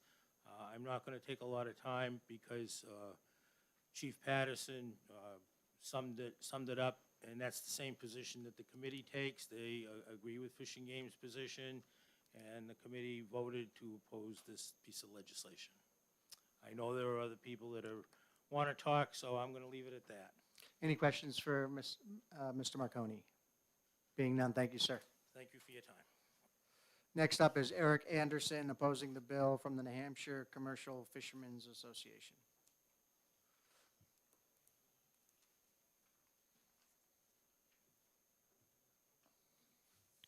Thank you, Mr. Chairman and committee members. My name is Eric Anderson. I represent the concerns of the New Hampshire Commercial Fishermen's Association with regards to the subject. We've had the opportunity to review this legislation, and unanimously, all members of this association oppose it. in our opinion, that even with some of the conditional changes that have been submitted from different prior years of similar legislation, the issues that cause concern still remain and have not been attended to with the submission of this House Bill 1297. While other testimony in opposition to the bill will reveal important circumstances of legitimate and valid concern, this association agrees with those issues, but would like to focus its comments on two distinct matters: safety. Introducing and allowing the ability of scuba divers to take lobsters presents a safety issue that without doubt is important. Since the commercial trap fishery is long established as a means to harvest this resource for the general public's consumption, the means and practice of scuba diving for recreational harvesting creates an operational conflict that can result when both trap fishermen and scuba divers are in the same location. As a trap fisherman is hauling their gear, possibly a lobster trawl of upwards to 10 traps, in the same proximity of a scuba diver, the lines attaching the gear to the traps or in the operation of his vessels can have a very negative consequences to the scuba diver, as in line entanglement or serious propeller injuries if the diver is forced to surface. While neither the trap fisherman or the diver know the exact location of each other or the circumstances that both are experiencing, the negative consequences that could result without doubt create possibilities that far outweigh the purpose of this legislation. It would be ultimately disastrous in hindsight to have this legislation allow these circumstances to unfold, and in our opinion, presents one of the most important reasons to oppose it. Enforcement. You've heard some of the concerns. While previous testimony of this organization expressed its concerns over enforcement issues, the additional burden of the New Hampshire Fish and Game officers to monitor compliance issues with scuba divers and the taking of lobsters presents an additional legitimate challenge. Many circumstances of enforcement require an on-scene presence of these officers and their ability to perform diving surveillance on scuba diving activity along the shore or by the boats that scuba divers might use in harvesting lobsters. From a logistic matter, this might be considered very overwhelmingly, if not impossible, in their capacity for proper enforcement, which is a critical part of any legislation. Placing additional enforcement responsibility that would result in considering these legislation dilutes the limited enforcement capability that currently exists and ultimately can harm the resource for those that don't comply with the current laws and regulations. These are what we feel are the most important reasons to oppose this legislation. As said earlier, we electronically submitted this throughout the industry and our membership, and our written testimony reflects 14 responses that were taken prior to and a response very recently up till this morning that included over 25 full-time lobster fishermen. And so we would oppose this legislation and hope the committee will oppose it in any fashion. Thank you. Thank you, Mr. Anderson. Any questions for Mr. Anderson? Seeing none, thank you, sir, for your testimony and coming before the Fish and Game Committee. Next up is Michael Flanagan from Rye, testifying in opposition to the bill. We have 3 more cards after this one. Excuse me, good afternoon. Thank you very much for giving me the opportunity to speak.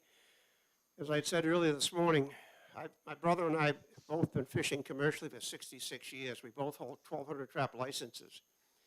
My sons have a wholesale air freight business on the waterfront in Kittery. My whole family is deeply involved, seriously financially involved in the lobster fishery.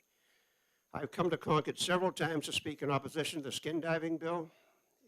It's a ridiculous way to harvest lobsters. The baited trap has proven through the industry the only sustainable way to harvest lobsters. Not spearing, not diving, not dragging, the baited trap. You folks can relate to this. Our baited traps are very similar to our bird feeders. Well, I have 5 vents in my traps.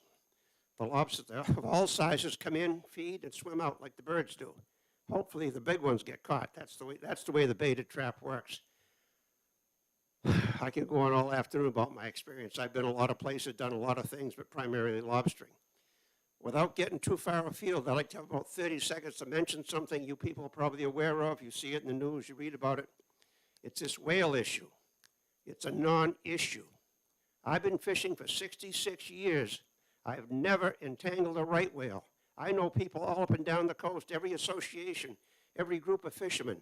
I don't know of anybody that's ever entangled a right whale. This is something that happened years ago with poly rope and the conflict where the drag is towing up our gear and cutting it off. Since we got rid of the poly rope, it's not happened. I believe Maine has not had an entanglement of a right whale in 14 years, and the National Marine Fisheries Service wants to shut the fishery down. It's false news. Thank you very much. If you have any questions, I'd be glad to answer them. Thank you, Mr. Flanagan. Any questions for Mr. Flanagan? Seeing none, thank you, sir, for coming before the Fish and Game Commission. Thank you very much. Thank you. Next up is Jeremiah Harkins, I believe it is, from Backcountry Hunters and Anglers, in opposition to the bill.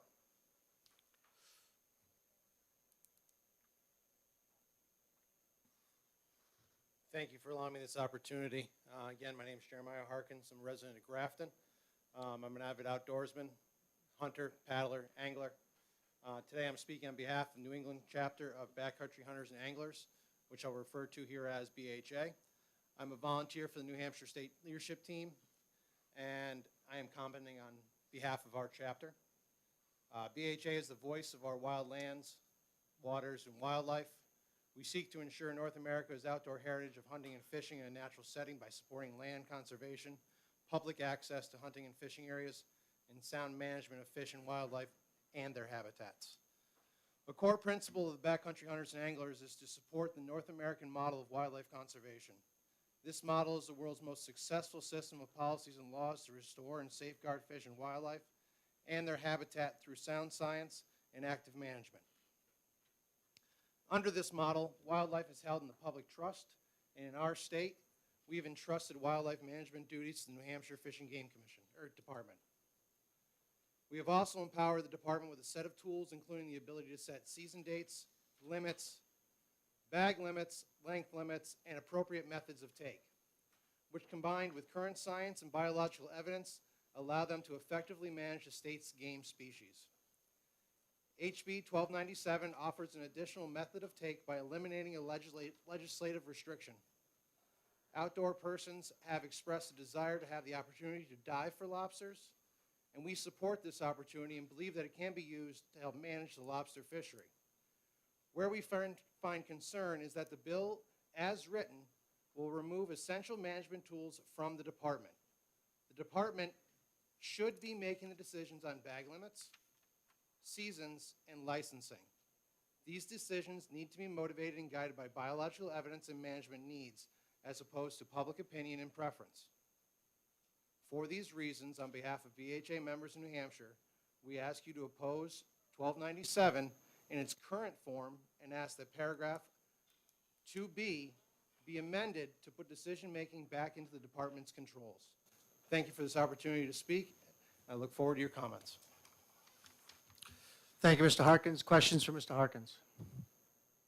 So I just want to be clear on your testimony. Your testimony was you would support scuba diver lobstering if Fish and Game had the right to manage it and set the regulations around it rather than have it be in statute. Right, exactly. Thank you. Thank you. Thank you, sir.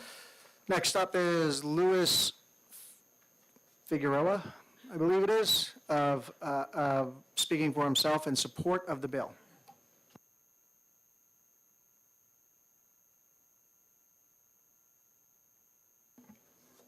Thank you, Chairman Lang. I appreciate the opportunity to present. My name is Louis Figueroa. I am a dive master and also serving as a dive guide for Aquatic Specialties, a local dive shop here in Merrimack, New Hampshire. And as a dive guide, I lead guided dives to some of the divers in the area that are doing shore and charter dives in the area. But I'm also a diver in Massachusetts, as I have property on Cape Cod, so I have a lobster license and have been diving recreationally for lobsters off the waters of Cape Cod and Cape Ann with my family. All of my kids have open water certifications and have been diving with me for lobsters as something we enjoy doing together as a safe family activity. But one of the things I wanted to talk to a couple issues that were brought up earlier, both the enforcement and safety. One of the conversations I had in preparing for this hearing, I did have some conversations with some of the individuals from Environmental Police in Massachusetts and from the Department of Marine Fisheries. I think that's what they're called, the DMF, the Dive Safety Officer. And I completely understand the concerns about enforcement and the number of resources that we have to police this. One of the things that I specifically discussed with them was that the environmental police in Massachusetts really don't allocate specific amount of time for policing diving for recreationally for lobsters. What they do is they look at this as part of their overall regular policing activities.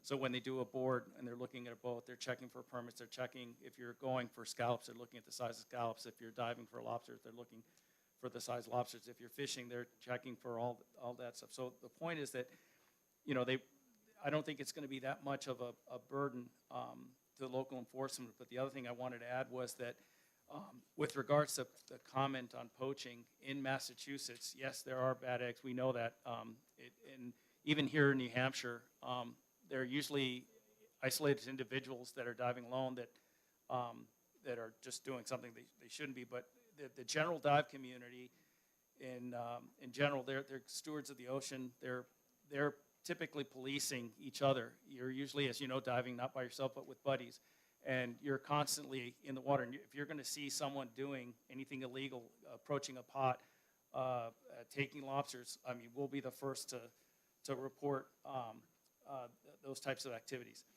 On the issue of safety, you know, as House Representative Greg Hill pointed out, there have been really no incidents documented of accidents, recreational divers while diving for lobsters.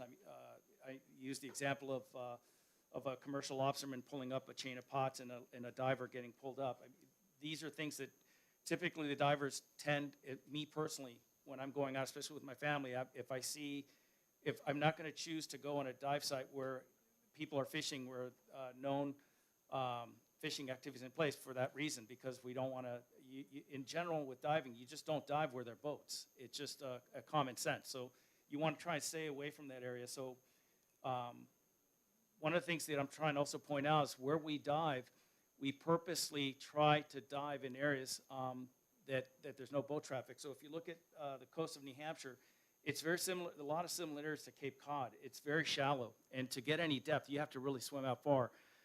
That's where the boats are. So where we would be diving would be in intertidal areas. If you think of the New Hampshire coastline, places like off of Odeon Point, at high tide, you're lucky to get maybe 8-9 feet where boats are not going to be fishing.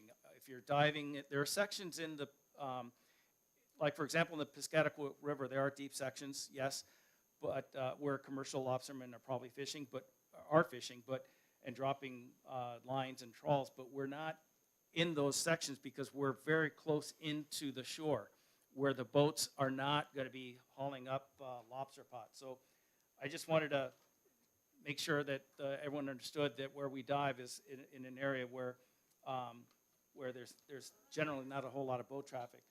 The other thing is I also wanted to, I know that we do have the ability to get lobsters with a tent pot. The issue is that you have to have a boat, and many of us don't have a boat. And this is something that we feel is a resource that should be enjoyed by you know, just as I could, as a scuba dive for scallops or other things. This is something that I just wanted to point out about I think it's something that should be considered. What we're putting forward is kind of a compromise. Is kind of, you'll see at the end of this period, the amount of incidents that are going to be enforcement issues or accidents and so, or the impact to the population is going to be negligible. The other thing I just wanted to also talk about is, this is very important. There was a lot of discussion about damage to lobsters and the claws being pulled and so on. I wanted to let everyone know that scuba diving for lobsters is less passive, in my opinion, than lobstering with pots, with minimal disturbance to the environment. If I have a 10-pot license or a 1-pot license, when I'm pulling up my lobster pots out of the water, those pots are being dragged and disturbing the rocks and so on the bottom as they're being pulled up. The other thing is that as I bring up my pots, if I see shorts or if I see egg-bearing or V-notch, any ones that we cannot keep, we have to throw them back. So I would be throwing them back into the water, and during that period, they'd be susceptible to predators such as striped bass, and then there's the time that they would need to find to get to a safe area. Me, as my experience diving for lobsters, when you're in there, you're going to find a lobster, you're going to see one. If you're going to see that it's short, you're not going to take it if it's a short, but even if you pull it out and you see that it's egg bearing, you're going to leave it where it is. You're going to put it back. It's going to be back in a safe area. Anyone that typically dives for lobsters, you're not picking up, as we heard in the testimony, picking up rocks and lifting up rocks, and it's just not the way it's done, because the moment you lift up the rock, that lobster's going to swim away. And I don't know if you know, but they can swim pretty fast with a couple kicks of their fin. They're like 25, 30 feet. By the time you can get to them, they're already in another safe hole or something like that. You don't grab them from the claws. That's the last thing you want to do for that reason, because you're going to pull the claws off. And even me as a diver bringing up a lobster with the claws off, the claws eventually degrade. By the time you get home, they're just not as good. So it's just something we just know not to do. The way that we safely dive for lobsters, and we use things like tickle sticks, so you try and coax it out from behind and try and get it out, and and look at it, grab it. But the last thing you're going to do is just going to pull it from the rock. So so that's really all I just wanted to add, is just to kind of refute those comments. But I just, again, this is something that I would envision in my lifetime being able to do, as a family activity, and I think it would drive more revenue to the state in terms of business for dive shops, for get more people open water certified, more training, buying more gear. I mean, candidly, it's not a cheap activity. I mean, if you think of the gas and the bank for air, the rental gear, et cetera, it's probably cheaper to go to Market Basket. We're not talking about coming home with, when I do go diving with my family, it's probably at the most 2 to 3, over the course of a day. Thank you very much, Mr. Figueroa. Representative Spillane has a question for you. Thank you, Chairman. And an amendment that would set the dates and seasons and bag limits in the control of fishing game. I'm open to it. This is something the diving committee is open to work with, because we recognize that this is something that we want to demonstrate at the end, either a limited season or number catch, that the data is going to show that some of the concerns that are being brought are moot point. So we're flexible with looking at any type of proposals that you think are fair. Thank you. Further questions from the committee? There being none, thank you very much, sir. Appreciate it. Our last speaker on this bill is Weldon Bosworth from Guilford, and he's in favor of the bill. Thank you, Mr. Chair and members of the committee. This isn't the main reason I came down here today, but because it's a subject near and dear to my heart, I did want to testify to it. My background is, I'm a marine biologist with 50 years experience in ecology, marine ecology, and environmental impact. In addition to that, I've had over 100 hours, hundreds of hours actually, diving along the New Hampshire coast when I was running all the biological studies for Seabrook Station. I had almost 25 divers working for me who collectively over the years had over 30,000 hours of diving. So I'm listening here and I'm hearing a mountain being made out of a molehill. This bill proposes 2 months of a year, and I don't know what the diving community is now, but I doubt there's 100 people in New Hampshire that would get involved in diving for lobsters using scuba or free diving. I grew up in the 60s down in Massachusetts diving for lobsters, so everything the previous speaker said is right on target. The thing that I really want to, I guess, emphasize is that there is not a safety issue. In these hundreds of thousands of hours of diving, we only had one incident over 20 years of somebody getting bent. People who dive in these kind of climates, and there's very few that do, are well aware and cautious about safety. And they're not going to be diving around boats and lobster pots and things like that. First of all, if you got bubbles near a lobster pot, the lobsterman already presumes that you're down there poaching, which is not the truth, and I've certainly seen that happen. Last time I looked, lobsters are a species held in public trust by all citizens in New Hampshire. And I think the option to take lobsters using either traps or by scuba or skin diving is a choice made. Just like in hunting, one can go after it with firearms or bow and arrow, in some cases crossbow. So anyway, that's my say on the situation of diving for lobsters.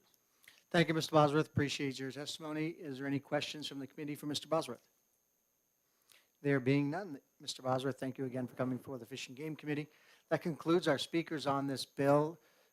Given its topic, I'm not going to consider going into an executive session. We'll give time for members to see if they want to work up an amendment on that 541A rulemaking authority maybe, and see how we want to progress. And we'll meet on the 25th to discuss it further. With that, I will close the public hearing on House Bill 1297. Next up is House Bill 1299. I'm the prime sponsor, so I'm going over there. Jim?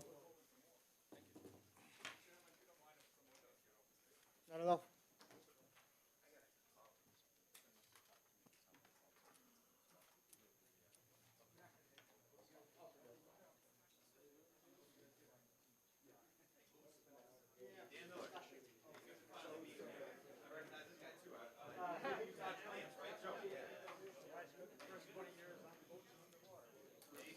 The public hearing on HB 1299 is open, and Representative Tim Lang is recognized to introduce the bill.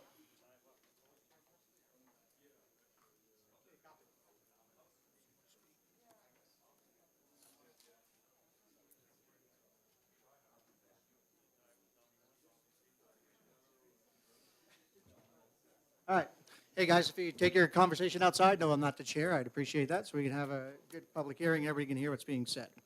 All right, so I'm the prime sponsor of House Bill 1299. My name is Tim Lang. I represent the towns of Tilton and Samerton and Belknap 4. And I'm presenting to you a bill that would, that's relative to the process of importation of wildlife and then creating an appeal process. This bill is before you based on a constituent request. I was contacted by a member of the New Hampshire citizen who was trying to work through a process for importing reindeer. And through that process, we're hitting some hurdles and we're having a more difficult time. And as I read the law that he was citing, I realized I didn't like it. And so I was bringing a bill forward. If you read the statute as it exists right now, the statute defaults to no for our citizen instead of defaulting to yes for our citizen. And so I felt that that was an inappropriate default for our laws, that we should be encouraging our citizens to participate and do whatever they want in our community with it, if it's within our reasons. So the default answer I felt should have been yes. So you'll see that I strike the language where it says no person shall import, and I change it to a person may import.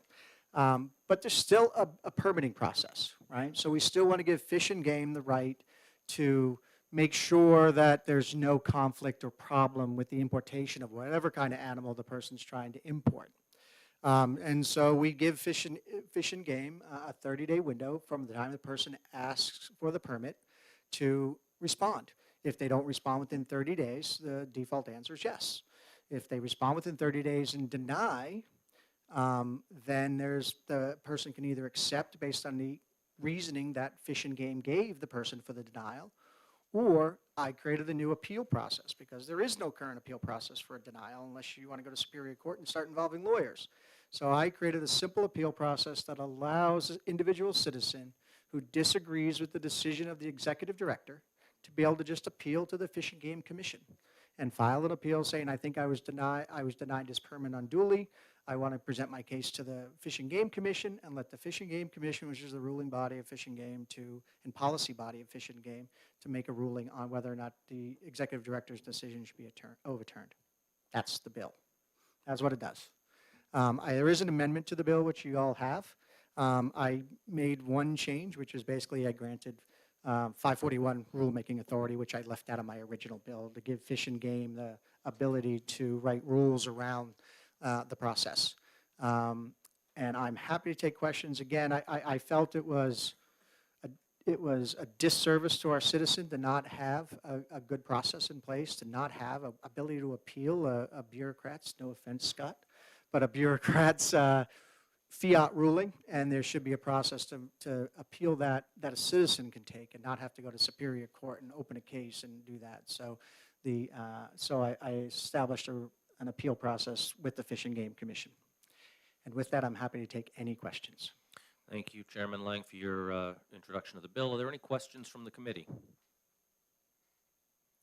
Seeing none, you're excused. Thank you.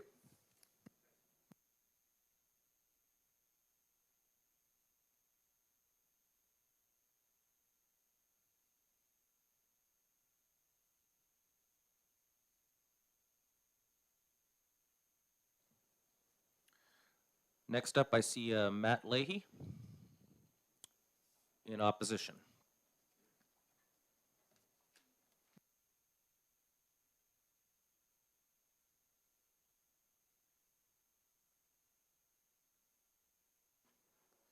Good afternoon. My name is Matt Leahy. I'm the Public Policy Director for the Forest Society. So we are concerned with the bill, and I'll be quick, but one of our priority concerns is the impact and effect that our non-native plants, pathogens, pests are having on the forest resources. And I understand the bill before you deals with wildlife species.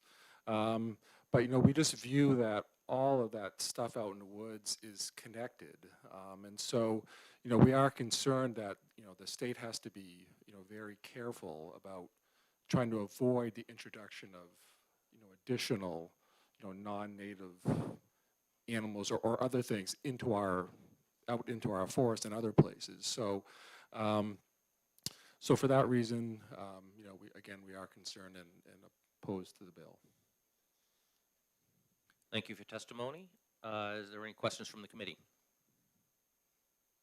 Seeing none, you're excused, and thank you again. Thank you. Next up would be Michael Flanagan for representing his family and in opposition to the bill.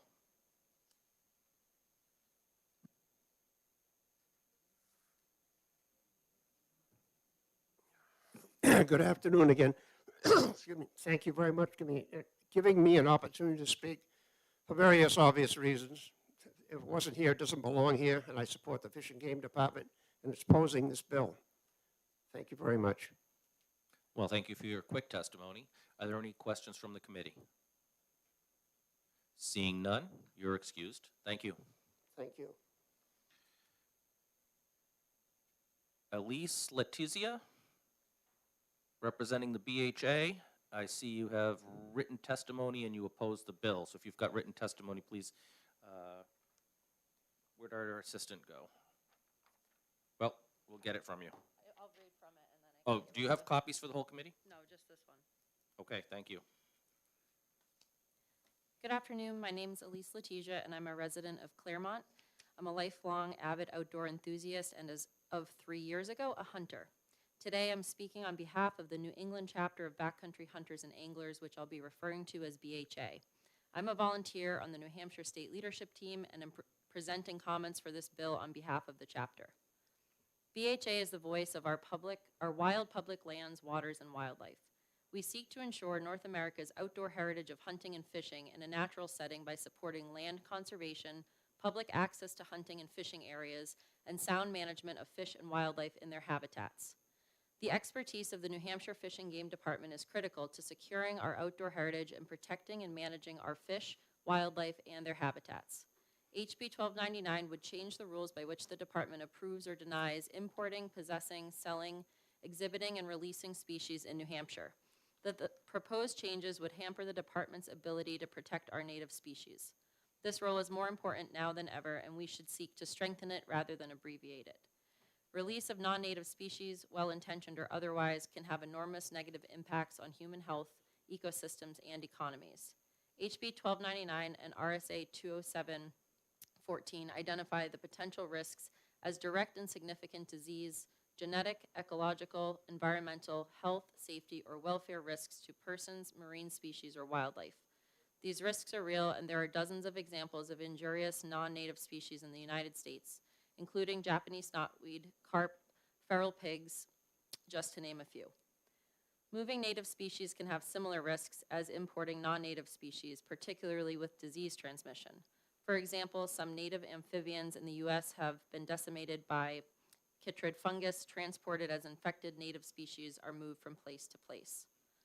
For the moose and deer so important to New Hampshire hunters and all others who cherish our native cervids, chronic wasting disease, or CWD, is one of these potential disease disasters.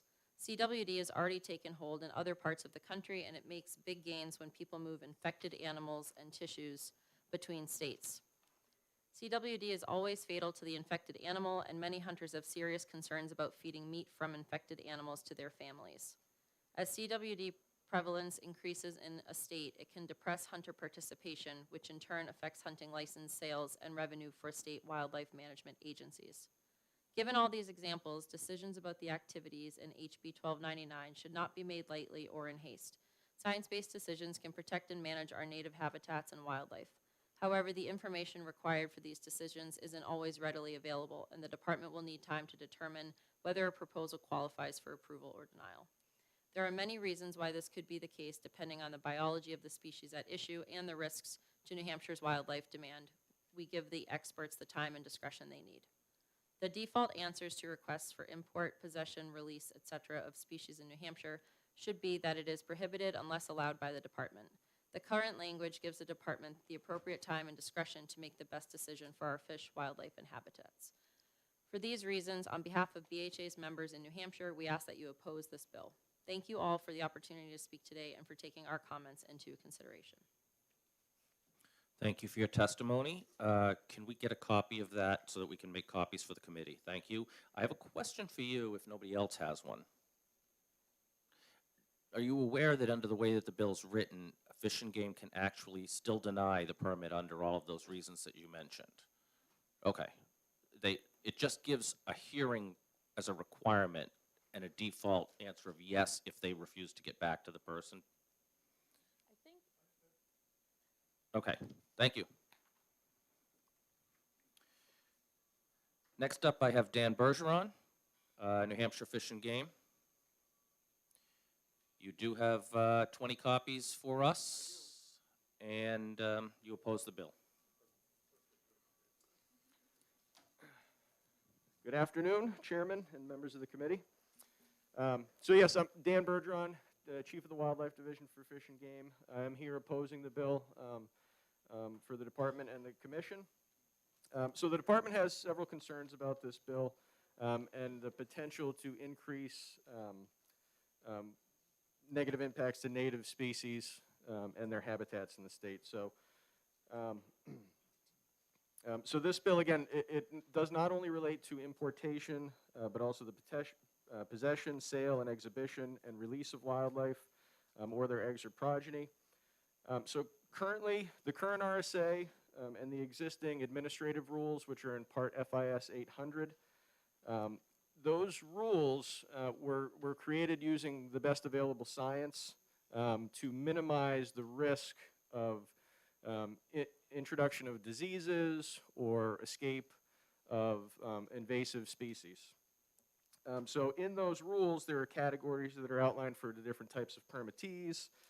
the different categories of species. So there are certain species that are considered controlled, non-controlled species, or prohibited species.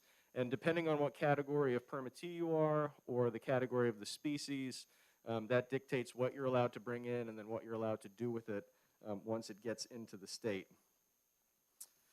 And again, those categories are already based off of research that was done on the risks associated with these different species.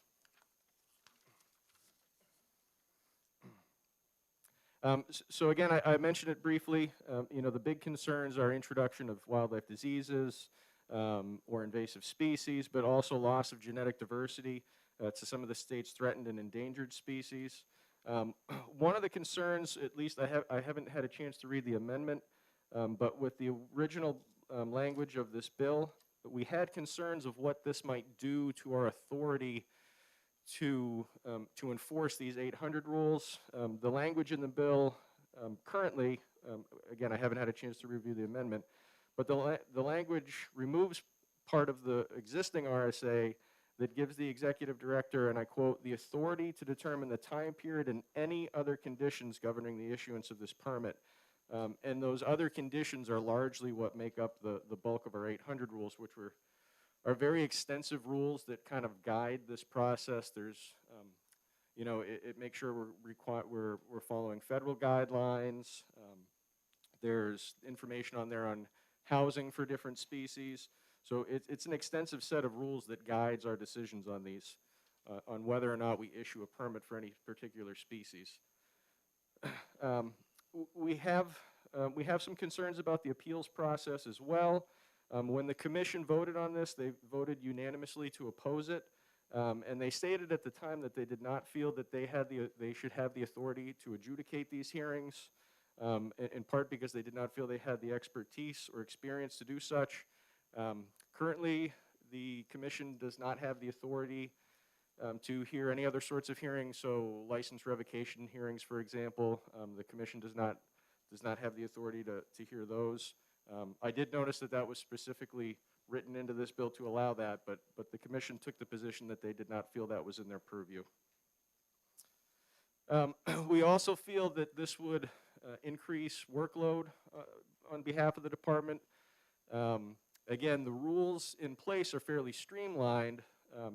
You know, depending on the permittee category that you're applying for and the type of species you're looking to import, decisions are somewhat already made, and the science and the background research was done on that already.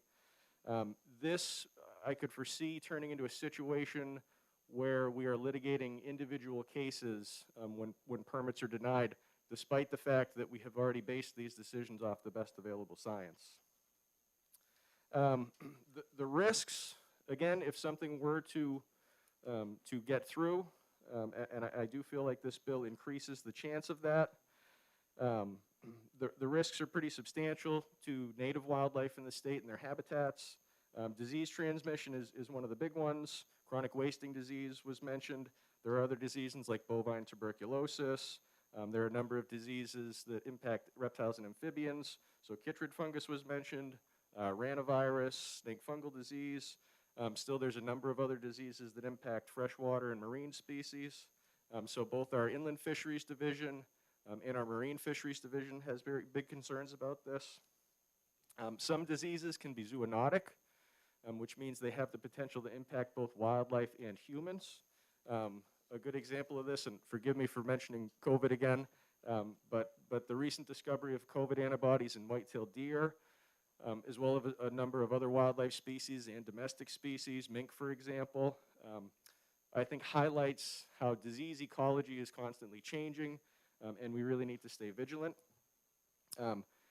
And responding to introductions of diseases is very costly. So for chronic wasting disease, for example, states spend tens of millions of dollars to try and contain that disease, increase monitoring and surveillance.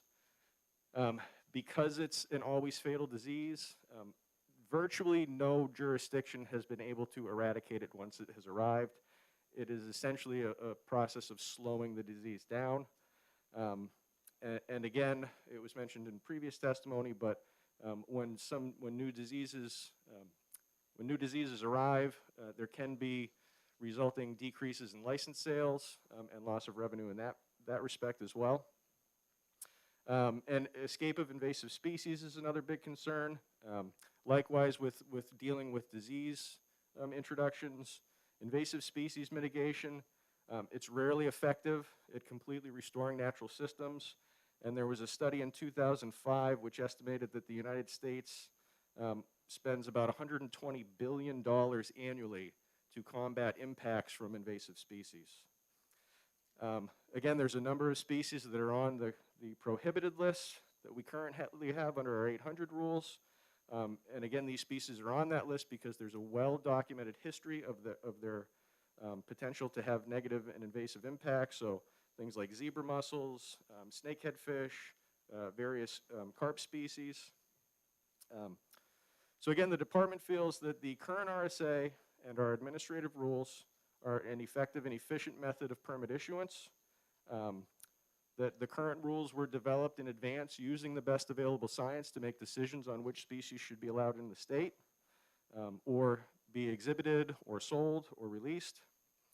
And they provide an efficient and a streamlined process for permit issuance for the department. So with that, I thank you for the opportunity to testify. Thank you. Any questions from the committee members? Representative Laflamme? Thank you, Representative Spillane. Mr. Bergeron, I have one question and possibly a follow-up. Would you be involved in any sort of a judging whether or not a request was valid, or?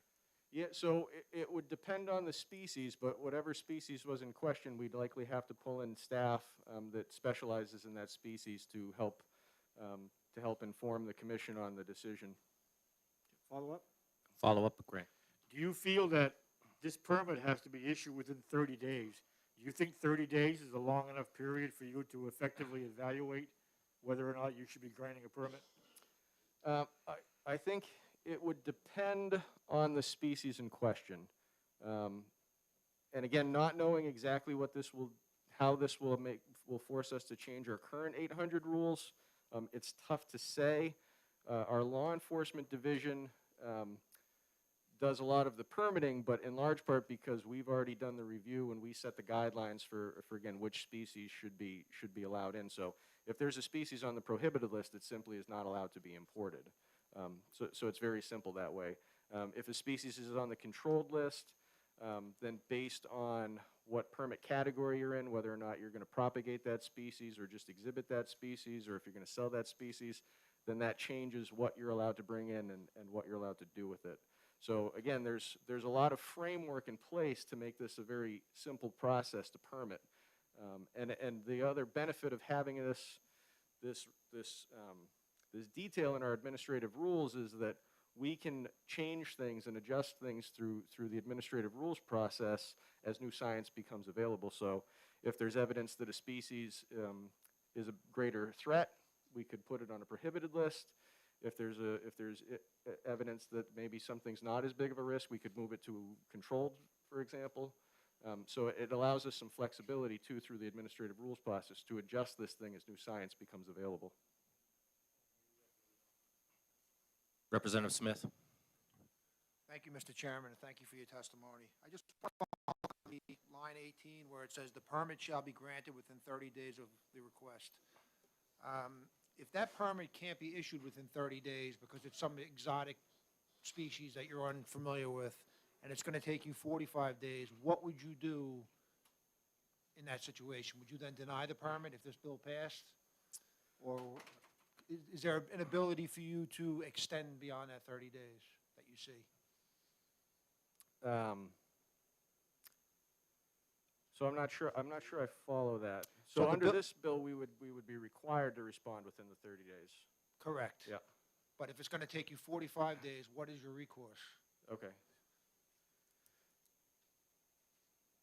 So are you asking if we had 45 days, would that be sufficient? No, I'm asking, it says the permit shall be granted within 30 days of the request. If you're not capable of completing the application within 30 days, what is your recourse at that point? Yeah, well, to be safe, probably to deny the permit. I would assume that within that period of time, we could probably make a decision. In large part because, again, a lot of this background research has been done on these species. I see the time frame as less of an issue. Okay. Thank you. Any other question? Representative Craig? Thank you, Mr. Chair. Thank you, Mr. Bergeron. Perhaps you mentioned this and I missed it because I was reading the bill. How many permits applications does the department receive every year? Our law enforcement division issues most of these permits.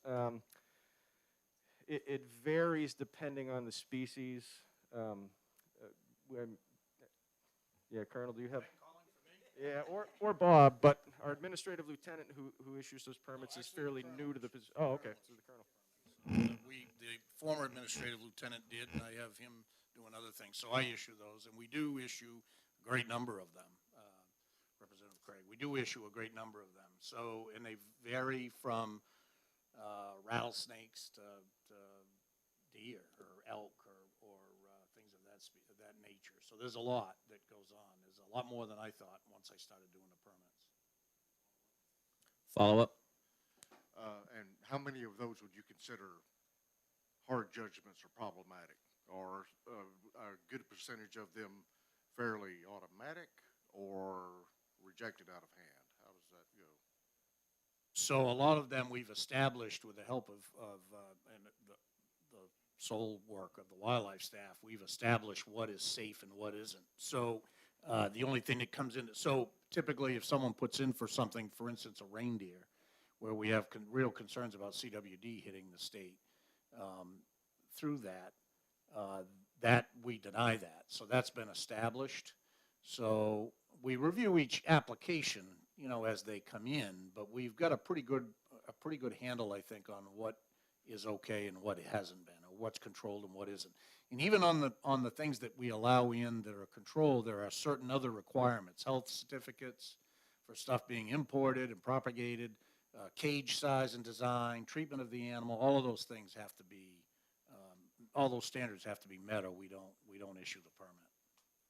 So it's an involved, I'm sitting back there listening to this 30-day window. It's an involved process sometimes, and when you've got to send an officer out to inspect an enclosure with the demands on their time now, that adds to that time frame.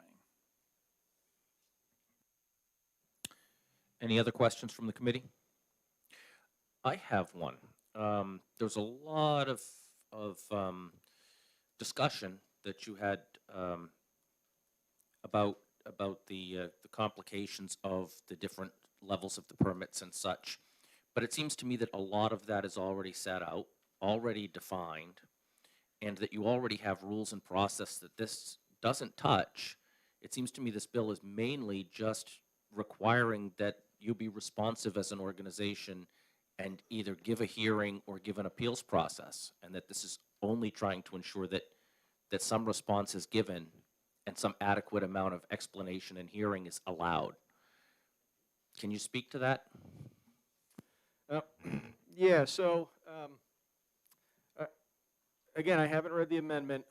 I do have concerns about the removal of some of the current language in the rule that allowed the executive director authority to set out different criteria for the issuance of these permits. I'm not sure if the amendment addressed that. I think if there were an appeals process, I guess the department would question whether or not the commission is the appropriate body to hear those appeals. Thank you. Any other questions from the committee? Seeing none, you're excused. Next, I have Eric Anderson from the New Hampshire Commercial Fishermen's Association opposing the bill, and you say you have got some written testimony?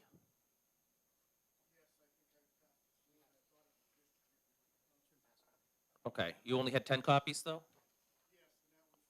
We'll make copies. We'll make copies, no problem. Thank you, Mr. Chairman and House Committee members. We have reviewed this bill and I stand in opposition of it. In essence, this legislation would allow the importation and release of live marine species or wildlife or eggs or progeny thereof, obtaining a permit from the executive director. Our opposition on this part of the legislation is firm. Introducing a foreign or non-native species into the habitat and ecosystem of our native species can have very controversial and negative effects that are irreversible or uncontrollable. I use one example that maybe you're aware of, and it wasn't because it was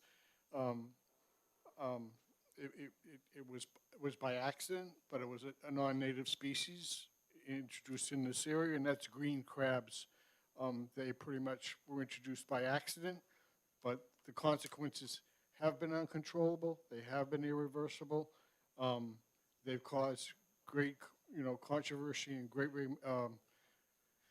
in the Great Bay Estuary down in Hampton, Seabrook, and they've overrun, and because they destroy eelgrass. So anyway, that's an example of how something can develop without the proper knowledge and then turn around and become such a negative consequence to our native species. Of additional concern in this legislation is the process of appeal as described. I think you might have understood from the previous testimony that the appeal would go through the Fish and Game Commission, and it's with no malice to that commission, but is beyond their authority. I mean, I think it's pretty well stated in the legislation that that's where any appeal would go, and it's just strictly because with respect to that commission, it's beyond their authority, it's beyond their knowledge to review and grant any type of appeal process. So we join our opposition with the New Hampshire Fish and Game Department, the New Hampshire Fish and Game Commission, and the Advisory Commission on Marine Fisheries. Thank you. Thank you for your testimony. Are there any questions from the committee? Seeing none, you can be excused. Thank you. Gino Marconi from Marine Fisheries Committee in opposition of the bill.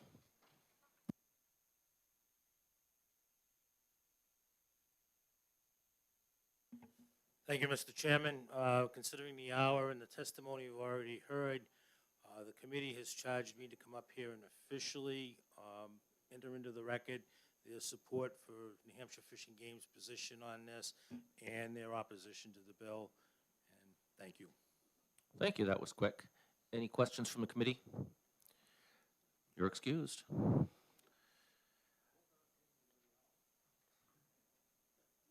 Jack Flanagan, supporting the bill. The Honorable Jack Flanagan.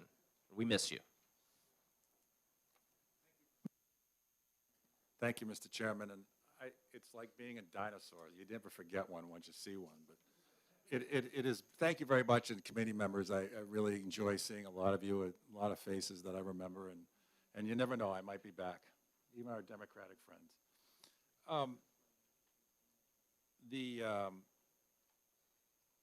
It's great. It is great being here, I've got to say. But anyway, this bill is really about power or authority. In other words, there's one man in the Fish and Game that's saying yes or no, how high you jump, whether you jump, and things like that. But is this not a unique process? The Real Estate Commission, the managers, the directors there, you can appeal it to the Real Estate Commission, any decision that they make. The Liquor Commission, as it relates to revocation, can be heard in front of the Liquor Commissioner. And I personally had to go in front of the Timber Tax Committee because of various processes that took place even at a local level. So this is not a new concept of having an appeal process going through a commission or a committee. All right, so everybody seems to be saying, well, oh, we're afraid of this disease or this illness, and we're really only talking about giving somebody a step before they have to take it to a superior court. Someone also brought up the issue about them not knowing. Well, a judge who adjudicates any case doesn't know everything about everything until it's been explained to them. So that's really the process that we're dealing with here. We're not specifically talking about breed and illness. So I just wanted to make that clear. We're talking about an appeal process, and that's it. Okay? And rightfully so, it could be denied by the committee. All right, so it's just a process that the citizens of New Hampshire should be able to exercise. All right. I support the bill because I had personal experience dealing with importation of animals from out of state.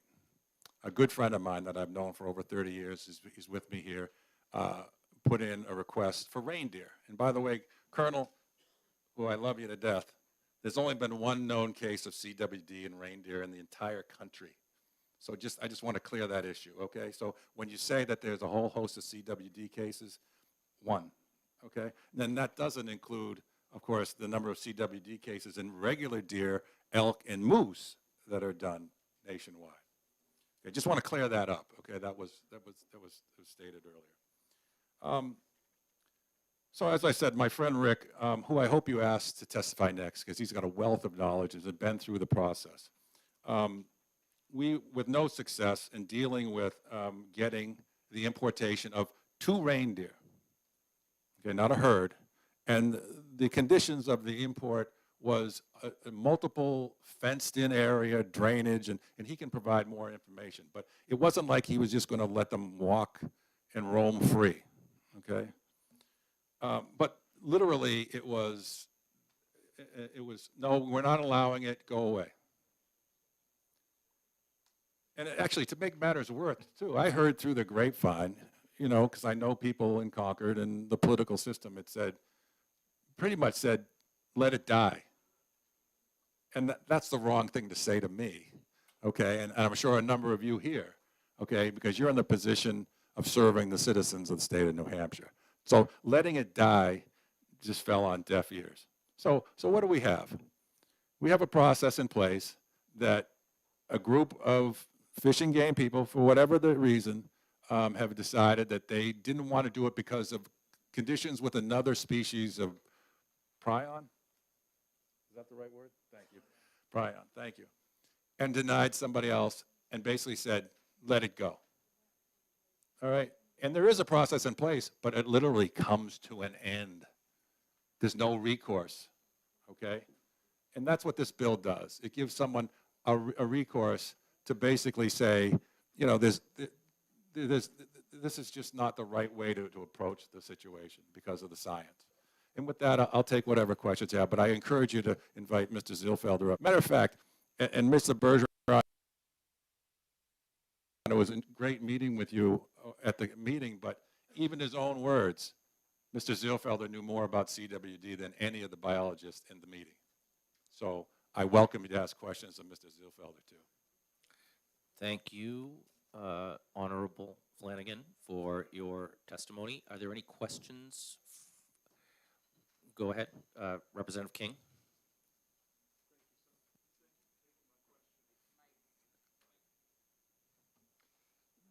You talked about it going to appeal, but the body that it would go to appeal to, the Fish and Game Commission, doesn't want it. So it seems to kind of...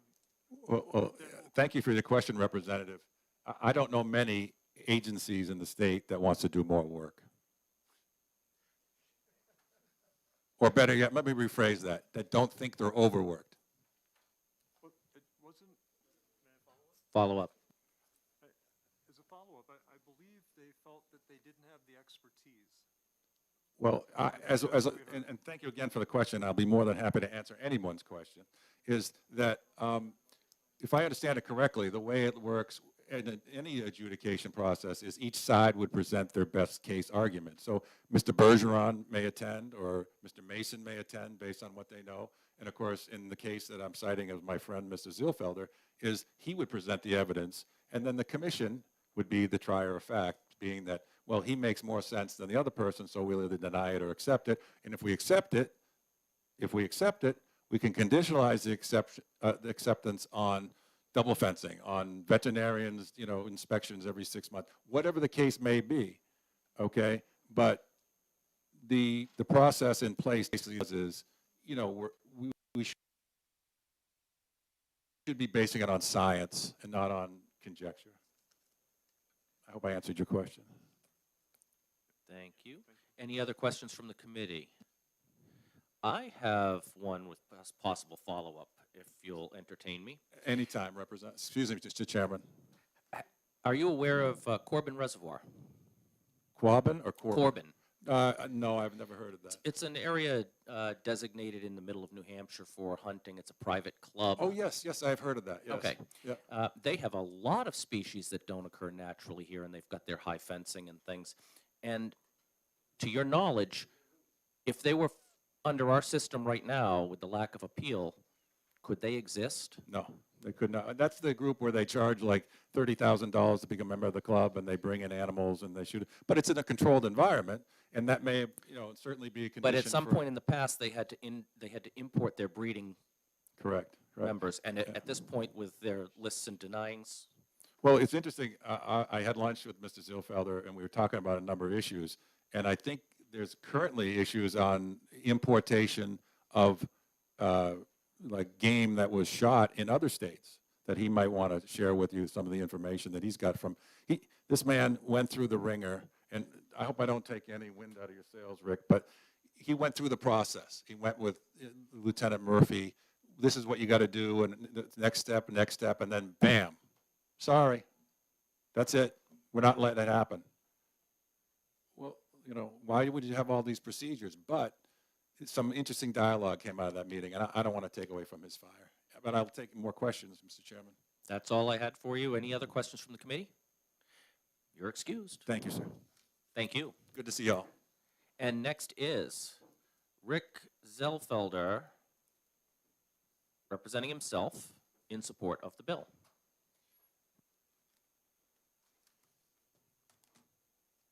Welcome to the committee.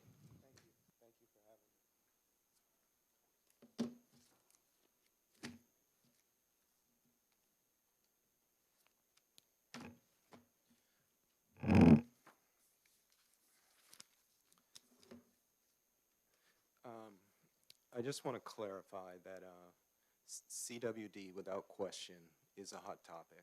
And I know everybody's ready to stand up and fight about their position on CWD. And I would love the opportunity to talk about prion disease. But we'd be 2 days on that information.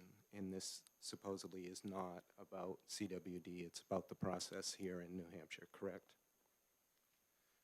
You are correct.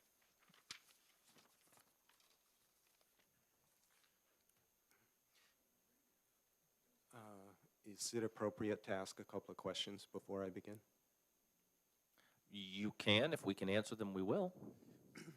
If you had a son, daughter, wife, husband, or loved one that was seriously hurt or died in a medical malpractice incident, would it be fair or just that the jury consist of only doctors that worked in the same hospital where the incident took place?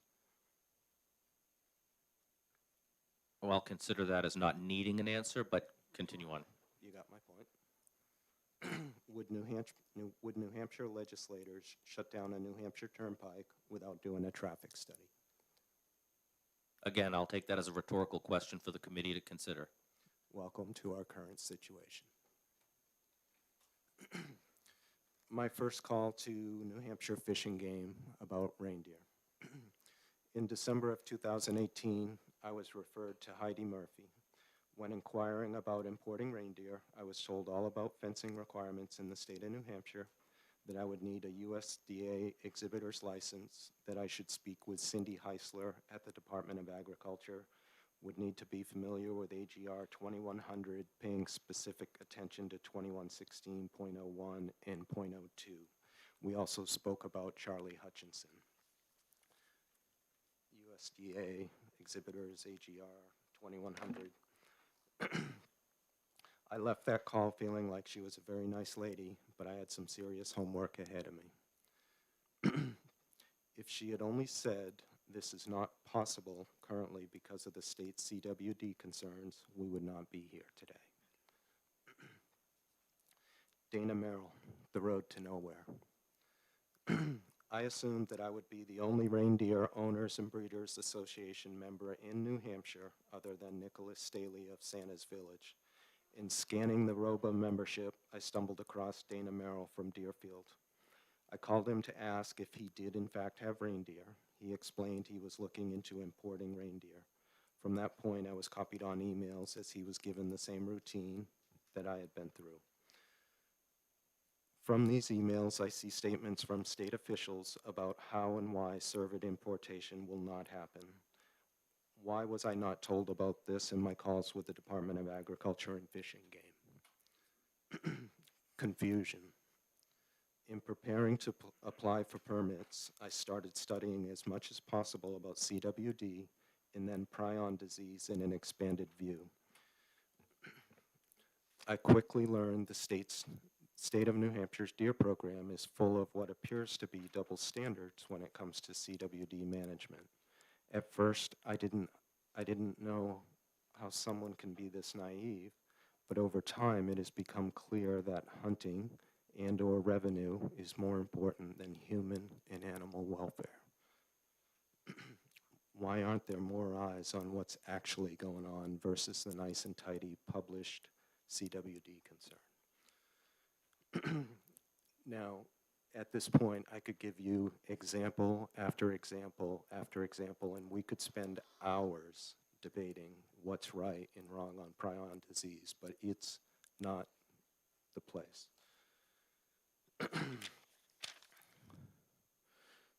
Department of Agriculture meeting. In the summer of 2020, the Honorable Mr. Flanagan organized a meeting with Mr. Jasper, Mr. Crawford, Mr. Flanagan, and myself.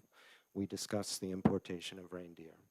A short time after that meeting, it was suggested that I create the importation permits as they did not currently exist.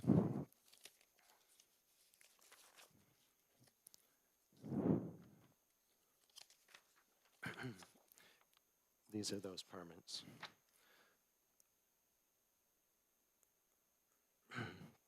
Why did Heidi Murphy give me a to-do list when there is no way past the gate? Why did Mr. Crawford not bring up the built-in loopholes regarding USDA CWD herd certification, especially when he has such a strong view about the program not working? Again, this comes from the emails that I was copied on, but they're all things that were kind of hidden and never discussed when asked about. USDA does have opinion about a bunch of those comments as well. Their responses make a tremendous amount of sense after visiting current cervid farms here in the state of New Hampshire. Next section, Heaven Sent. On November 2nd, 2020, my family finds a dead deer below our barn. It's covered in grass with no visible reason for its death. I call Ron Arsenal and tell him about our finding. He states it's probably a bobcat kill. Because of my concern with CWD, I asked if we could have it tested. He stated we don't do that in the state. I told him his response shocked me, especially since I was scheduled to meet with Mr. Mason on November 10th about CWD. Crickets.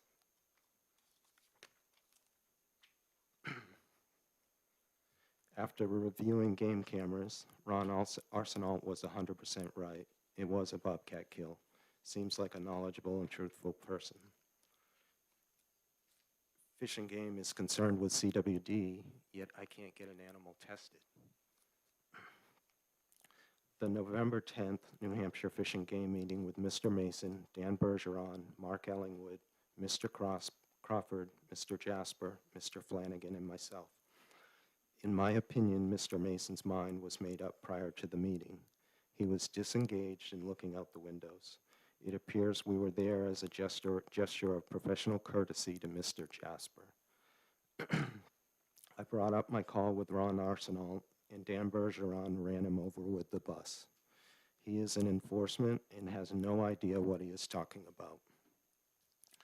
I tried to initiate a debate, was shut down, even when bringing up some of the double standards that currently exist in New Hampshire's CWD management approach.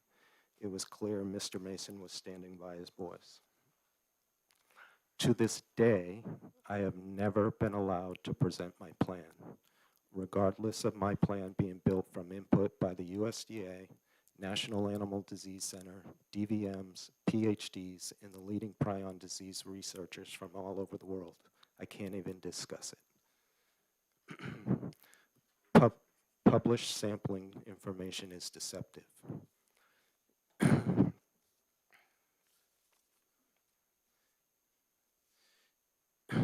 In a March 10th, 2021 email, Dan Bergeron acknowledges not having completed CWD tests since 2018.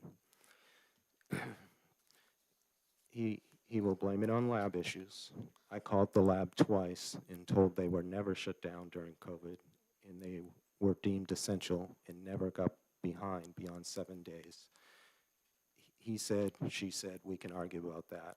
Regardless, there is no sense of urgency when it comes to sampling. I assumed logic was used universally. Here's a 4-page list of APHIS-approved CWD testing labs.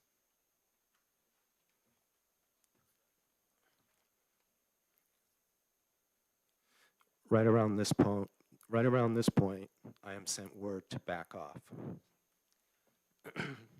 Let's go back to Ron Arsenal is enforcement and doesn't know what he is talking about.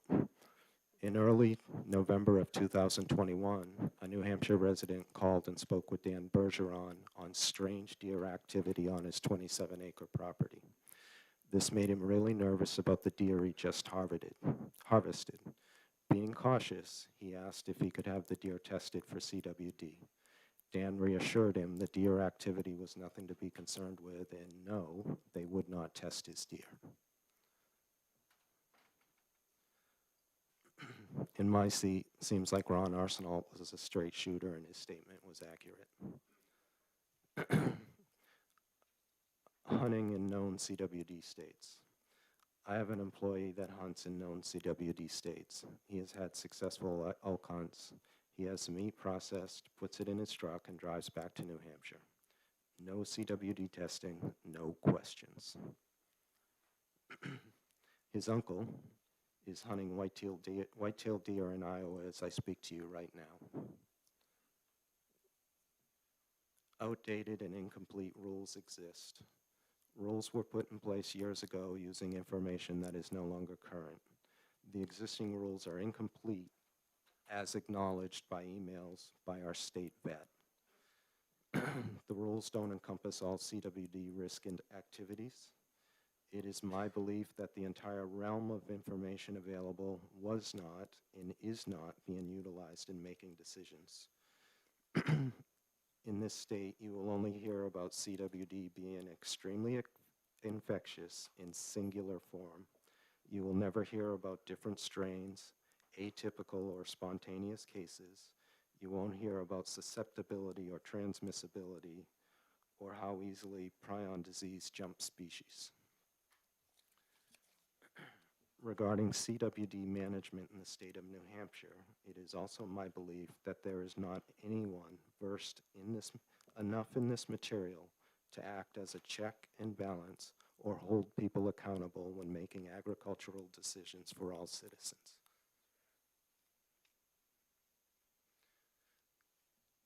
I'm done.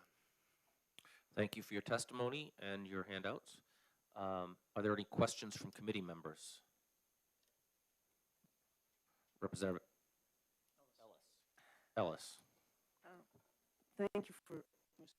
Chairman. If someone hunted a deer in Iowa and then they brought the meat to New Hampshire, then it wouldn't be inspected? Is that what you're saying? That's currently the case. Thank you. Any other questions from the committee members? Well, one other comment on that too. So Dan talked about using science, and that's actually a very good comment, and it's true. But I would ask you to think about DNA testing. And in the 80s, when DNA testing came around, you needed a lot of material to test, and you were very, very limited on what test could be done. Today, you can take an extremely small amount of DNA, continue to build it and process it and then perform an array of different tests on DNA material. CWD science is very, very similar. What we know today versus what went on in 2015 and 16 are worlds apart. Thank you for that. Any other questions from committee members? Seeing none, you're excused, and thank you again for your testimony.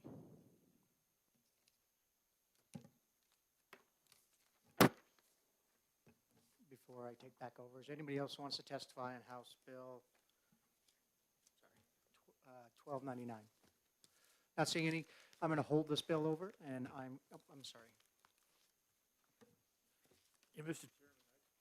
Chairman, I had a question for the exec. Willing to answer it? Yes, if he's willing to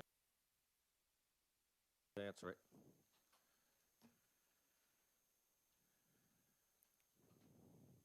How you doing? Good.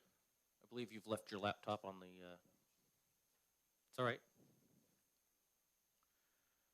It's just a question that I have in my mind. On the bill that's being presented under Section 1, it says upon petition and within 45 days, the executive director to deny a permit requested under RSA 207, and upon a majority vote of a quorum of commissioners, may reverse such decision by written ruling issued within 14 days of the hearing.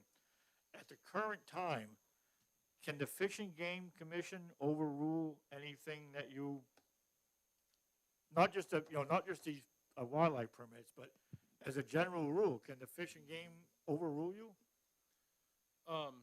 Careful, because they're the ones who hired you. They have certain authorities, and when you read through, I apologize. First of all, my name is Scott Mason. I'm the executive director of New Hampshire Fish and Game. When you read through Fish and Game law, it's kind of like grandma's patchwork quilt. And there are certain authorities that the commission has and certain authorities that the director has. Sometimes I need to tell them what I'm doing. Sometimes I need to ask permission before I do it. And sometimes there's something somewhere in between that we have to do. But it all depends on what the issue is, and it depends on the exactly what the RSA is. Follow up? Yeah, I just asked a question because I wasn't.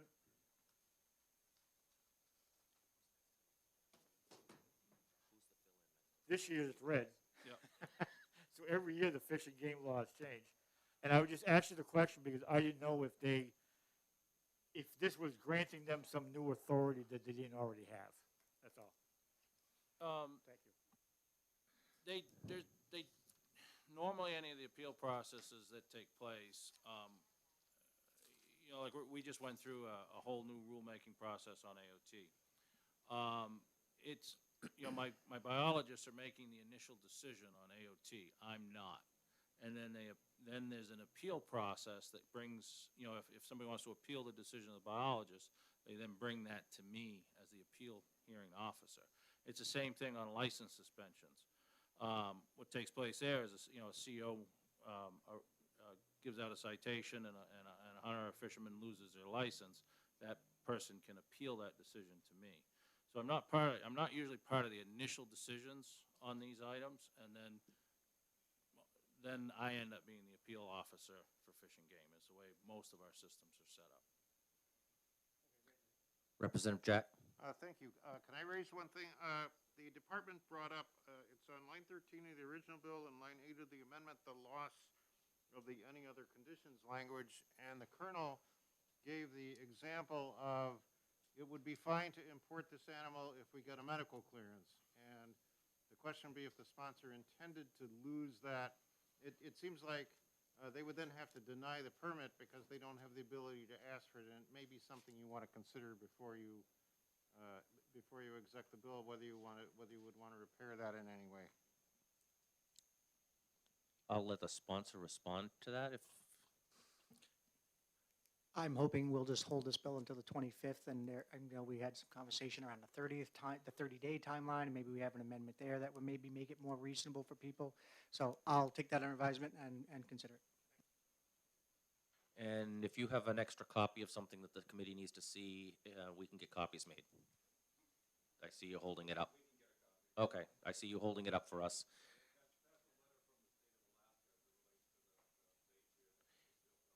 Would probably be of interest to the committee, and we'd welcome it. 20 copies, please. We've got our person that'll make copies. Any other people wishing to testify or questions? All right. There being no further testimony, we're going to hold this bill over to the 25th, and we can have some discussion. If anybody's interested, feel free to reach out to me if you think there's a place we can have some accommodation, and I'll be happy to draft an amendment to deal with people's concerns. With that, I'm going to close the public hearing on House Bill 1299. Next up is House Bill 1356, an act relative to the taking of gray squirrels. And with that, I am going to recognize the prime sponsor of the bill, Representative Amanda Bolden, to introduce and speak to the bill.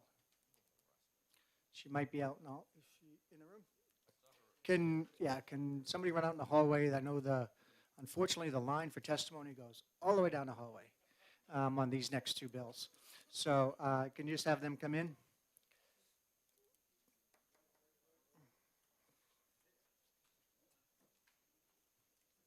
And again, if anybody's wishing to testify, please make sure you turn in your pink cards.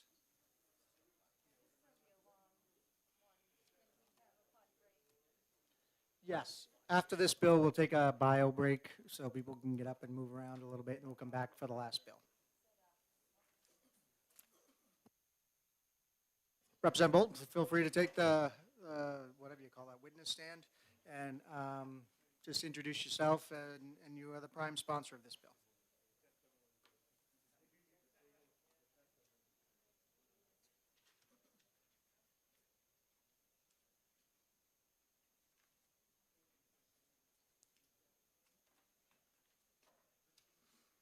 Hello. Sorry for being outside. I figured you guys had a really long day ahead of you, and I was just getting comfortable. My name's Amanda Bolden. I represent Hillsborough District 12, and here to discuss with you the baby squirrel bill. So I don't serve on this committee, and I've never testified here before, not that I recall anyway.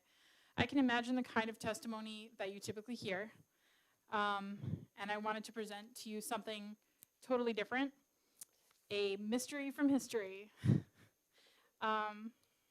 So if you'll oblige a little, I have a little short story for you, and I'd like to know what you think.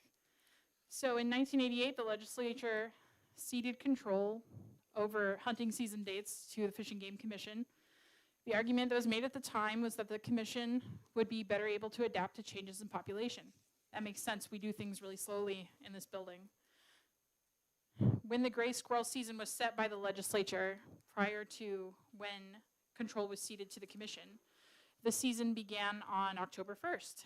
And as you know, as I assume you know, given the committee that you serve on, the Fish and Game Commission currently sets the season to begin on September 1st, so a full month earlier. When the Fish and Game Commission was given authority to set the dates back in 1988, 1989, it maintained the same starting date of October 1st until 2004. And it was in 2004 when a proposal came forward to change the starting date to be the last Saturday in September. I feel like maybe this is the most boring topic in the world, but I don't know what other bills you've heard today. So I've provided packets to you that show documentation of conversations in the commission where there was a proposal to change the date for the gray squirrel, the cottontail rabbit, and the snowshoe hare to the last Saturday in September, which is just a few days prior to the October 1st date that was originally set by the commission. So it seemed like they were only, in 2004, they were only trying to change it by a few days. When the new rule was formally adopted, only the snowshoe hare and the cottontail rabbit were given a starting date of the last Saturday in September, and strangely, the gray squirrel was inexplicably given a starting date of September 1st. Interestingly, when I put in a research request here at the State House to find out more, the research department wasn't able to find anything. There's no paper trail showing that any motion was actually made to change the date for the gray squirrel to September 1st. It genuinely seems like this might be a typo. In fact, the State House researcher reached out to Mike Morrill at the Administrative Rules Division and learned that these kinds of typos have happened before, and that he believes that the date is set at September 1st, maybe by accident. It could just be a... So all of this is in the packets that I gave to you. They're really short. Also, the first page of the packet is some data from someone that I think is not testifying today, in case you're interested in what the wildlife rehabbers are seeing. And I know that you're going to hear, and I'm very sorry, that if a lot of time is spent today hearing opinions that I know that you've heard before, opinions for and against hunting, opinions about the right to hunt or the rights of animals. And that's not what this bill is about. I genuinely believe that there's just been a clerical error. If you can find, like I said, this is a mystery, if you can find documentation explaining why the date was set at September 1st after the entire discussion revolved around the last Saturday in September, I'd love to see it. Our researchers couldn't find it. So it seems like the intent on the part of the commission originally in 2004 was always to keep it pretty close to October 1st. And, I think it's pretty obvious the intent of a hunting season is to preserve a population. And if your limit is 5 squirrels a day, but some of those squirrels have young comes back to the nest, you're bagging more than 5 a day effectively. And that's a problem because the purpose of a hunting season and limits on hunting is to ensure that the population remains for future hunting. And it's that sort of potential mismanagement that works against the entire goal of a hunting season and limits on hunting. I feel that this date of September 15th is a reasonable compromise. I think that it preserves the need of the Fish and Game Commission to have the ability, like that open-ended ability to set dates in accordance with population changes. I hope that it strikes a balance between what the two teams in this room kind of are wanting. And I also want to mention, to kind of underscore the possibility that the September 1st date is just a clerical error. In Maine, the season begins September 25th, which is pretty close to the last Saturday in September. In Massachusetts, the day floats a little based on holidays, but in one zone in the state, it begins September 13th. And another zone, it begins October 15th, so it's a lot later. And in Rhode Island, it begins October 16th. So I think that generally, there's always been an intent for the beginning of a gray squirrel season to be around the 1st of October. And I think that if you look at the documentation, you'll see that it appears that September 1st is just a mistake. And that's the whole point of this bill. Thanks for your time. Thank you. We'll start. Any committee members have any questions? I just have one.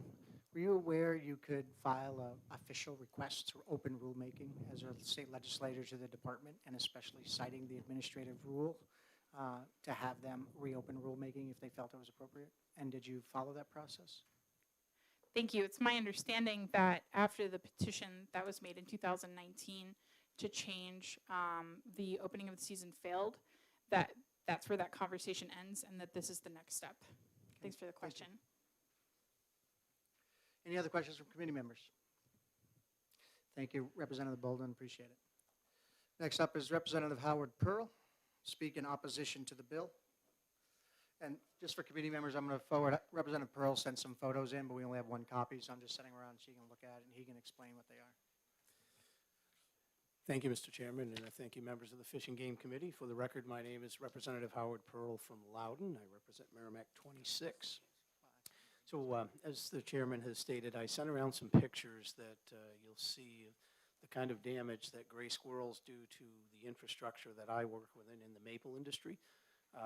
You'll see that there's some pieces of tubing, the plastic tubing that we use that are very much destroyed. And I also sent a picture of one of my buildings that houses some of my maple equipment that we have to keep warm, that the squirrels got into the building and just destroyed it. So I am here opposing shortening the season. In fact, I'd very much recommend to the committee that you lengthen the season or completely abolish it, just like we have with any of the other rodents in the red squirrels or chipmunks or any of the others. They do a tremendous amount of damage that we deal with in the agricultural industry on a very regular basis. Gray squirrels probably cost my business well in excess of $10,000 to $20,000 a year in the damage that they do in the woods, in the lines that we use for the maple collection, and again in my buildings. I recognize that many people think that gray squirrels are pretty and they're cute and they're fun to look at, and that they probably all are, but I can tell you, if you've spent the thousands of hours in repairing the damage that they do, and I wish I was exaggerating, just on my own farm, I spend literally thousands of hours repairing what they destroy, and I can tell you that all throughout the state, we have a vast collection of maple producers who would very much back the feeling that these animals do a lot of damage. So I would encourage the committee certainly not to shorten the season. And if you really want to do something that would benefit agriculture, you'd consider abolishing the season and letting us deal with them in the manner that we need to sort of protect the infrastructure and the business that we have in place. They do a tremendous amount of damage in the fields, in my crops too, in the squash, and especially winter squash, because they're chasing the seeds as we approach winter. So we have a lot of damage between them and the field mice as they're chewing the product and making it unsaleable for us. I won't take any more of your time. I know you've got a ton of people that want to testify, and you've got a lot on your next bill, but I'll certainly entertain any questions if there are Thank you, any. Representative. Any questions from the committee? Representative Laflamme. Thank you, Mr. Chairman. Thank you, Representative Pearl. Quick question. Sure. Based on your testimony, I just had a question for myself. It's a hunting season. Do you know of anybody who hunts gray squirrels, or did they just kill them because they're eating pipes? So there are a few people that do hunt, and it's a great question, and thank you for it. There are a few people that will hunt, and we certainly encourage anyone that's interested in wanting to come out and take care of, wanting to do that hunting, but there's not a lot. These animals are very prolific, and we eliminate what we can of them reasonably to try and protect our infrastructure, but we fall behind every year. I mean, again, I can't tell you the vast amount of damage that they do on these systems. They may chew every 6 inches on a piece of pipe at times, and I have more than 450,000 feet of pipe on my farm.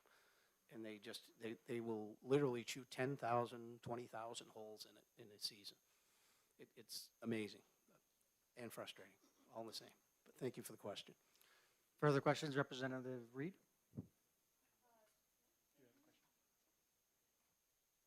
Thank you, Mr. Chair, and thank you for taking my question.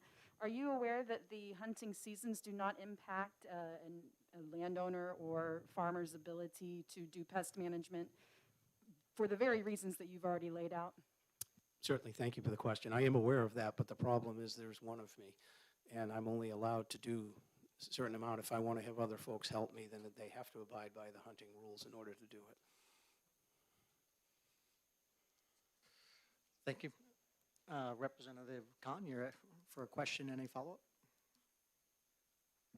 Thank you, Mr. Chairman. Thank you, Representative Howard, for taking my question.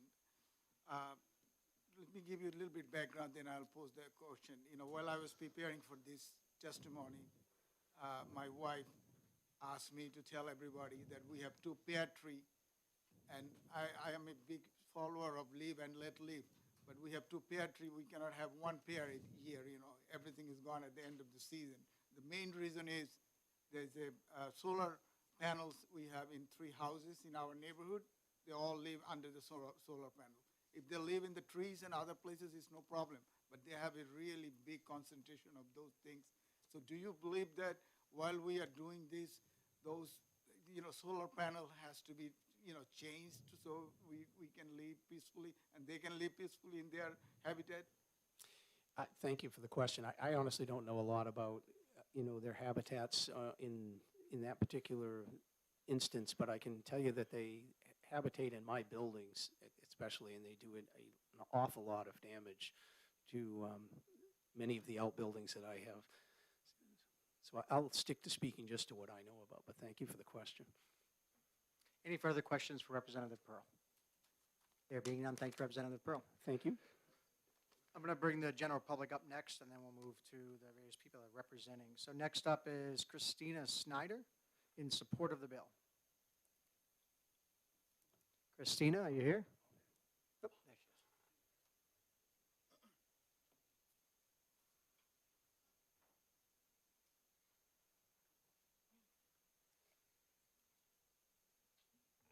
Good afternoon.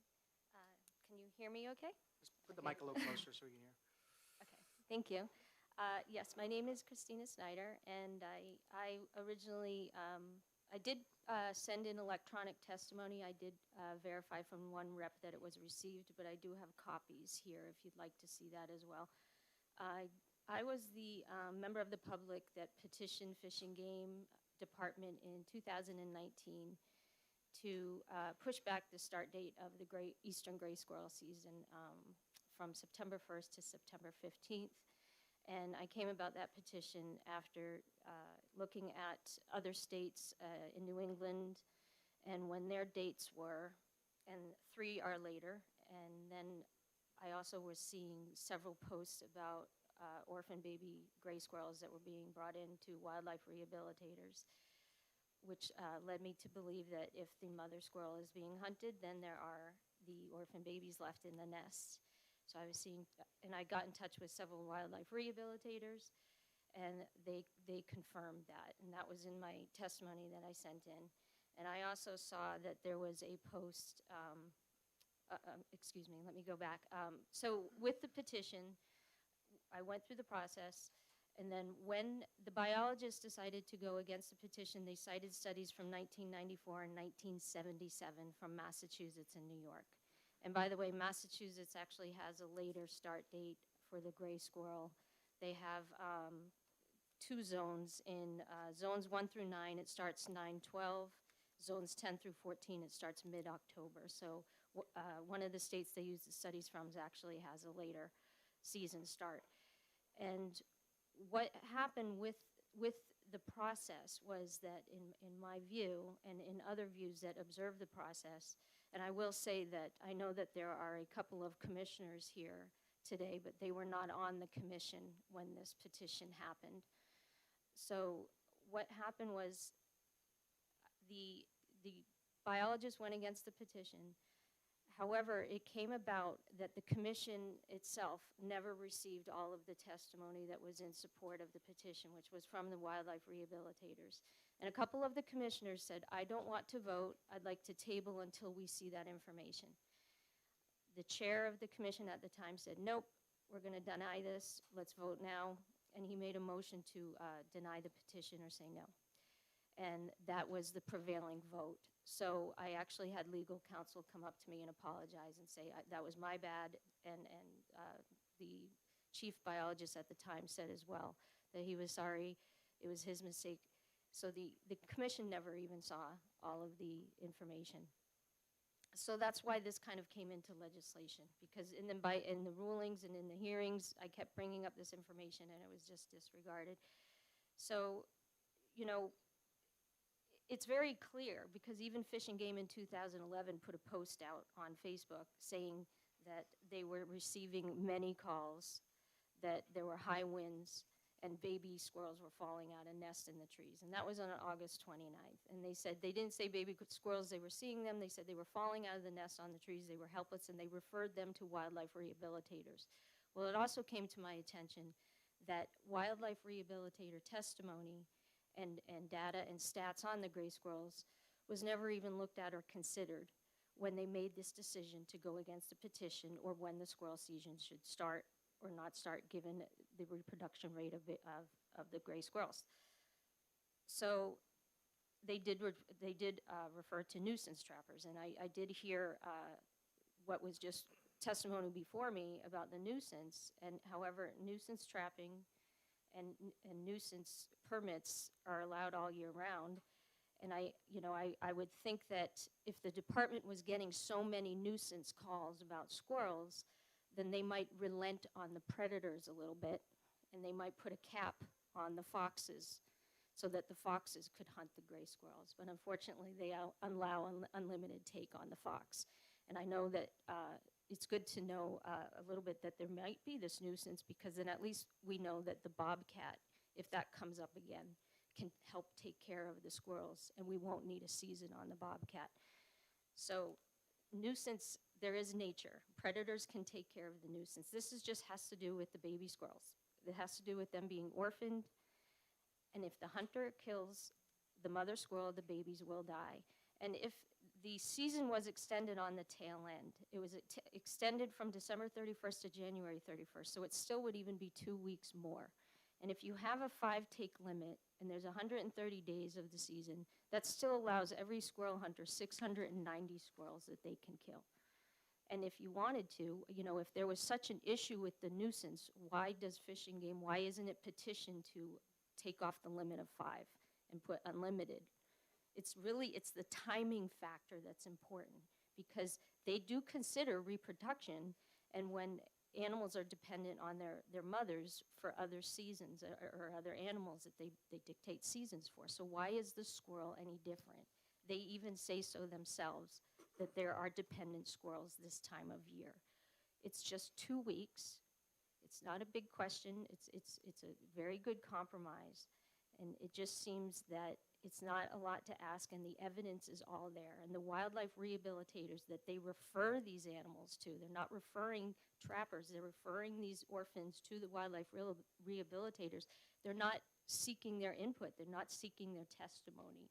And the wildlife rehabilitators, they know the most about the reproduction and what the needs are of an orphan squirrel and how much they need to be dependent on their mother. So that's why we're here today. Thank you, Ms. Snyder. Any questions for Ms. Snyder? Seeing none, thank you for coming before the Fish and Game Committee, and thank you for your testimony. Next up is Robert Kessling, who is representing himself from Manchester, and he is in support of the bill.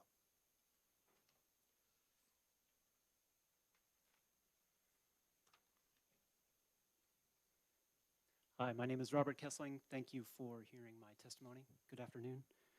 I'm proud to support HB 1356, which seeks to delay the season for just 2 weeks. Although this may not seem like a lot of time, these 14 days make a huge difference for the population.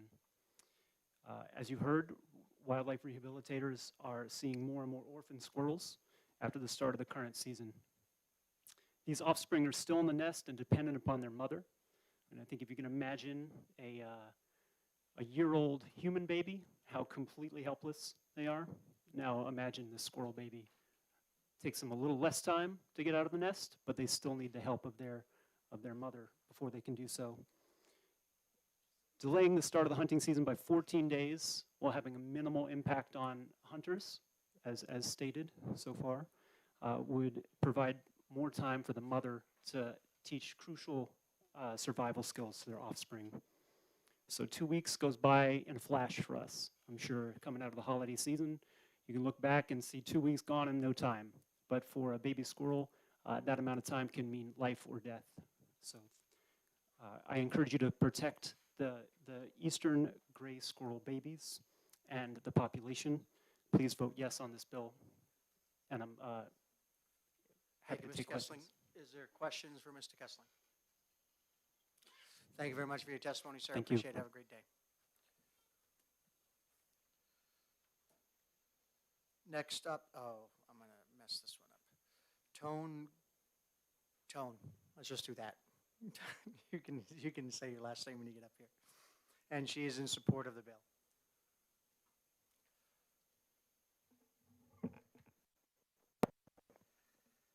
Thank you for having me here today.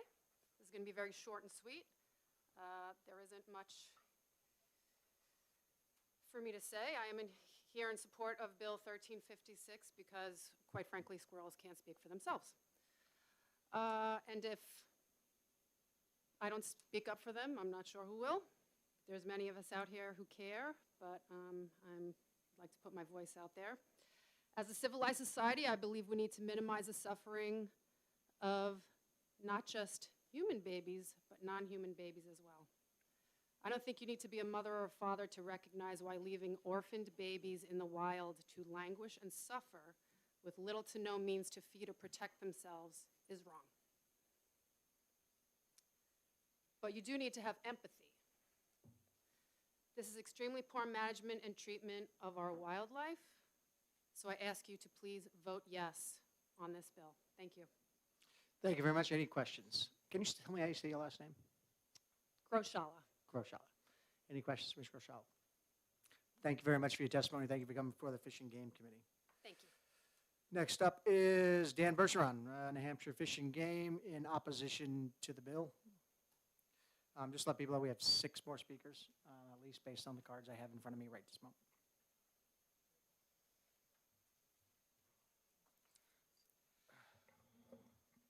Good afternoon again. Dan Bergeron, Chief of the Wildlife Division for New Hampshire Fish and Game, here representing the department and the commission in opposition of HB 1356. Gray squirrels have a hunting season in all 5 New England states and New York. As has been mentioned in previous testimony, hunting seasons vary. There are a number of states that start later than New Hampshire. There are a number of states that start at the same time. So New Hampshire, Vermont, Connecticut, and New York all have similar start dates of September 1st. Hunting seasons vary from state to state on a routine basis. Some of it is based on biology. Some of it is just based on tradition of where the seasons typically took place. So it's not unusual to have variation in start dates or end dates of hunting seasons. Some of it deals with the amount of hunting pressure and how that might vary, environmental factors. There's a number of reasons why season start dates or end dates might vary between states. The department tracks both hunter effort and hunter observation rates of squirrels through our small game hunter survey. Data from this survey indicates that there's very low hunting pressure on gray squirrels. Approximately 9% of small game hunters pursue gray squirrels. Squirrel observation rates that we get from this hunter survey, so that's the number of squirrels seen per 100 hours of hunting, have been stable or increasing in the state over time. Squirrel populations are largely driven by natural food availability and weather patterns, and annual fluctuations in their population levels are common.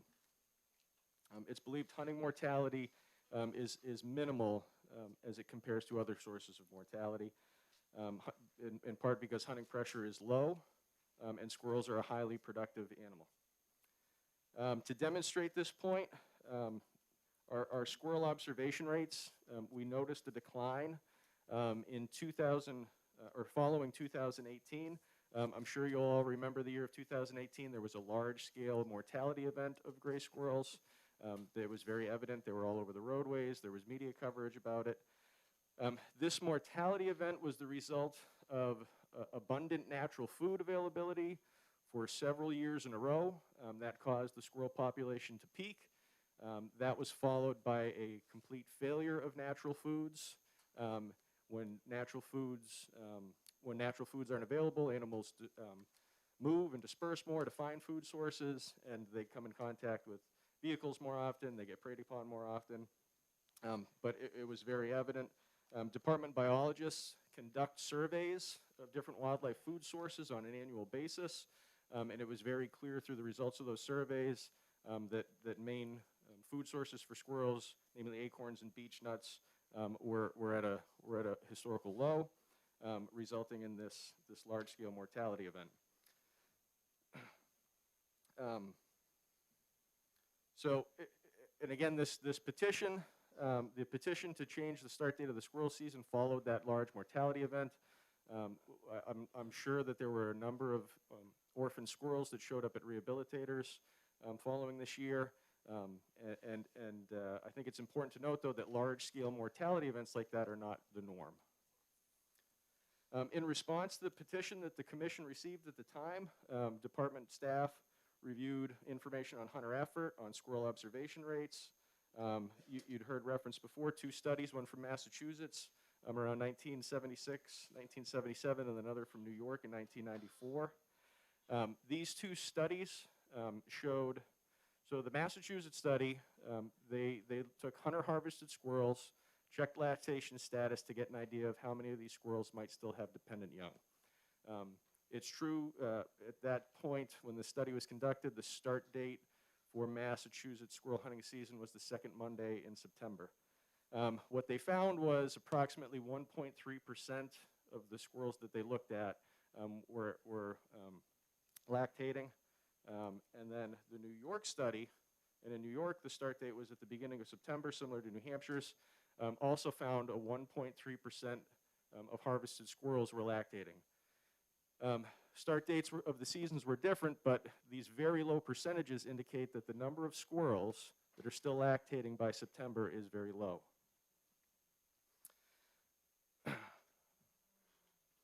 We did not consider, the department did not consider information from rehabilitators, in part because the information that we receive from rehabilitators is not always complete, so they don't necessarily indicate whether a squirrel is dependent young or not.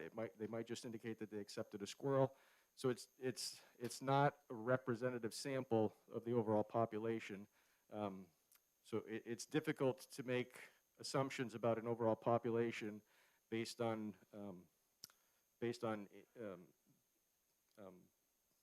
animals that come into rehabilitation centers. Again, a lot of these animals are likely coming from homes. If someone trapped an animal or did work to keep them out of their house, then that's where people are likely coming in contact with these animals.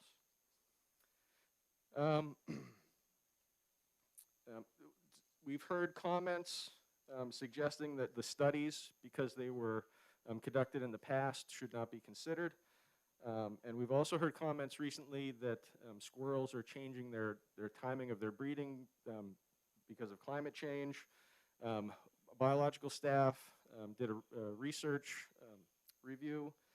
We could not find any research that indicated that the timing of breeding is changing as a result of climate change. What the research does show is that the main cue for reproduction in squirrels is photoperiod, or length of day. This is a common reproductive cue in wildlife species. It is consistent and it does not change over time. So from year to year, it triggers hormone production and then reproduction, and it is used specifically because it is consistent. As an example, deer are another species whose reproductive cue is photoperiod or day length. The department has conducted studies on reproduction of deer in the state. We conducted a study in the 1980s and then a similar study in 2013, and we found no significant difference in the timing of reproduction. So historical studies on reproduction of species that are cued by photoperiod are still relevant.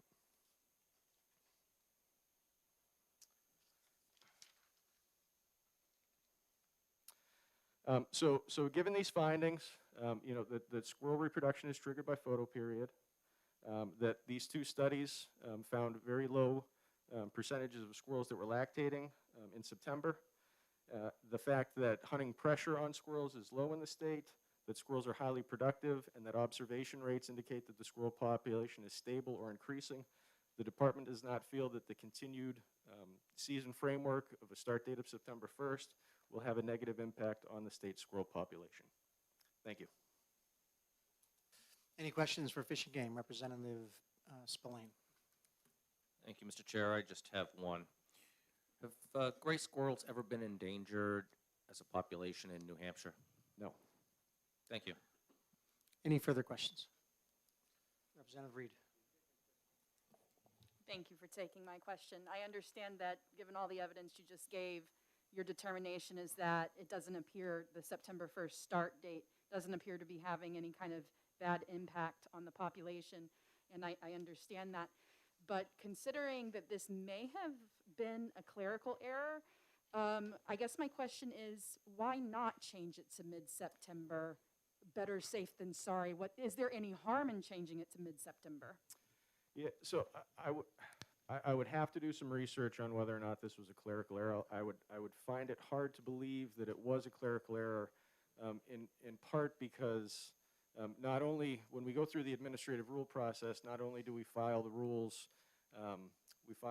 through JLCAR and Legislative Services, They do all their reviews there. But, I mean, we give presentations to the public where these dates are posted. All this information ends up going into our hunting digests and online. So the likelihood that the date would have been missed in all those different places seems unlikely to me.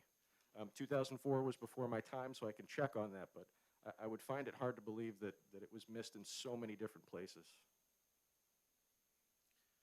Just as a simple follow-up, because I serve on Jalcar, doesn't your rules have to be reaffirmed every 10 years?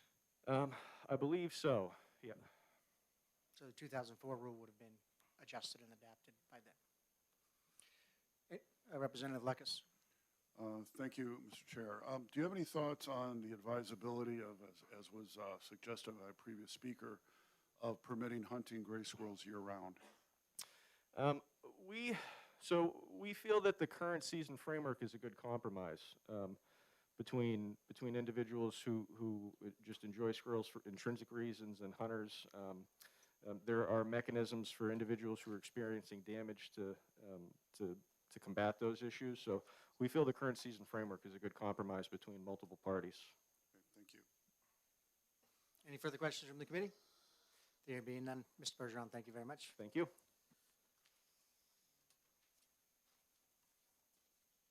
So we have 4 more speakers. Mr. Bosworth, in support of the bill.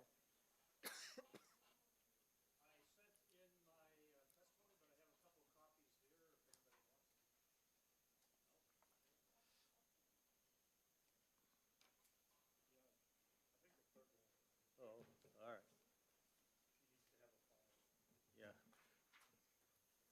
Well, the first thing I'd say, well, Mr. Chair, members of the committee, the first thing I'd say, it's really unfortunate that this kind of issue has to be brought before the legislature, but considering that, in my opinion, New Hampshire Fish and Game dropped the ball on the rationale for denying the petition, I think there's a process here that is not consistent with sound science. Now,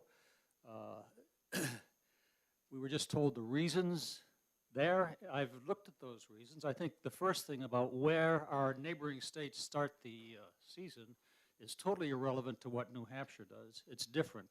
Seasons change depending upon the latitude, and if anybody is I guess, interested in what the seasons are going all the way down the eastern seaboard, you'll find that as you go further south, the seasons are later.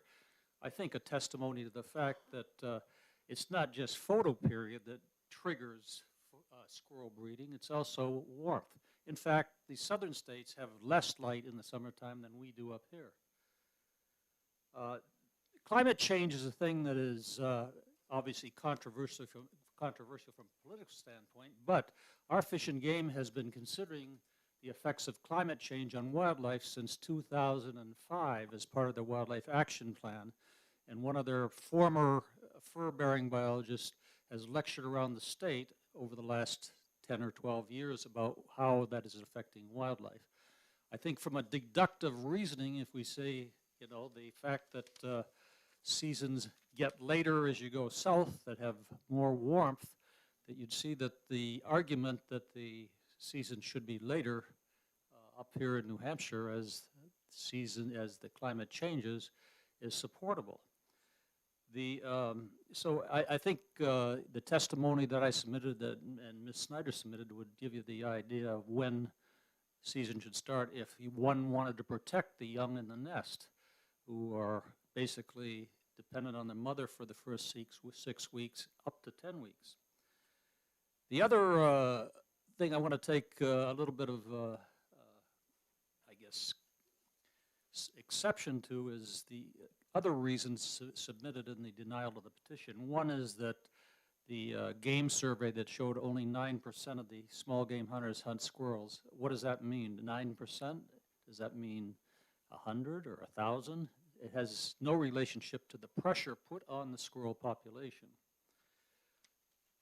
The so-called literature that was cited in the denial of the petition are essentially internal progress reports that are not peer-reviewed at all. In fact, the number of 2% lactating is basically contradicted by the Massachusetts report that shows that squirrels in September and October have, I provided this as part of the thing, the percent of adult females with enlarged teats ranges from 60 to 100%, suggesting that they are lactating all the way through, maybe the end of October.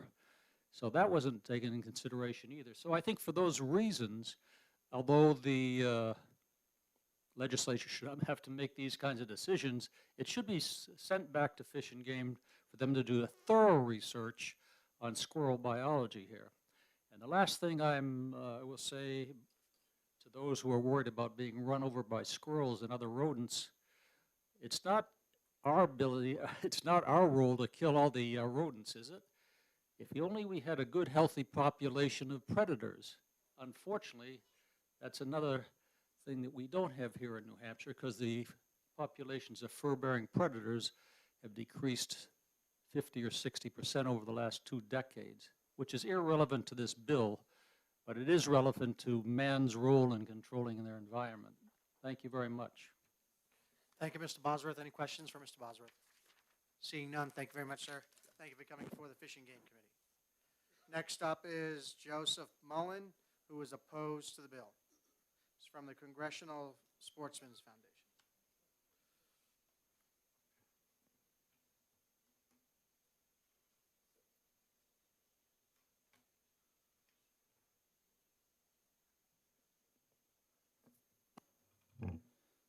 Good afternoon, Chairman Lang and honorable members of the House Fish and Game and Marine Resources Committee. My name is Joe Mullen. I'm from Grafton, Massachusetts, and I'm the Northeastern States Assistant Manager for the Congressional Sportsmen's Foundation. I appear before you this afternoon to express my strong opposition to House Bill 1356. I plan on supplementing my testimony with a letter of opposition, so I'm just going to provide some of my primary arguments against this bill. Simply put, House Bill 1356 would subvert the New Hampshire Fish and Game Department's authority when it comes to setting the gray squirrel hunting seasons. The first and likely most obvious case for not stripping the department of this role is that the department is in the best position to make sound, science-based management decisions.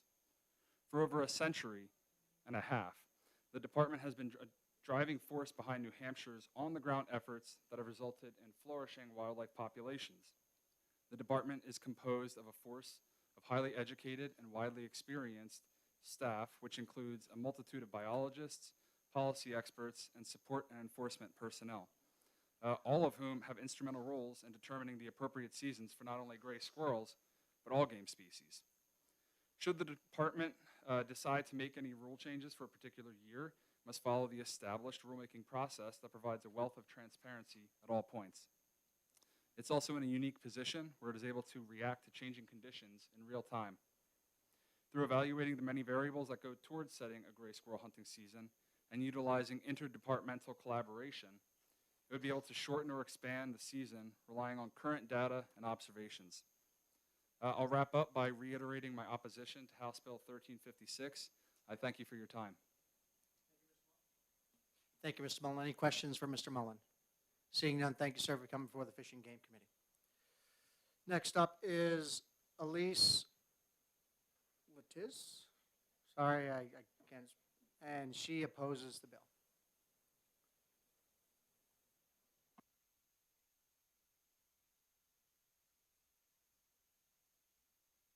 Sorry, Elise Letitia.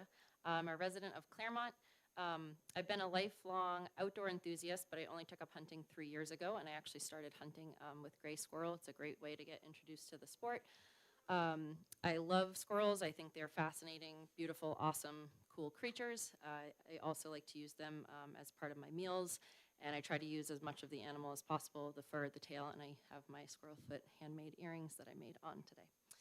But I'm not speaking personally. I am speaking on behalf of BHA again. I've condensed this a little bit because we'll be submitting written testimony.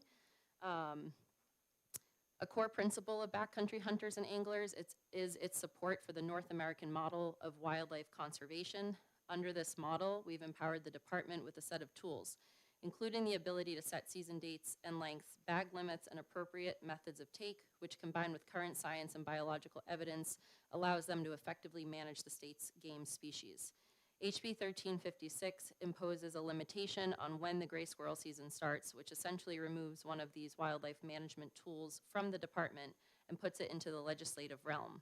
Going forward, this would hinder the department's ability to fulfill their mandate, maintaining that solely the department has the ability to set season dates, and also helps to ensure that changes are motivated by biological evidence and management needs as opposed to public opinion and preferences. For these reasons, on behalf of BHA's members in New Hampshire, we ask that you oppose HB 1356. Thank you all for the opportunity to speak today and for taking our comments into consideration. Thank you, Elise. Any questions for Elise? Seeing none, thank you again for coming before the Fish and Game Committee. Last speaker is Kyle Baker of the New Hampshire Wildlife Federation in opposition to the bill.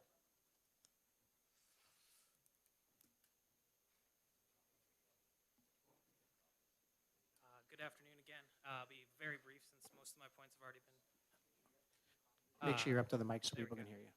Most of my points have already been taken, but I'm Kyle Baker here on behalf of the New Hampshire Wildlife Federation with concerns about this particular bill. Our main concern doesn't deal with whether or not which date the season should be set at. It's how the season is set.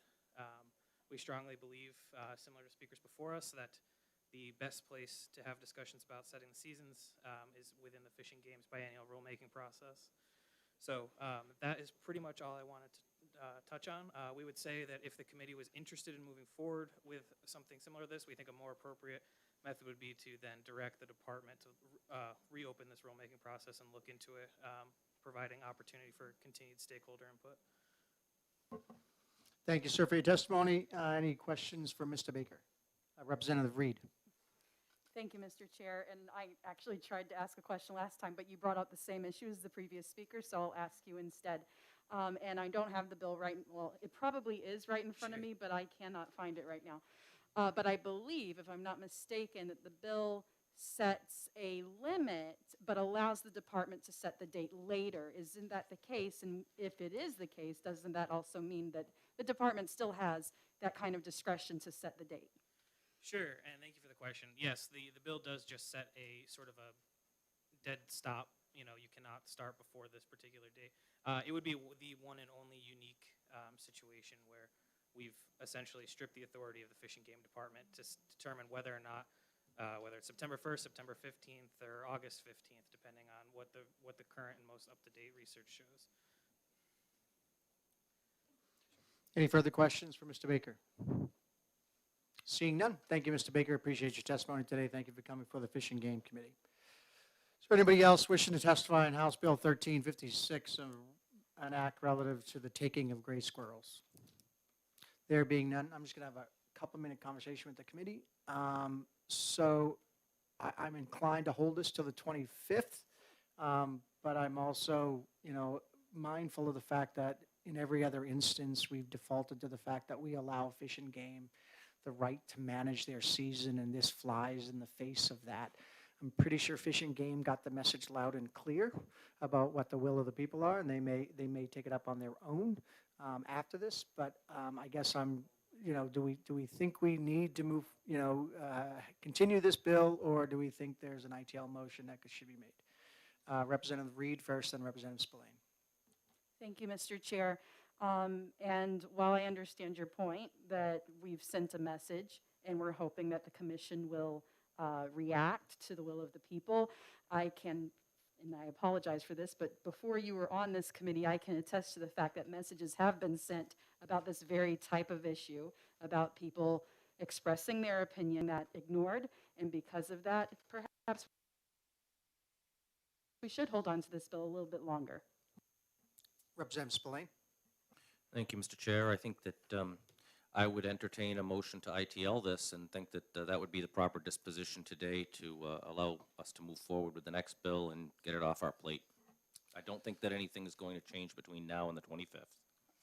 I move to ITL the bill. No, we're not in executive session. We're just in discussion right now, so there's no motions on the floor. I'm gonna hold the bill till the 25th. I think it's reasonable for the members to have further discussion about this. And again, about that policy we generally have about leaving hunting seasons and taking seasons to the purview of Fish and Game and not putting them in statutes. That leads us down a road I'm not sure we want to go, talking about every species and what the hunting season should be, and whether we leave that with Fish and Game. But I'll leave it to the 25th, and with that, I'm going to close the public hearing on House Bill 1356. We're going to take a few-minute recess. Let's come back at 4:05, so you've got about 13 minutes. Use a bio break, stretch your legs, and we'll come back and we'll take up the final bill of the day, which is House Bill 308.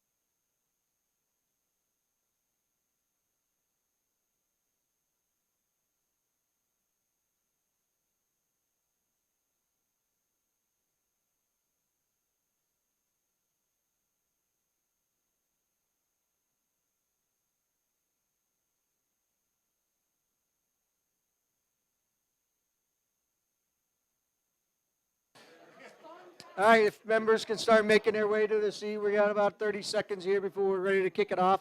I will tell you, we have 20 cards of people who wish to testify on this bill. And because of that, I'm going to limit testimony to 2.5 minutes. Give people time to testify, but try to tight. That does not apply to the sponsor and does not apply to the department who is generally answering all of our questions as the expert in the field. So those two the agency itself and the sponsor will be able to speak for as long as necessary as they need to answer our questions and to give testimony.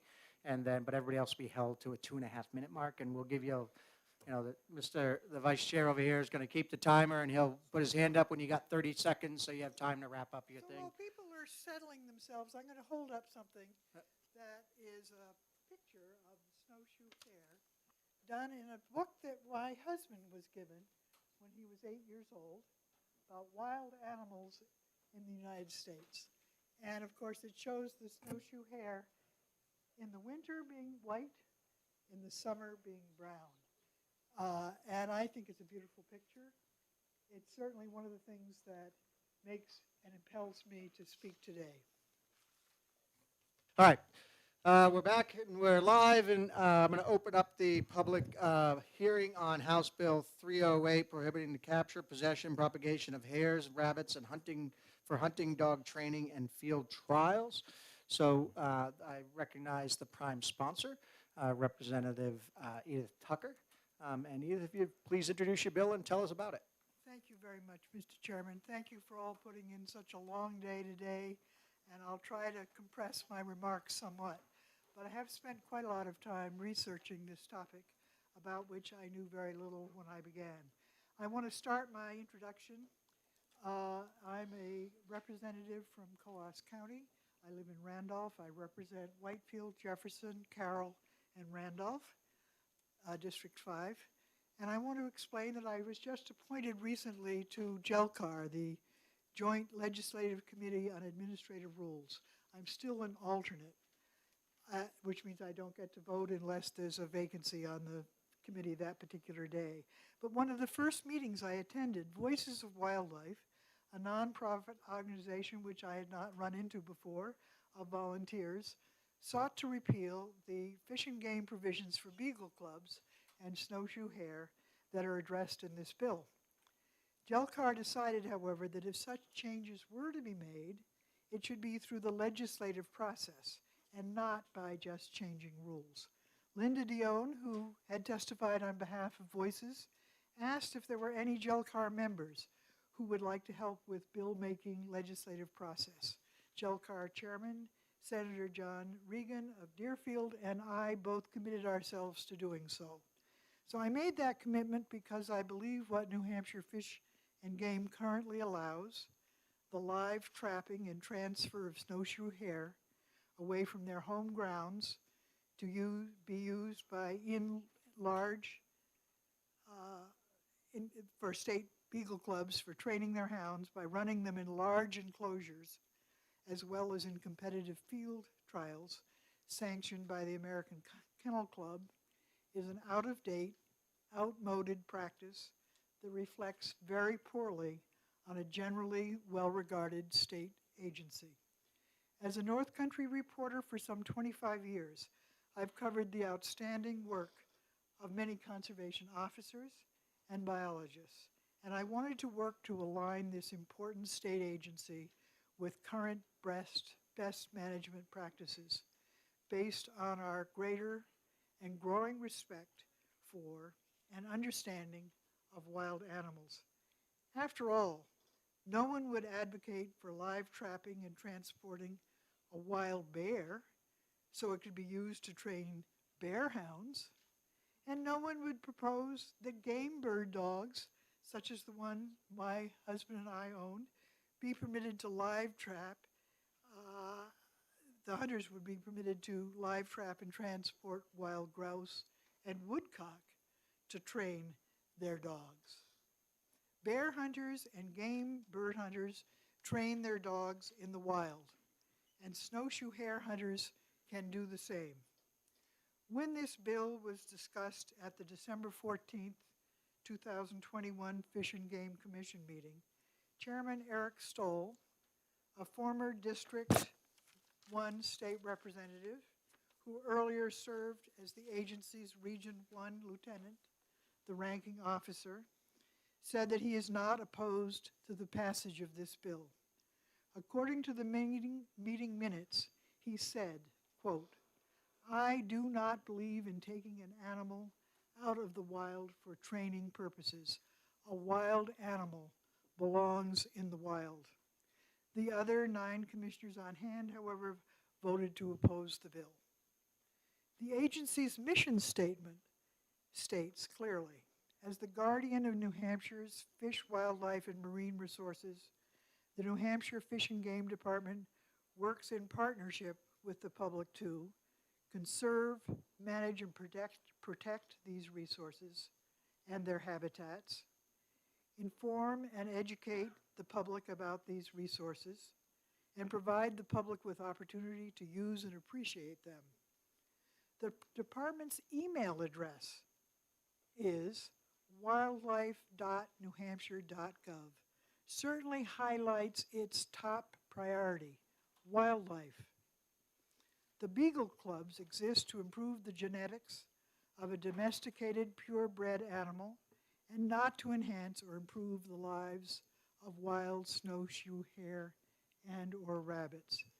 You will hear testimony today on the history of field trials as reported by the American Kennel Club in a history website that they have online. And I have the address, and you will get it on the handout. Beagles have won Best in Show twice in the last 20 years at the AKC's most important annual event, the Westminster Dog Show at Madison Square Garden. There are dollars to be earned by breeding, showing, and selling purebred dogs, including beagles.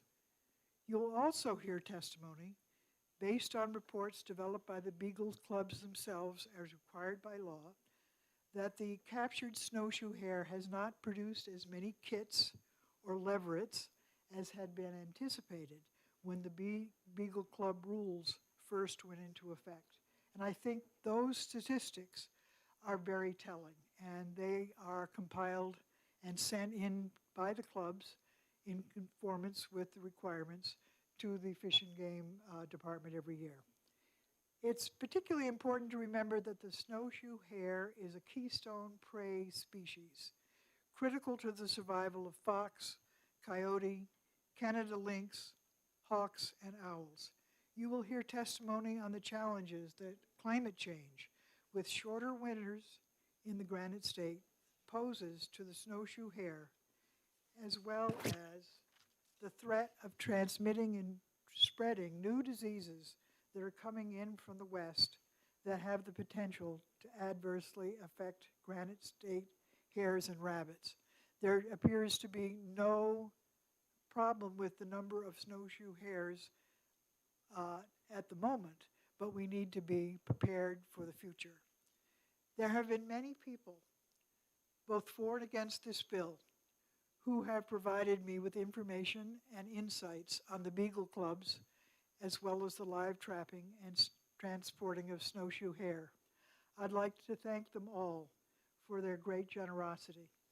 And I mention this because I spent some time on the phone with someone in Gorham, New Hampshire, in the town next to me, who has been active in a club in the Milan-Gorham area. And I spent some time at the generosity of people at the Claremont Club who might have been a little hesitant to have me come to their club and welcomed me and answered all my questions.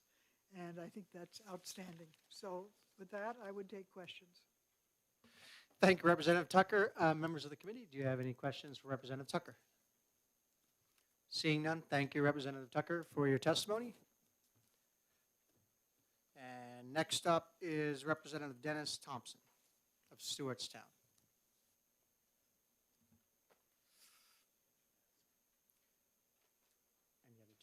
And sir, you have 2.5 minutes. It shouldn't take that long, Mr. Chairman. Mr. Chairman and members of the committee, I thank you for hearing me today. I appear in support of the bill. I've provided you all with written testimony, and I'll make it as short and sweet as I can. I'm writing today to ask you to OTP HB 1308. For many years, I was a hunter, mostly rabbits, mostly in the North Country. Meriden Hill, my special place in Columbia. I would, in all my years of training and using my dogs for the purpose of hunting, I would have never considered capturing, holding, or using rabbits as bait for training my dogs. And let there be no misunderstanding. Rabbits are bait used in this particular instance. It's no different than putting a worm on a hook and never catching a fish. You've still killed the worm. Propagation of these animals would likely cause them to become somewhat domesticated and not wild animals, which is what hunting rules were intended for. Wild animals are not bait. Putting donuts and scraps out to bait a bear or corn out for a deer, I understand this, but raising one animal to train another, it just isn't right. Unless you are not just an expert in handling domesticated rabbits, but you also have done a lot of wildlife rehab work with wild rabbits, especially younger ones, then your chances are so low of trying to raise them that it could be argued it's inhumane. They're one of the hardest wild mammals to raise and rehabilitate. They overstress easily because of how much faster they grow than domestic rabbits, and they also go downhill faster in health issues when they emerge. Should the import of these animals happen, and it most likely will, there is a possibility that rabbit hemorrhagic disease, RHD as it's known, also known as viral hemorrhagic disease, VHD. I know we've gotten into a number of HDs today. It's highly infectious and a lethal form of viral hepatitis that affects European rabbits. Some viral strains also affect hares and cottontail rabbits. Mortality rates generally range from 70 to 100%. This disease has been found in the southwestern United States and has made its way as far east as Illinois. It can affect pets as well as humans. My source of this information is from a USDA study which is ongoing. In closing, I urge the committee to vote OTP in this bill. It's not only the humane thing to do, moreover, it's the right thing to do. I want to thank you very much, and I'll take any questions. Thank you, Representative. Any questions for the committee? There being none, thank you, sir, for coming before the Fish and Game Committee. Thank you very much. Next up in support of the bill is Linda Dion. Linda, you here?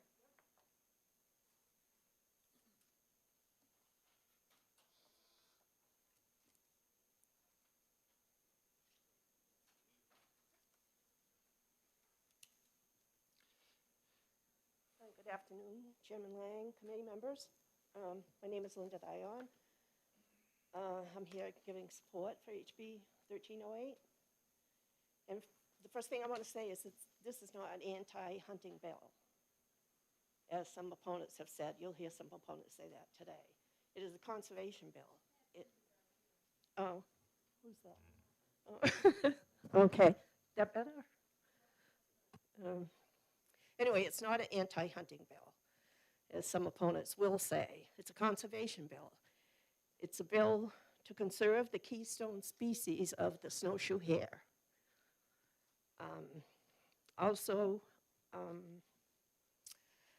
Some people may claim that there are plenty of snowshoe hares out in the wild, but there's no data to back that up. However, signs point to the fact that snowshoe hares are in trouble. They're mainly in trouble because of our milder winters and for the characteristics that they're famous for, that we know and love, the color change in the winter to white, which doesn't help much when there's no snow out there, and the big feet that act like a snowshoe that allows them to escape from prey in the deep snow. So anyway, it's not an anti-hunting bill, and we don't know how many are out there in the forest. John Levitas, he's a wildlife biologist and a supporter of snowshoe hare hunting. He supports this bill, and he wrote in an article in Northern Woodlands, an article entitled "A White Hare in a Brown Forest." I think that speaks for itself, a white hare in a brown forest. That means that the milder winters are going to affect this animal. Being white, they lose their ability to camouflage from predators. So that's John Levitas, a supporter of the bill who also hunts snowshoe hares. There's also been habitat loss for the snowshoe hare. The New Hampshire Snowshoe Hare Assessment Report in 2015, conducted by Fish and Game biologists, stated that the snowshoe hare lost over 150,000 acres of land between the years of 2001 and 2011. And this is a trend that will continue. As we all know, habitat loss is a problem for many of our wildlife because of development. That's you. Okay, so that was sure. 10 more seconds, just wrap up. Okay. Another article was Matters March Hare, and that was in the Wildlife Journal. And it was written by Fish and Game biologists. And well, I was going to read this part, okay? It states, snowshoe hares change color from brown to white in the beginning of the winter and back again to brown in the spring, a transformation triggered by changing day length. Recent research has shown that hares are experiencing more mismatched scenarios in which the snow melts early or comes late and the hares are unable to blend into their surroundings. Interestingly, hares do not seem to recognize when they are mismatched, which seems kind of cute to me. Can you just see the little white hare? Not realizing that the predator can see him. He thinks he's camouflaged. So Linda, you've reached your time. Oh, I have, I'm sorry. Okay, Well, that's I okay. referenced it 3 articles. You can submit your testimony if you have. If you Okay. haven't done it, you can give it to the committee assistant. Okay, I just want to say I Dan's right there, referenced, I did. and he'll take. Yeah, he's got okay, it. Yep. And he'll pass it out. Make sure we all have Okay. it. So, thank you very much for your testimony. Appreciate it. Yep, thank you. Next up is Tony Granacha. Can never say your name. Sorry, Tony. Come on up and try this again. And you have 2.5 minutes, Tony.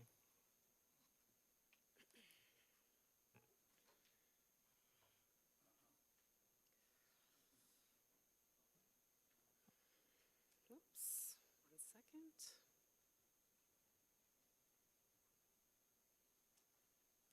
Good afternoon, and thank you, Chairman and members of the committee, for giving me the opportunity to speak. My name is Tony Groshala, and I live in Milford. I support Bill 1308 because I oppose taking animals out of the wild for what amounts to a recreational endeavor. This denies a living creature the comforts of its natural habitat, and we should not be in the business of putting wildlife into captivity. Furthermore, removing them from their natural habitat threatens the lives of the other creatures who depend on them, among them bobcats, red foxes, great horned owls, and the already threatened Canadian lynx. This does nothing more than disrupt the delicate food chain, again, for nothing more than a recreational endeavor that exposes the hare to unjustified suffering. Thank you. Thank you, Tony. Any questions for Tony? Seeing none, thank you, Tony, for testifying in front of the House Fish and Game Committee. Next up is Richard Hood from Atkinson. Thank you, Richard. Moving on, and everybody else in the room thanks you. Joan O'Brien in support of the bill. Joan here? Oh, okay.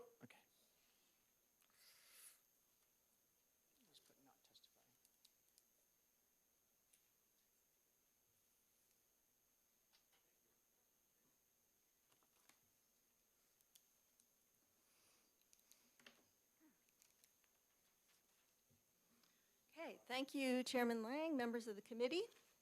My name is Joan O'Brien. I'm from Amherst, New Hampshire. I support 1308. There are lots of good, important reasons to support this bill, but I'm just going to focus on one. And that is that the Beagle Clubs are primarily interested in improving the breed, with hunting being of a lesser emphasis. When New Hampshire Fish and Game first introduced the rule allowing the clubs to capture the snowshoe hares, which was an exception to their directive that wildlife should not be taken out of the wild, it was justified as needed to support the tradition, continuing the tradition of hunting hare with dogs. Yet, at the New Hampshire Beagle Clubs, the field trials in which the snowshoe hares are used center around maintaining and raising American Kennel Club standards for the beagles.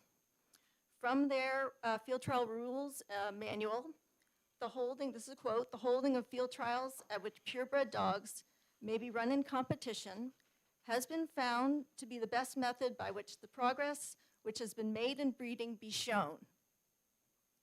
While it's the Beagle Dog Club's prerogative to pursue this goal, it's not an appropriate use of New Hampshire's wild hares for this agenda. Consider this quote from a beagle owner.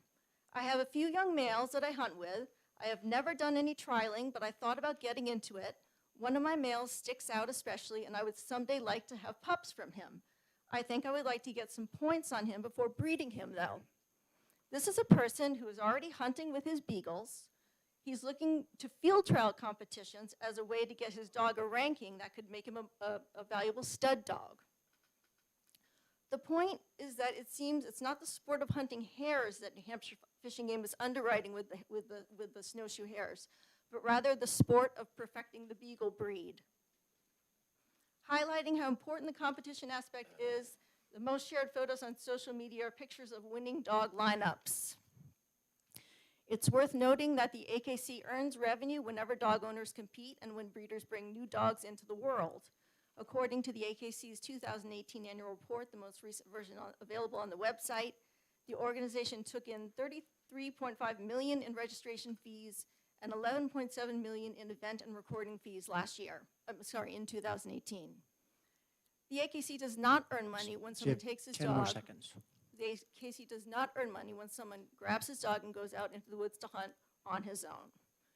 Once again, that's the club's prerogative to hold these events, but it should not take place at the expense of our wild snowshoe hares. Thank you for your testimony. Thank you. Any questions? No questions from the committee? Thank you for your testimony. Next up is, actually, I think I just did that. You're Joan, right? Are you Joan? I'm Joan. Yeah, okay, I already did yours. Next up in support of the bill is Kurt Ehrenberg from the Humane Society of the United States. Where are you at, Kurt? You have 2.5 minutes, sir. I'll be extremely brief. My name's Kurt Ehrenberg. I'm the State Director of the Humane Society of the United States. We're here to support this bill. I'd just say that the practice we're talking about here is barbaric, it's cruel, it's inhumane, and it is totally unnecessary. So we support the passage of this bill. Thank you very much. Thank you, Kurt. Any Happy to questions take for Kurt? Seeing none, thank you again for your testimony in front of the Fish and Game Committee. Next up is Robert Kessling from Voices of Wildlife in New Hampshire.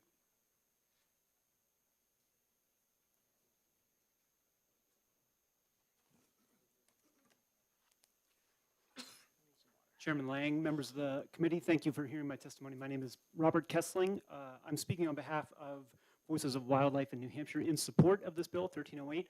I have some stuff to hand out to you, but I'll try to get some help because otherwise it'll be really awkward, and I'll try to move quickly. We are recommending that you pass this bill that prohibits capture of wild hare and relocation of them into captivity. We believe this practice should be ended because it is unnecessary and unnatural. It is unnecessary because beagles are instinctive scent hunters.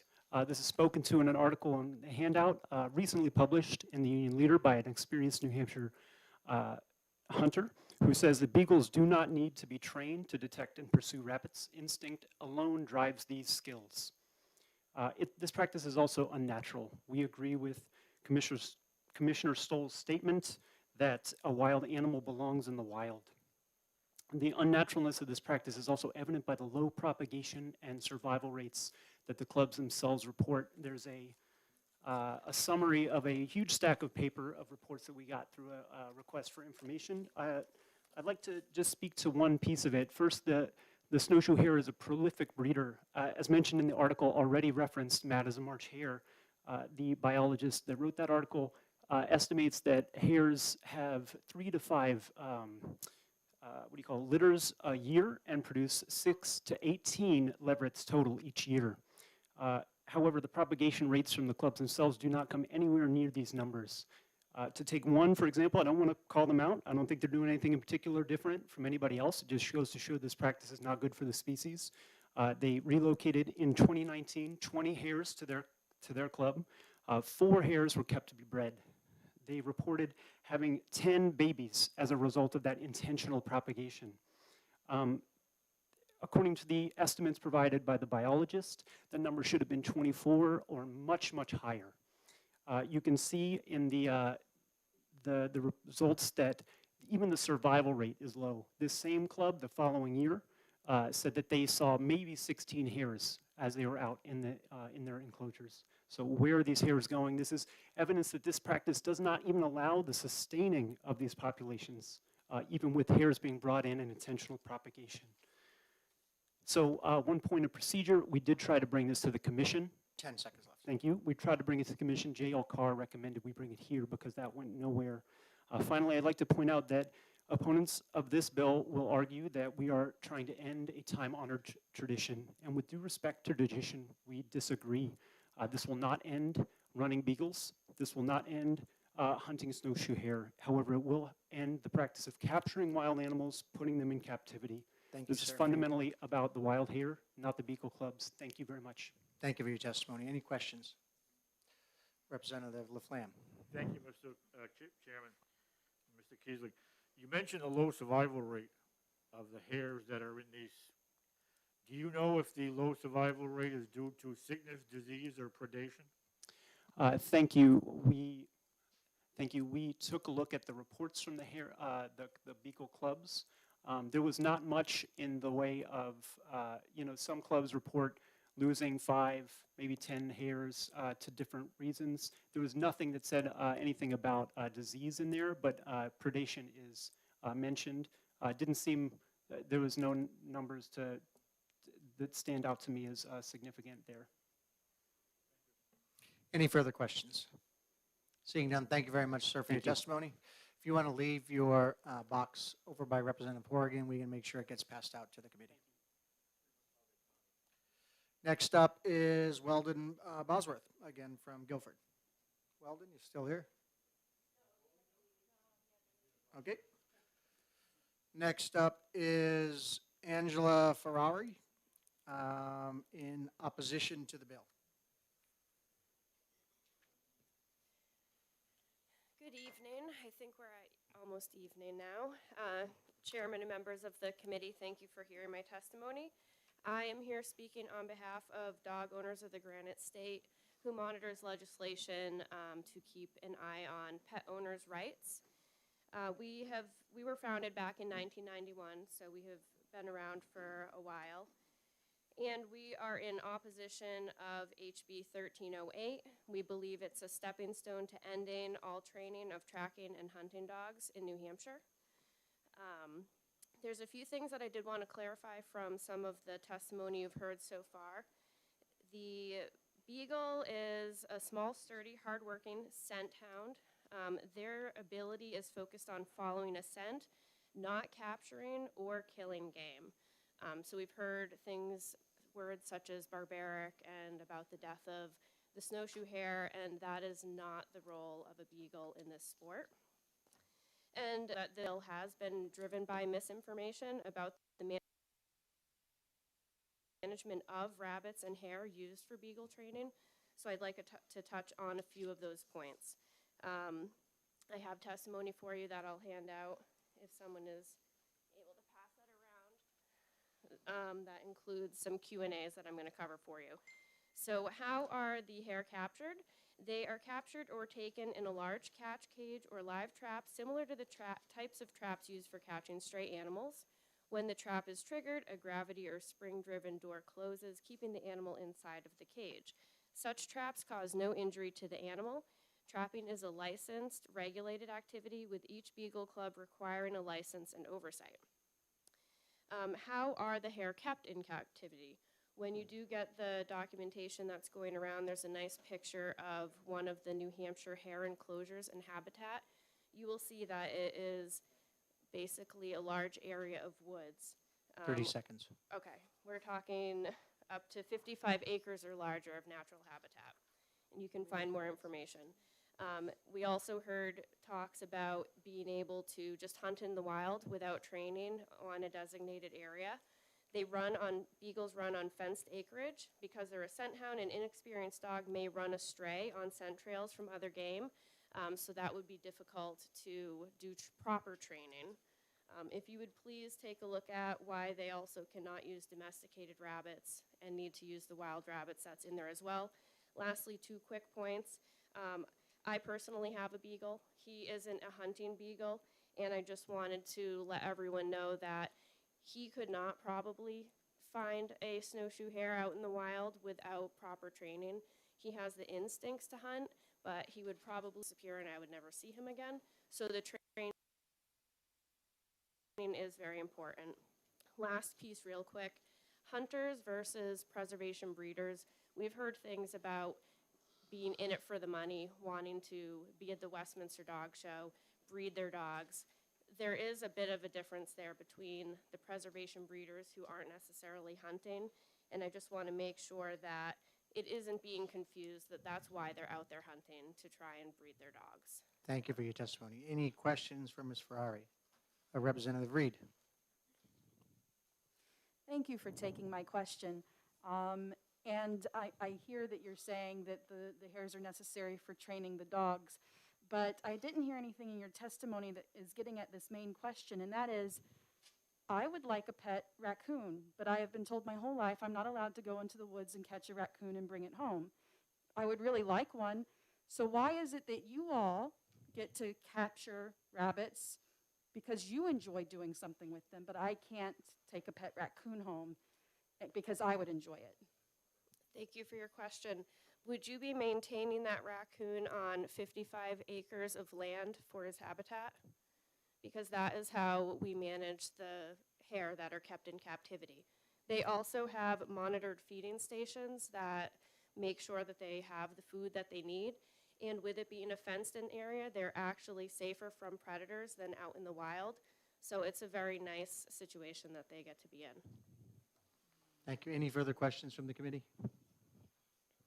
There being none, thank you, Angela. Thank you very much. Next up is Dan Doubleday of Northfield in opposition to the bill.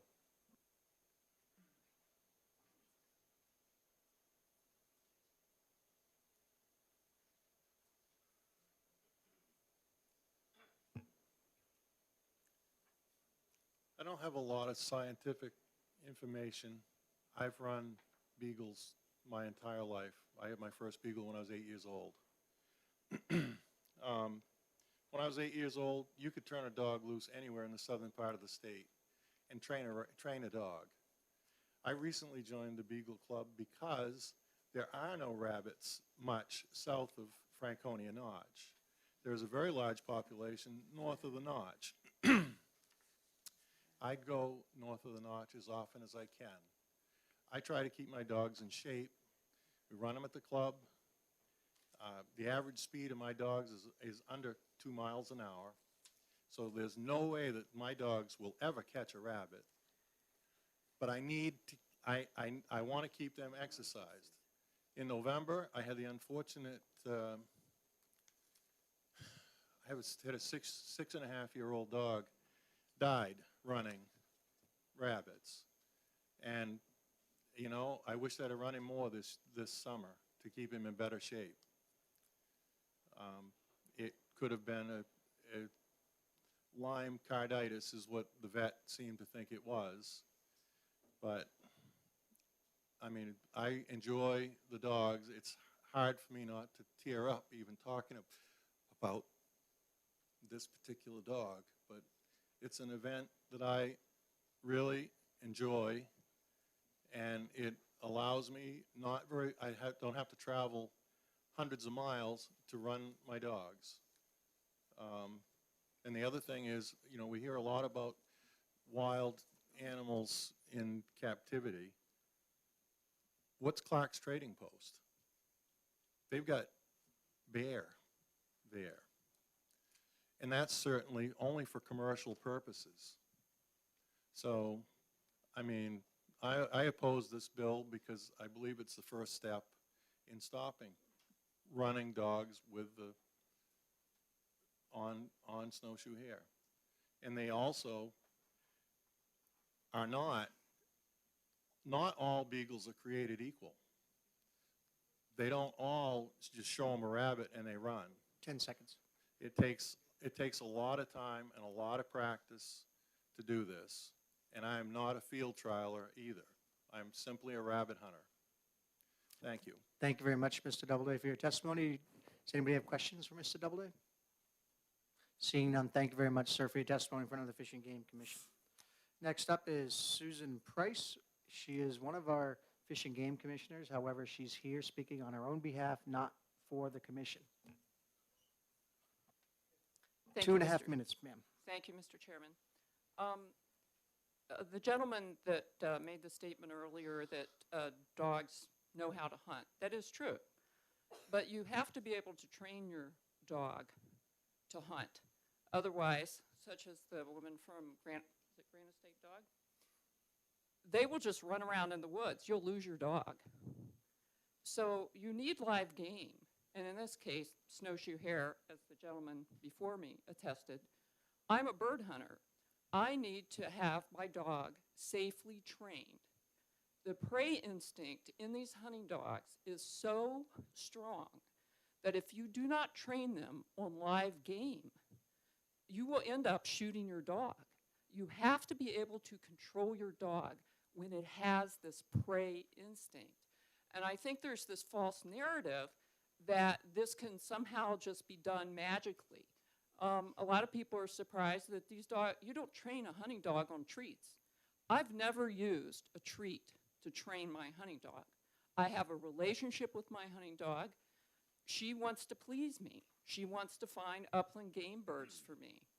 I had a beagle dog when I grew up as a little girl. My dad did not properly train the dog. It got shot by accident. He told the dog to stop. The dog kept running, and he shot the dog by accident. The dog lived. But the point is that there is this repeated false narrative that hunting dogs don't need to be trained when they have to be trained for safety. No other reason than safety. Secondarily, for the success of the hunt. But the primary reason I use live game birds on my dog when she was younger was to produce a dog that would go steady to wing and shot and not jump after a bird and face mortality. Thank you. Thank you. Questions for Commissioner Price or Ms. Price? Yes, Representative Spillane. yes, Representative.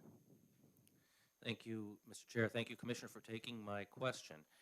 I was actually concerned when I heard previous testimony that somebody had said that bird dogs are never trained on live birds that are captured or kept in pens, because I know for a fact I've seen some bird dogs that are trained on caged pheasant and caged grouse. I just heard you also explain that you did train on live birds. That is something that's done just much like the beagles are trained on hares, is it not? Yes, and pigeons are actually captured to minimize the training costs. So pigeons are actually captured by some trainers in some states. They're allowed to capture pigeons and use those. They train them to come back. Thank you. Any further questions from the committee? Representative Horgan.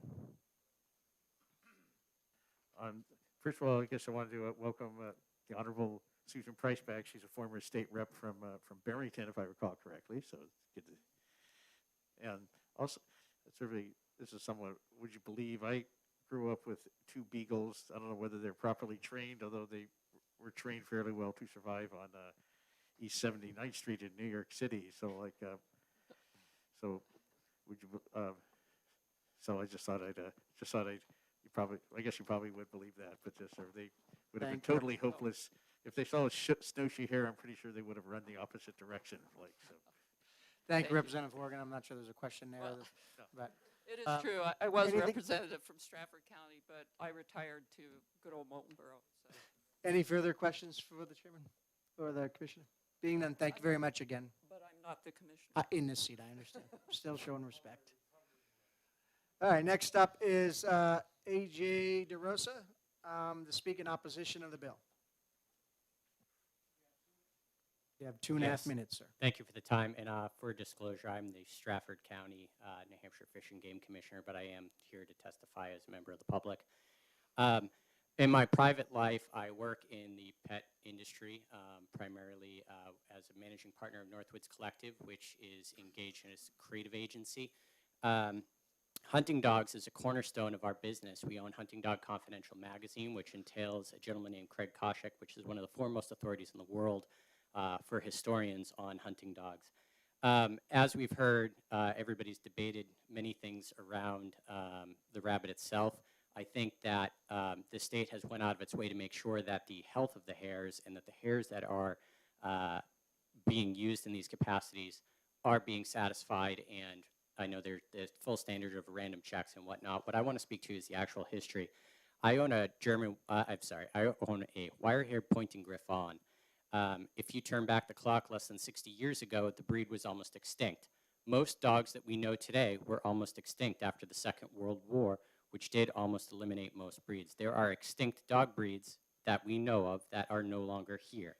This bill, further past the care of the hare, which has been satisfied, is about responsible breeding practices in the state of New Hampshire.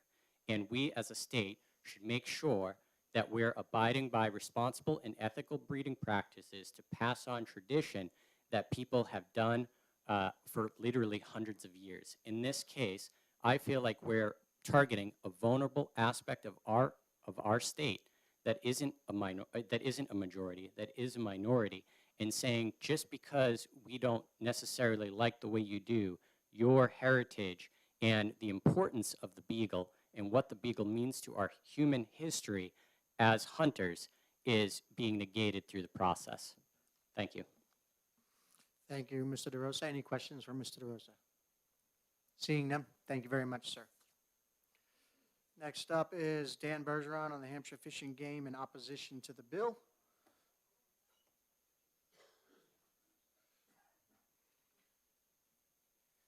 Thank you. I think at this point I've been up here more than Colonel Jordan. I'm wondering when I get the distinguished category. In about 20 years.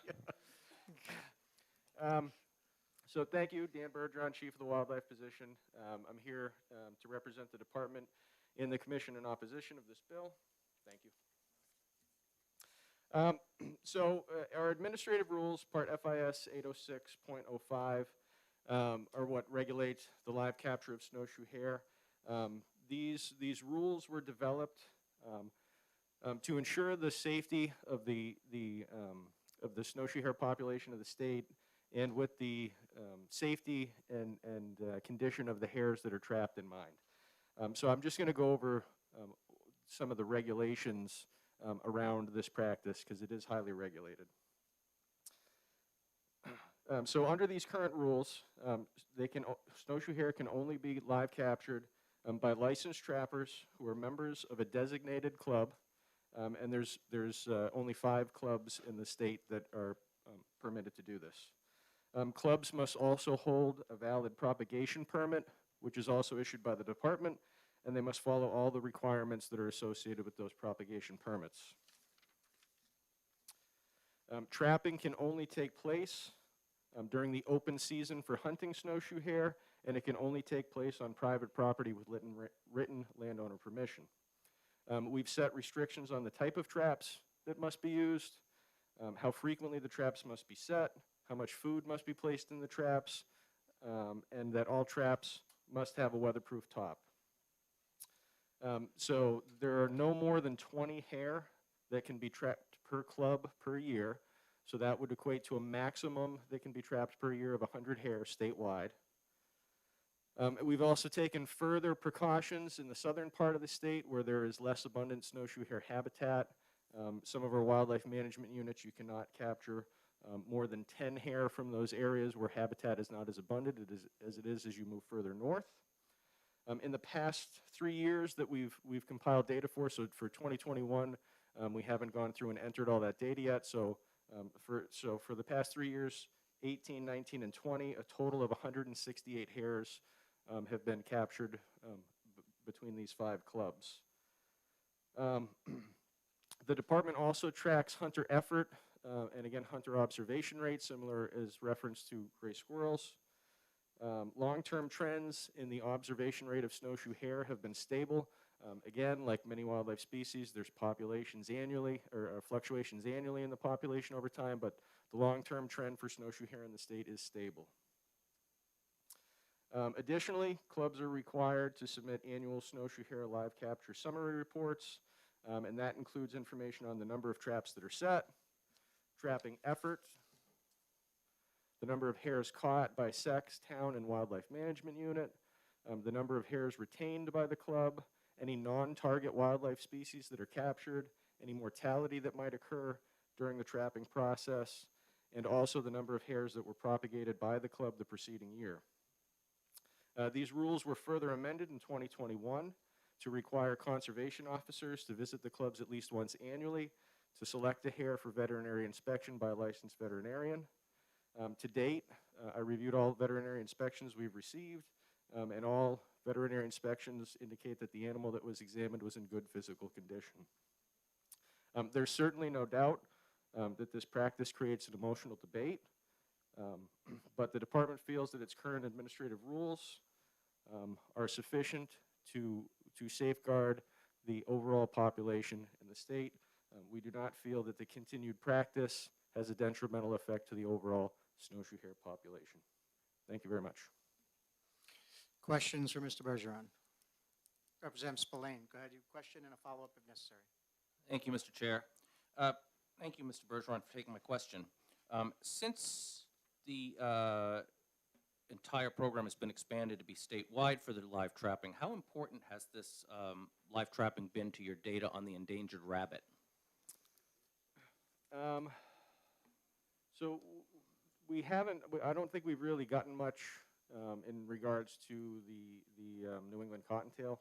I don't know as though any data that would have benefited us through the management of that species has come out of it. Follow-up. How many hares can be killed by a hunter in a given year if they're not being live trapped? Colonel, what's the limit on hare for a season? Or for, sorry, the daily bag limit. So 3 a day. 3 a day. And the season runs from what time?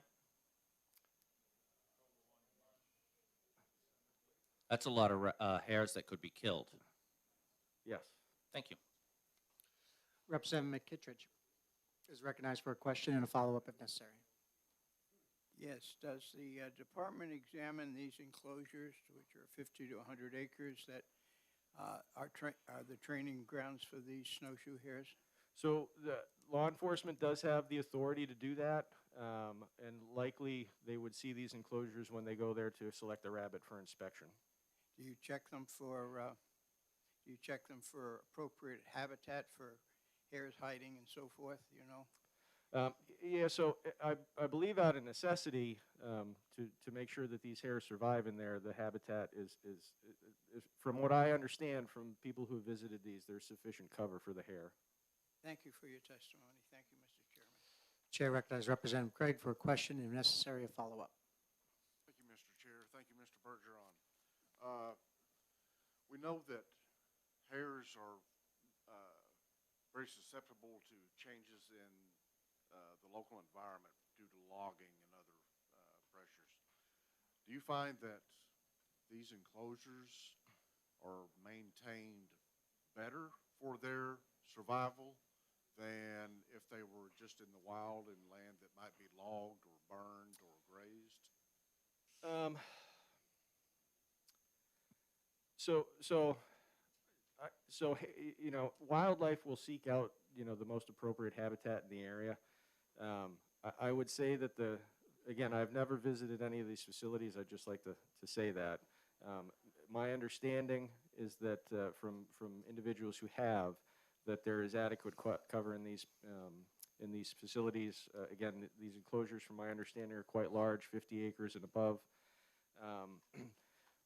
There are all sorts of things that impact habitat for a number of wildlife species throughout the state.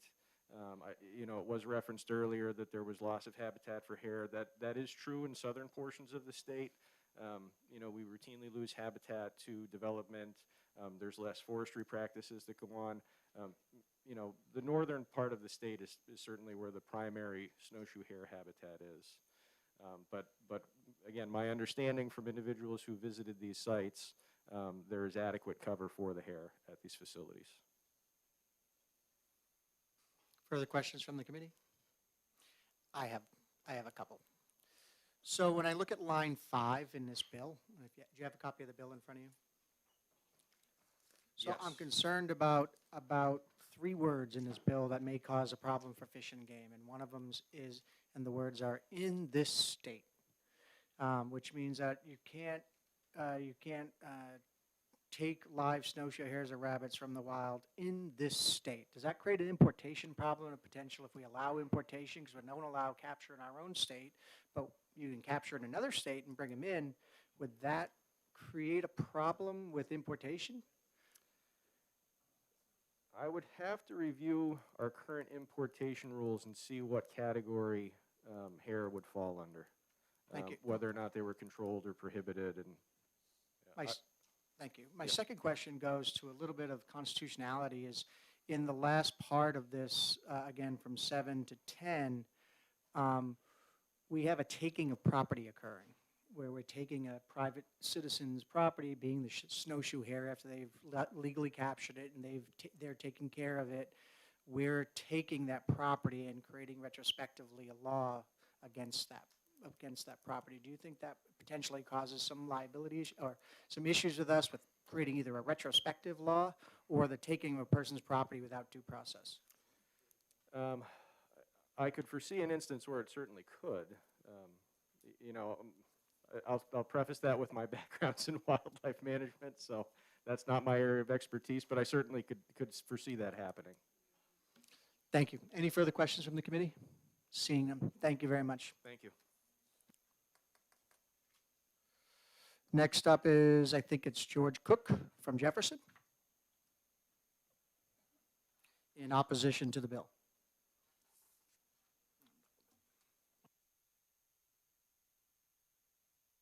Give me 1 second. I'll move my clock up here so I can, you have 2.5 minutes. And there you go. You're ready to rock and roll. Thank you, Mr. Chairman and members of the committee.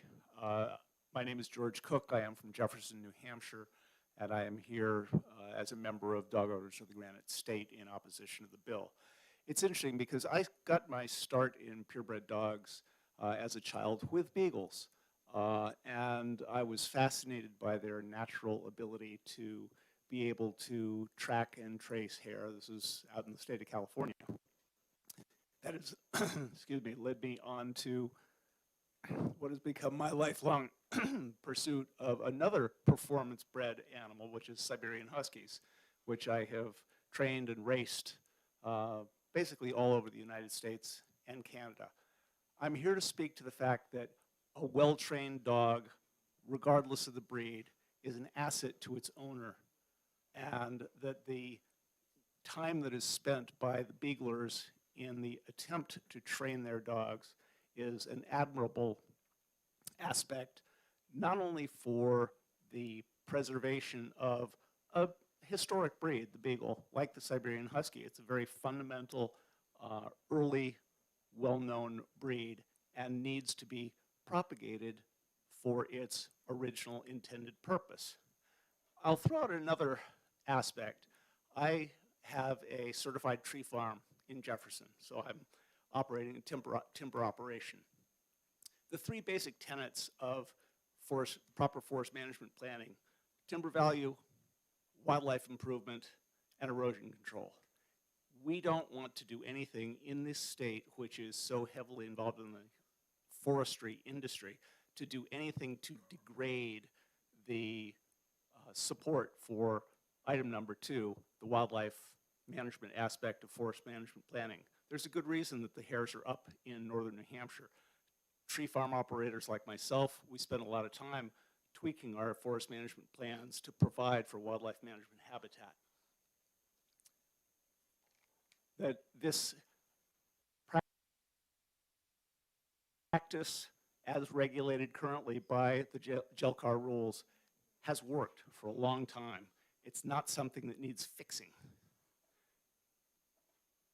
Final point, no one has yet referred to the protections and the regulations that are contained in RSA 644-8, the cruelty statutes. I think you'll find that none of the Beagle Clubs have ever been run afoul of any of the criteria within 644-8, which protects wild animals in captivity. Thank you very much. Thank you for your testimony, Mr. Cook. Are there any questions for Mr. Cook? Seeing none, sir, thank you for coming before the Thank Fish you. and Game Commission. Next up is Matthew McKernis, who is opposing the bill. Sir, you have 2.5 minutes. Hello, my name is Matthew McKerney. I'm the president of Claremont Beagle Club, and I am here to oppose 1308. I would like to talk to you today about the importance of hound trials and the effect that they will have on the state and the beagle breed if they were no longer able to continue. A little backstory is the first beagle trial was actually held in Hyannis, Massachusetts on November 4th in 1890. There was a total of 18 entries, and since that day, the popularity of these trials has grown exponentially. At Claremont Club, we will see upwards of 200 dogs spread across 4 classes in 2 days of competition. With a total of over 24,000 dogs competing in AKC-sanctioned events in New Hampshire during the 2019 season, these events draw a large number of people and their families to New Hampshire multiple times a year. And while doing so, they add an influx of money to the local economies, including sales of gas as they dine out and the rest of the hospitality industry. These people also travel back to the state during the hunting seasons, again paying for guides, gear, lodging, non-resident hunting licenses that I can tell you from experience are not cheap. In 2020, 10,887 non-resident hunting licenses were sold in the state of New Hampshire, generating a massive income for the state and its conservation programs, while also providing jobs and a source of income for residents of the state. In a beagle trial, a group of hounds is cast into the grounds to be judged on how well and accurate they can track the desired game. This type of trial is a tool used by breeders and handlers to ensure that proper traits are being passed down generationally. With the ability to compete our hounds with one another, we are able to view any faults or negative traits while also nurturing the positive ones. This is very helpful when it comes to the selection of dogs deemed fit for breeding to ensure that we are furthering those positive or desired traits to continue bettering the breed through selective breeding. Dog trials are popular events all over the country, with ribbons and sometimes small trophies or plaques being awarded to the 5 placing hounds. And while these things have no monetary value, they do signify a large amount of hard work by the hound and his handler. Along with the ribbons, the placing hound is awarded points based on how many hounds were entered in the trial and their placing. In AKC, it takes 3 wins and 120 points to earn the title of field champion, and this is the ultimate goal of any trialer. The pursuit of a title, or what is known as finishing a dog, is what has us up before dawn traveling and competing. Beagles are long-distance endurance runners, and it is not uncommon for these hard-working dogs to willingly travel 20 miles in a day in pursuit of their quarry. A wild rabbit or hare is the best test of a hound's tracking ability that cannot be replicated. 10 seconds, sir. Thank you. Rabbits have a unique ability to travel at a fast rate of speed through tight and difficult terrain, truly testing a hound's merit and ability. While breeders and handlers strive to produce the absolute best hound we can, even the best dog can be outsmarted by these creatures.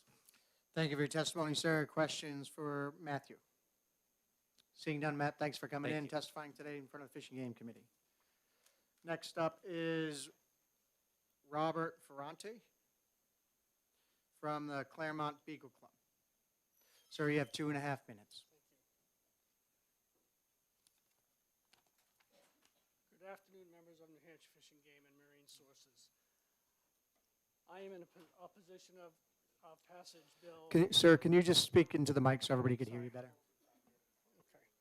I am in opposition of the passage of HB 1308, which says it is a bill prohibiting the capture, possession, and propagation of hares and rabbits for hunting and training of field trial.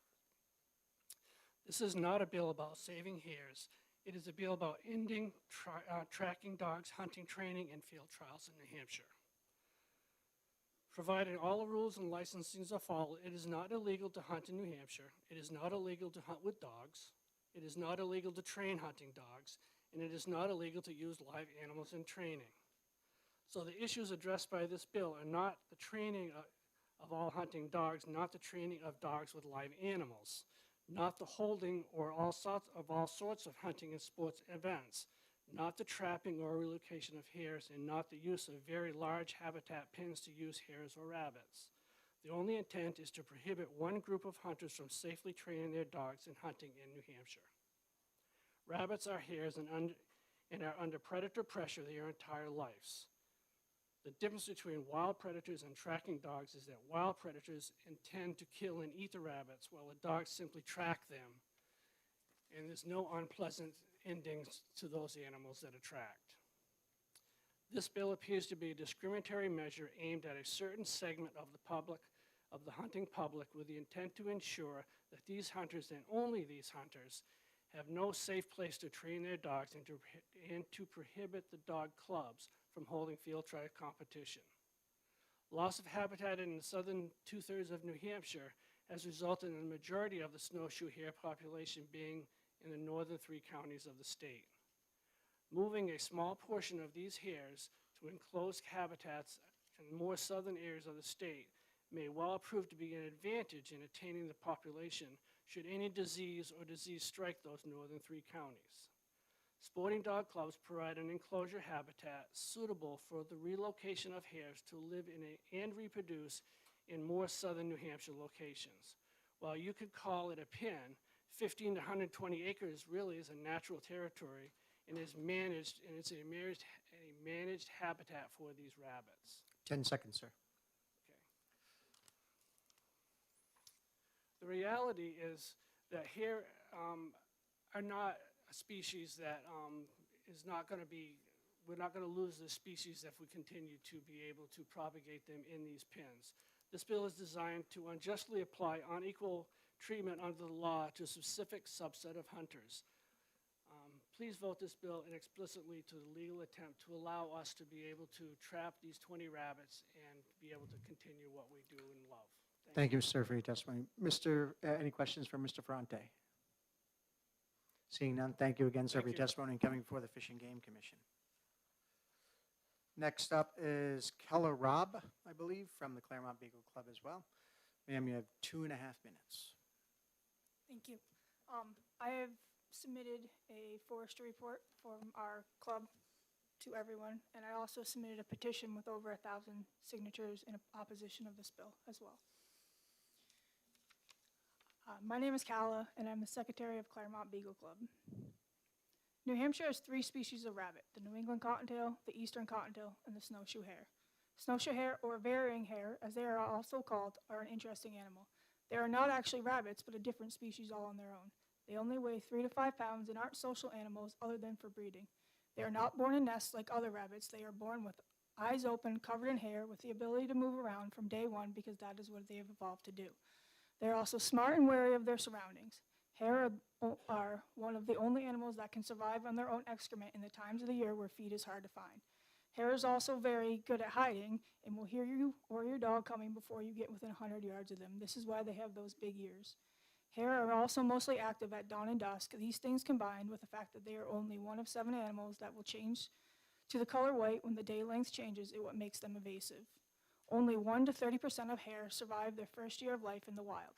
This is why hare are avid breeders, having 2 to 4 litters per year with an average of 3 per litter. They can jump up to 10 feet in a bound and travel up to 28 miles per hour. Snowshoe hare populations cycle in 8 to 11 year periods, and densities may fluctuate 5 to 25% during a cycle. This means the population of hare is always in flux. At Claremont Beagle Club, snowshoe hare are very valuable to us. We have 2 100-acre pens that are managed to fit the needs of the hare as well as to protect the hare from outside predation. We do everything possible and legal we can to protect the hare, but live trapping hare allows us to bring new DNA to the existing population as well as restock from losses due to predation. Snowshoe hare live in a specific habitat, which is young coniferous forests that have dense thickets and are usually swampy. At the Claremont Club, we plant trees everywhere as well as select cut to help manage the growth of these thickets. In 2020, we planted over 2,000 trees and another 500 in 2021. To ensure the hare have proper habitat, we have done this with guidance from county and state foresters. We are also the only state that has specific trapping laws for rabbit and hare. 20 hare per club with already strict restrictions. You've already heard all this. Trapping hare is an easy task with the abundance of live traps set and checked on a daily basis. It does not guarantee a catch. You have 10 seconds left, so Okay. you're going to summarize. I just want to say that we can only trap on private lands also, and some places up north have also deemed that the hare are a nuisance animal to them because they do eat the bark and destroy some trees, which also causes habitat loss and economic loss to people's businesses. Thank you very much, Kella. Any questions for Kella? Representative Spillane? Thank you, Mr. Chair. Thank you for taking my question. You've done some impressive conservation work on 200-acre areas there. Would it be fair to say that that would probably cease if you could no longer use those as habitat for hares? Yes. Representative Oxel? Thank you, Mr. Chair. You may have mentioned it, I just may have missed it.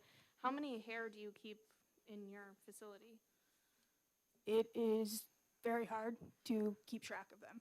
If you walk out into 100 acres and you walked around, especially if they're always moving, with them hearing you, it's very hard to count them.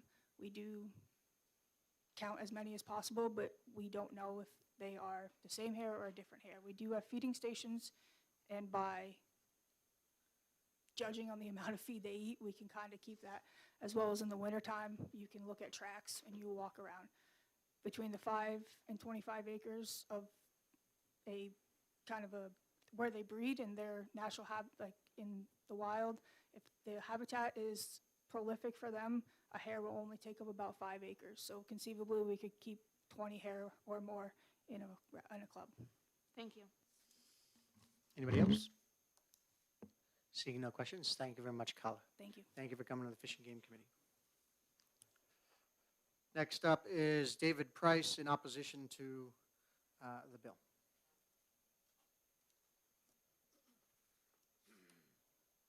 Thank you, everybody, for staying late tonight. I oppose this bill, seeing how that the population of hares in the state is doing well, and it's fine, and we've been trapping these hares for quite some time now, and there's no sign of us decreasing the population out there in the wild, so it's sustaining what we are doing now. So I believe we should continue on what we're doing now. And a safe area to run our dogs is key to keep our hounds safe and our people safe. And I believe that's good. And you have fact sheets out there. We have a vet come to the club every year. And I've since 2016, I gave you all copies that we have great bill of health from every time a vet has come and checked our hares in captivity. So there's no issues there whatsoever having them in captivity. And I've been a New Hampshire resident my entire life. And that's Thank it. you, Mr. Price. Thank you. Anybody have any questions for Mr. Price? Representative Howard. Thank you, Mr. Chair. Thank you for taking my question. You're welcome. Would it be fair to say that if you tried to train a dog in the wild, it's apt to run, say, a deer, and then once they start running deer, it's very hard to break them of that? Absolutely, absolutely. Once they get a scent and they take that scent, it is hard to break it. They're a very, very stubborn dog. So it's key to have them on the right game when they're young and keep them on that right game for quite some time, so that way that's all they track. I could bring my dogs into a deer yard now and they will not touch the deer. They will run just the hare that are in the same yard. Thank you. You're very welcome. Any further questions for Mr. Price? Seeing none, thank you, Mr. Price, for coming before the Fish and Game Committee. Next up is, Stacy Ober of the American Kennel Club. And Stacy, you have 2 minutes. 2.5, sorry. Thanks, Mr. Chairman, members of the committee. My name's Stacy Ober. I am the New England representative for the American Kennel Club. Happy to be with you here today and to express our strong opposition to House Bill 1308. The American Kennel Club is a not-for-profit corporation. We've been around for 135 years, and we're recognized as experts in canine breeding, training, and responsible dog ownership. We do have, over in the country, we represent more than 5,000 clubs, and there are 14 here in New Hampshire, 4 of which are Beagle clubs. And you've heard some of the numbers and how popular our events are, where individuals enjoy bonding with their dog. House 1308 would overturn a 2020 vote by the New Hampshire Fish and Game Commission to reject a Voices of Wildlife petition by statutorily prepared by permit holders. And unfortunately, by way of petition, social media, and now this legislation, New Hampshire citizens have been consistently misled as to the Beagle members' activities when training their dogs and conducting AKC licensed field trials. We feel the request to file House Bill 1308 is a challenge to the Commission's authority and integrity, and we're strongly opposed to 1308. I know you've heard a lot today, and happy to answer questions, but I did want to state that the ethical hunting demands that when hunting game animals, which hare are, you make every effort to achieve the most quick and efficient harvest possible, and you're abiding by state hunting regulations. The best conservation tool is a well-trained hunting dog to retrieve game. I'm here to answer any questions. I believe other testimony has answered a lot of the myths and the mischaracterization of how these activities have been conducted. I can say on some of the flyers and information, for instance, I've seen kind of a whipping up of an emotional reaction by claiming that dog club members put a dog in a crate with a hare, which scares the hare to death, and other suggestions of cruel behavior, which is absolutely unfounded. So I wanted to assure you of that. I think that's why you heard earlier the comment about these clubs are not engaged in any conduct that would be deemed animal cruelty in New Hampshire state law, which covers both domestic and wild animals. Thank you. Thank you, Ms. Ober. Any questions for Ms. Ober? Thank you, Ms. Ober, for your testimony. Appreciate you coming in front of the Fish and Game Committee today. Next up is Kyle Baker of the New Hampshire Wildlife Federation in opposition to the bill.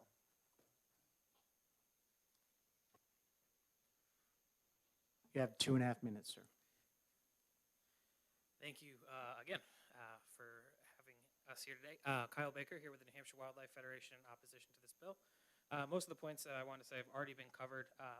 Again, just wanted to provide background that this exact bill came before the Fish and Game Commission, and what they did, instead of denying it, was struck a compromise position last year, which was why we have the new rules in place requiring an independent veterinarian examination of a hare at the club's cost every single year. So again, we feel that that compromise provides adequate protections for the hares being held for these activities, but that's pretty much all I wanted to say. So happy to answer any questions.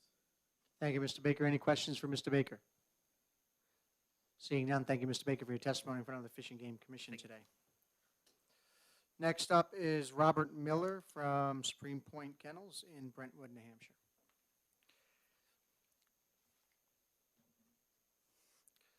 Mr. Miller, you have 2.5 minutes. Chairman, members, thank you for letting me speak today. Robert Miller, Brentwood. Could you speak into the mic so we could hear you better? Robert Miller from Brentwood. I'm a dog owner, I'm a dog breeder, and I'm a dog trainer. I do sporting and non-sporting dogs. My sporting dogs hunt birds. I'm an upland bird hunter. Just one comment I want to make about breeders only being in it for the money. That's a comment made by somebody who's never raised a litter of puppies, because if you break even, that's a win. These dogs have an innate, these hounds and many other breeds have an innate ability to scent. Humans smell parts per million. Dogs do parts per billion. They can smell you and tell you you're in mood. So what does that mean? You have a dog here, you want it to engage in certain activities.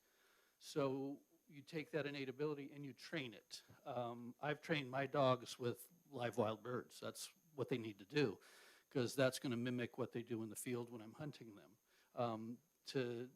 There aren't other ways to do it, and you do that early.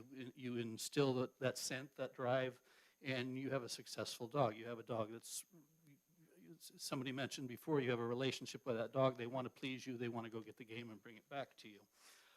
In the off season, I take all of my dogs and engage in scent, a lot of scent activities. It keeps their mind going. It keeps them stimulated. It improves the quality of life for your dogs. And that's not doing so really is mismanaging your dog. It's mistreating them.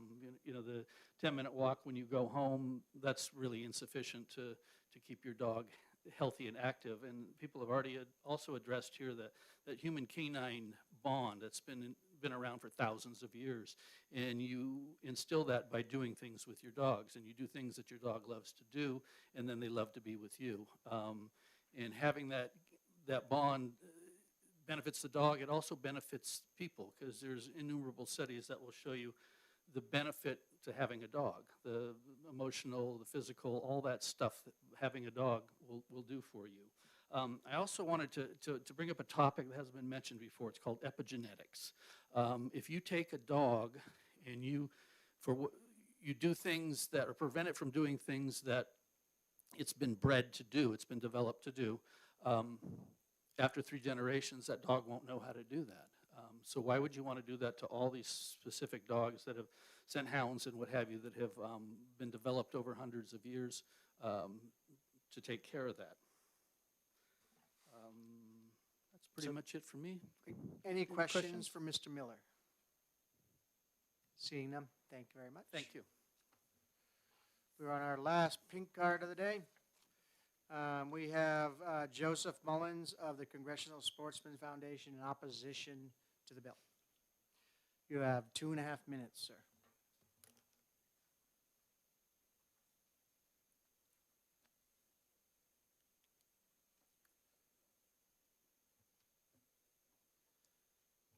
Good afternoon, Chairman Lang and honorable members of the House Fish and Game and Marine Resources Committee. For the record, my name is Joe Mullen. I'm from Grafton, Massachusetts. I'm the Northeastern States Assistant Manager for the Congressional Sportsman's Foundation. I am here to testify in opposition to House Bill 1308. Now, as many of you may already know, New Hampshire is known throughout the region for its wide array of hunting opportunities, many of which rely on the use of well-trained dogs while afield, and 2 such pursuits are rabbit and snowshoe hare hunting. In preparation for these seasons, the dog is commonly trained over live captured hares under environments that simulate situations the dog will see in the field. The use of these hares is also an important component to field trials during which a dog's ability to perform under hunting conditions is tested. Now, as someone who has spent countless hours training a hunting dog, I can attest to the value and ethics behind preparing your dog for the conditions it will see in the field, which includes, in my case, tracking and retrieving, something that cannot be adequately replicated without the use of live game. This is something that Ms. Price and Mr. DeRosa have discussed, and they hit the nail on the head with it. By prohibiting the use of wild hares for training dogs, stocking a training site, or in field trials, House Bill 1308 will send undertrained and underqualified dogs into the field in the pursuit of game. Those of us who enjoy hunting and competing with dogs in the Granite State encourage your swift opposition to House Bill 1308. I thank you for your time. Thank you, Mr. Mullen. Any questions for Mr. Mullen? Seeing none, thank you, sir, for your testimony. Thank you for coming before the Fish and Game Committee today. That is our last pink card of the day. We will hold this bill for the 25th and have further discussions then. I encourage all members. And with that, I'm going to close the public hearing on 1308. I'm going to encourage any members. We retain 6 bills that we're going to be talking about on the 25th, I should say. If you have ideas for amendments, I recommend you get with the sponsors of those bills and hammer out the amendment that you think you want, or with other members, and please bring it before the committee on the 25th so we can have intelligent and thoughtful conversation and not be reading amendments for the first time. With that, this meeting is adjourned. Thank you, gentlemen. See you on the 25th.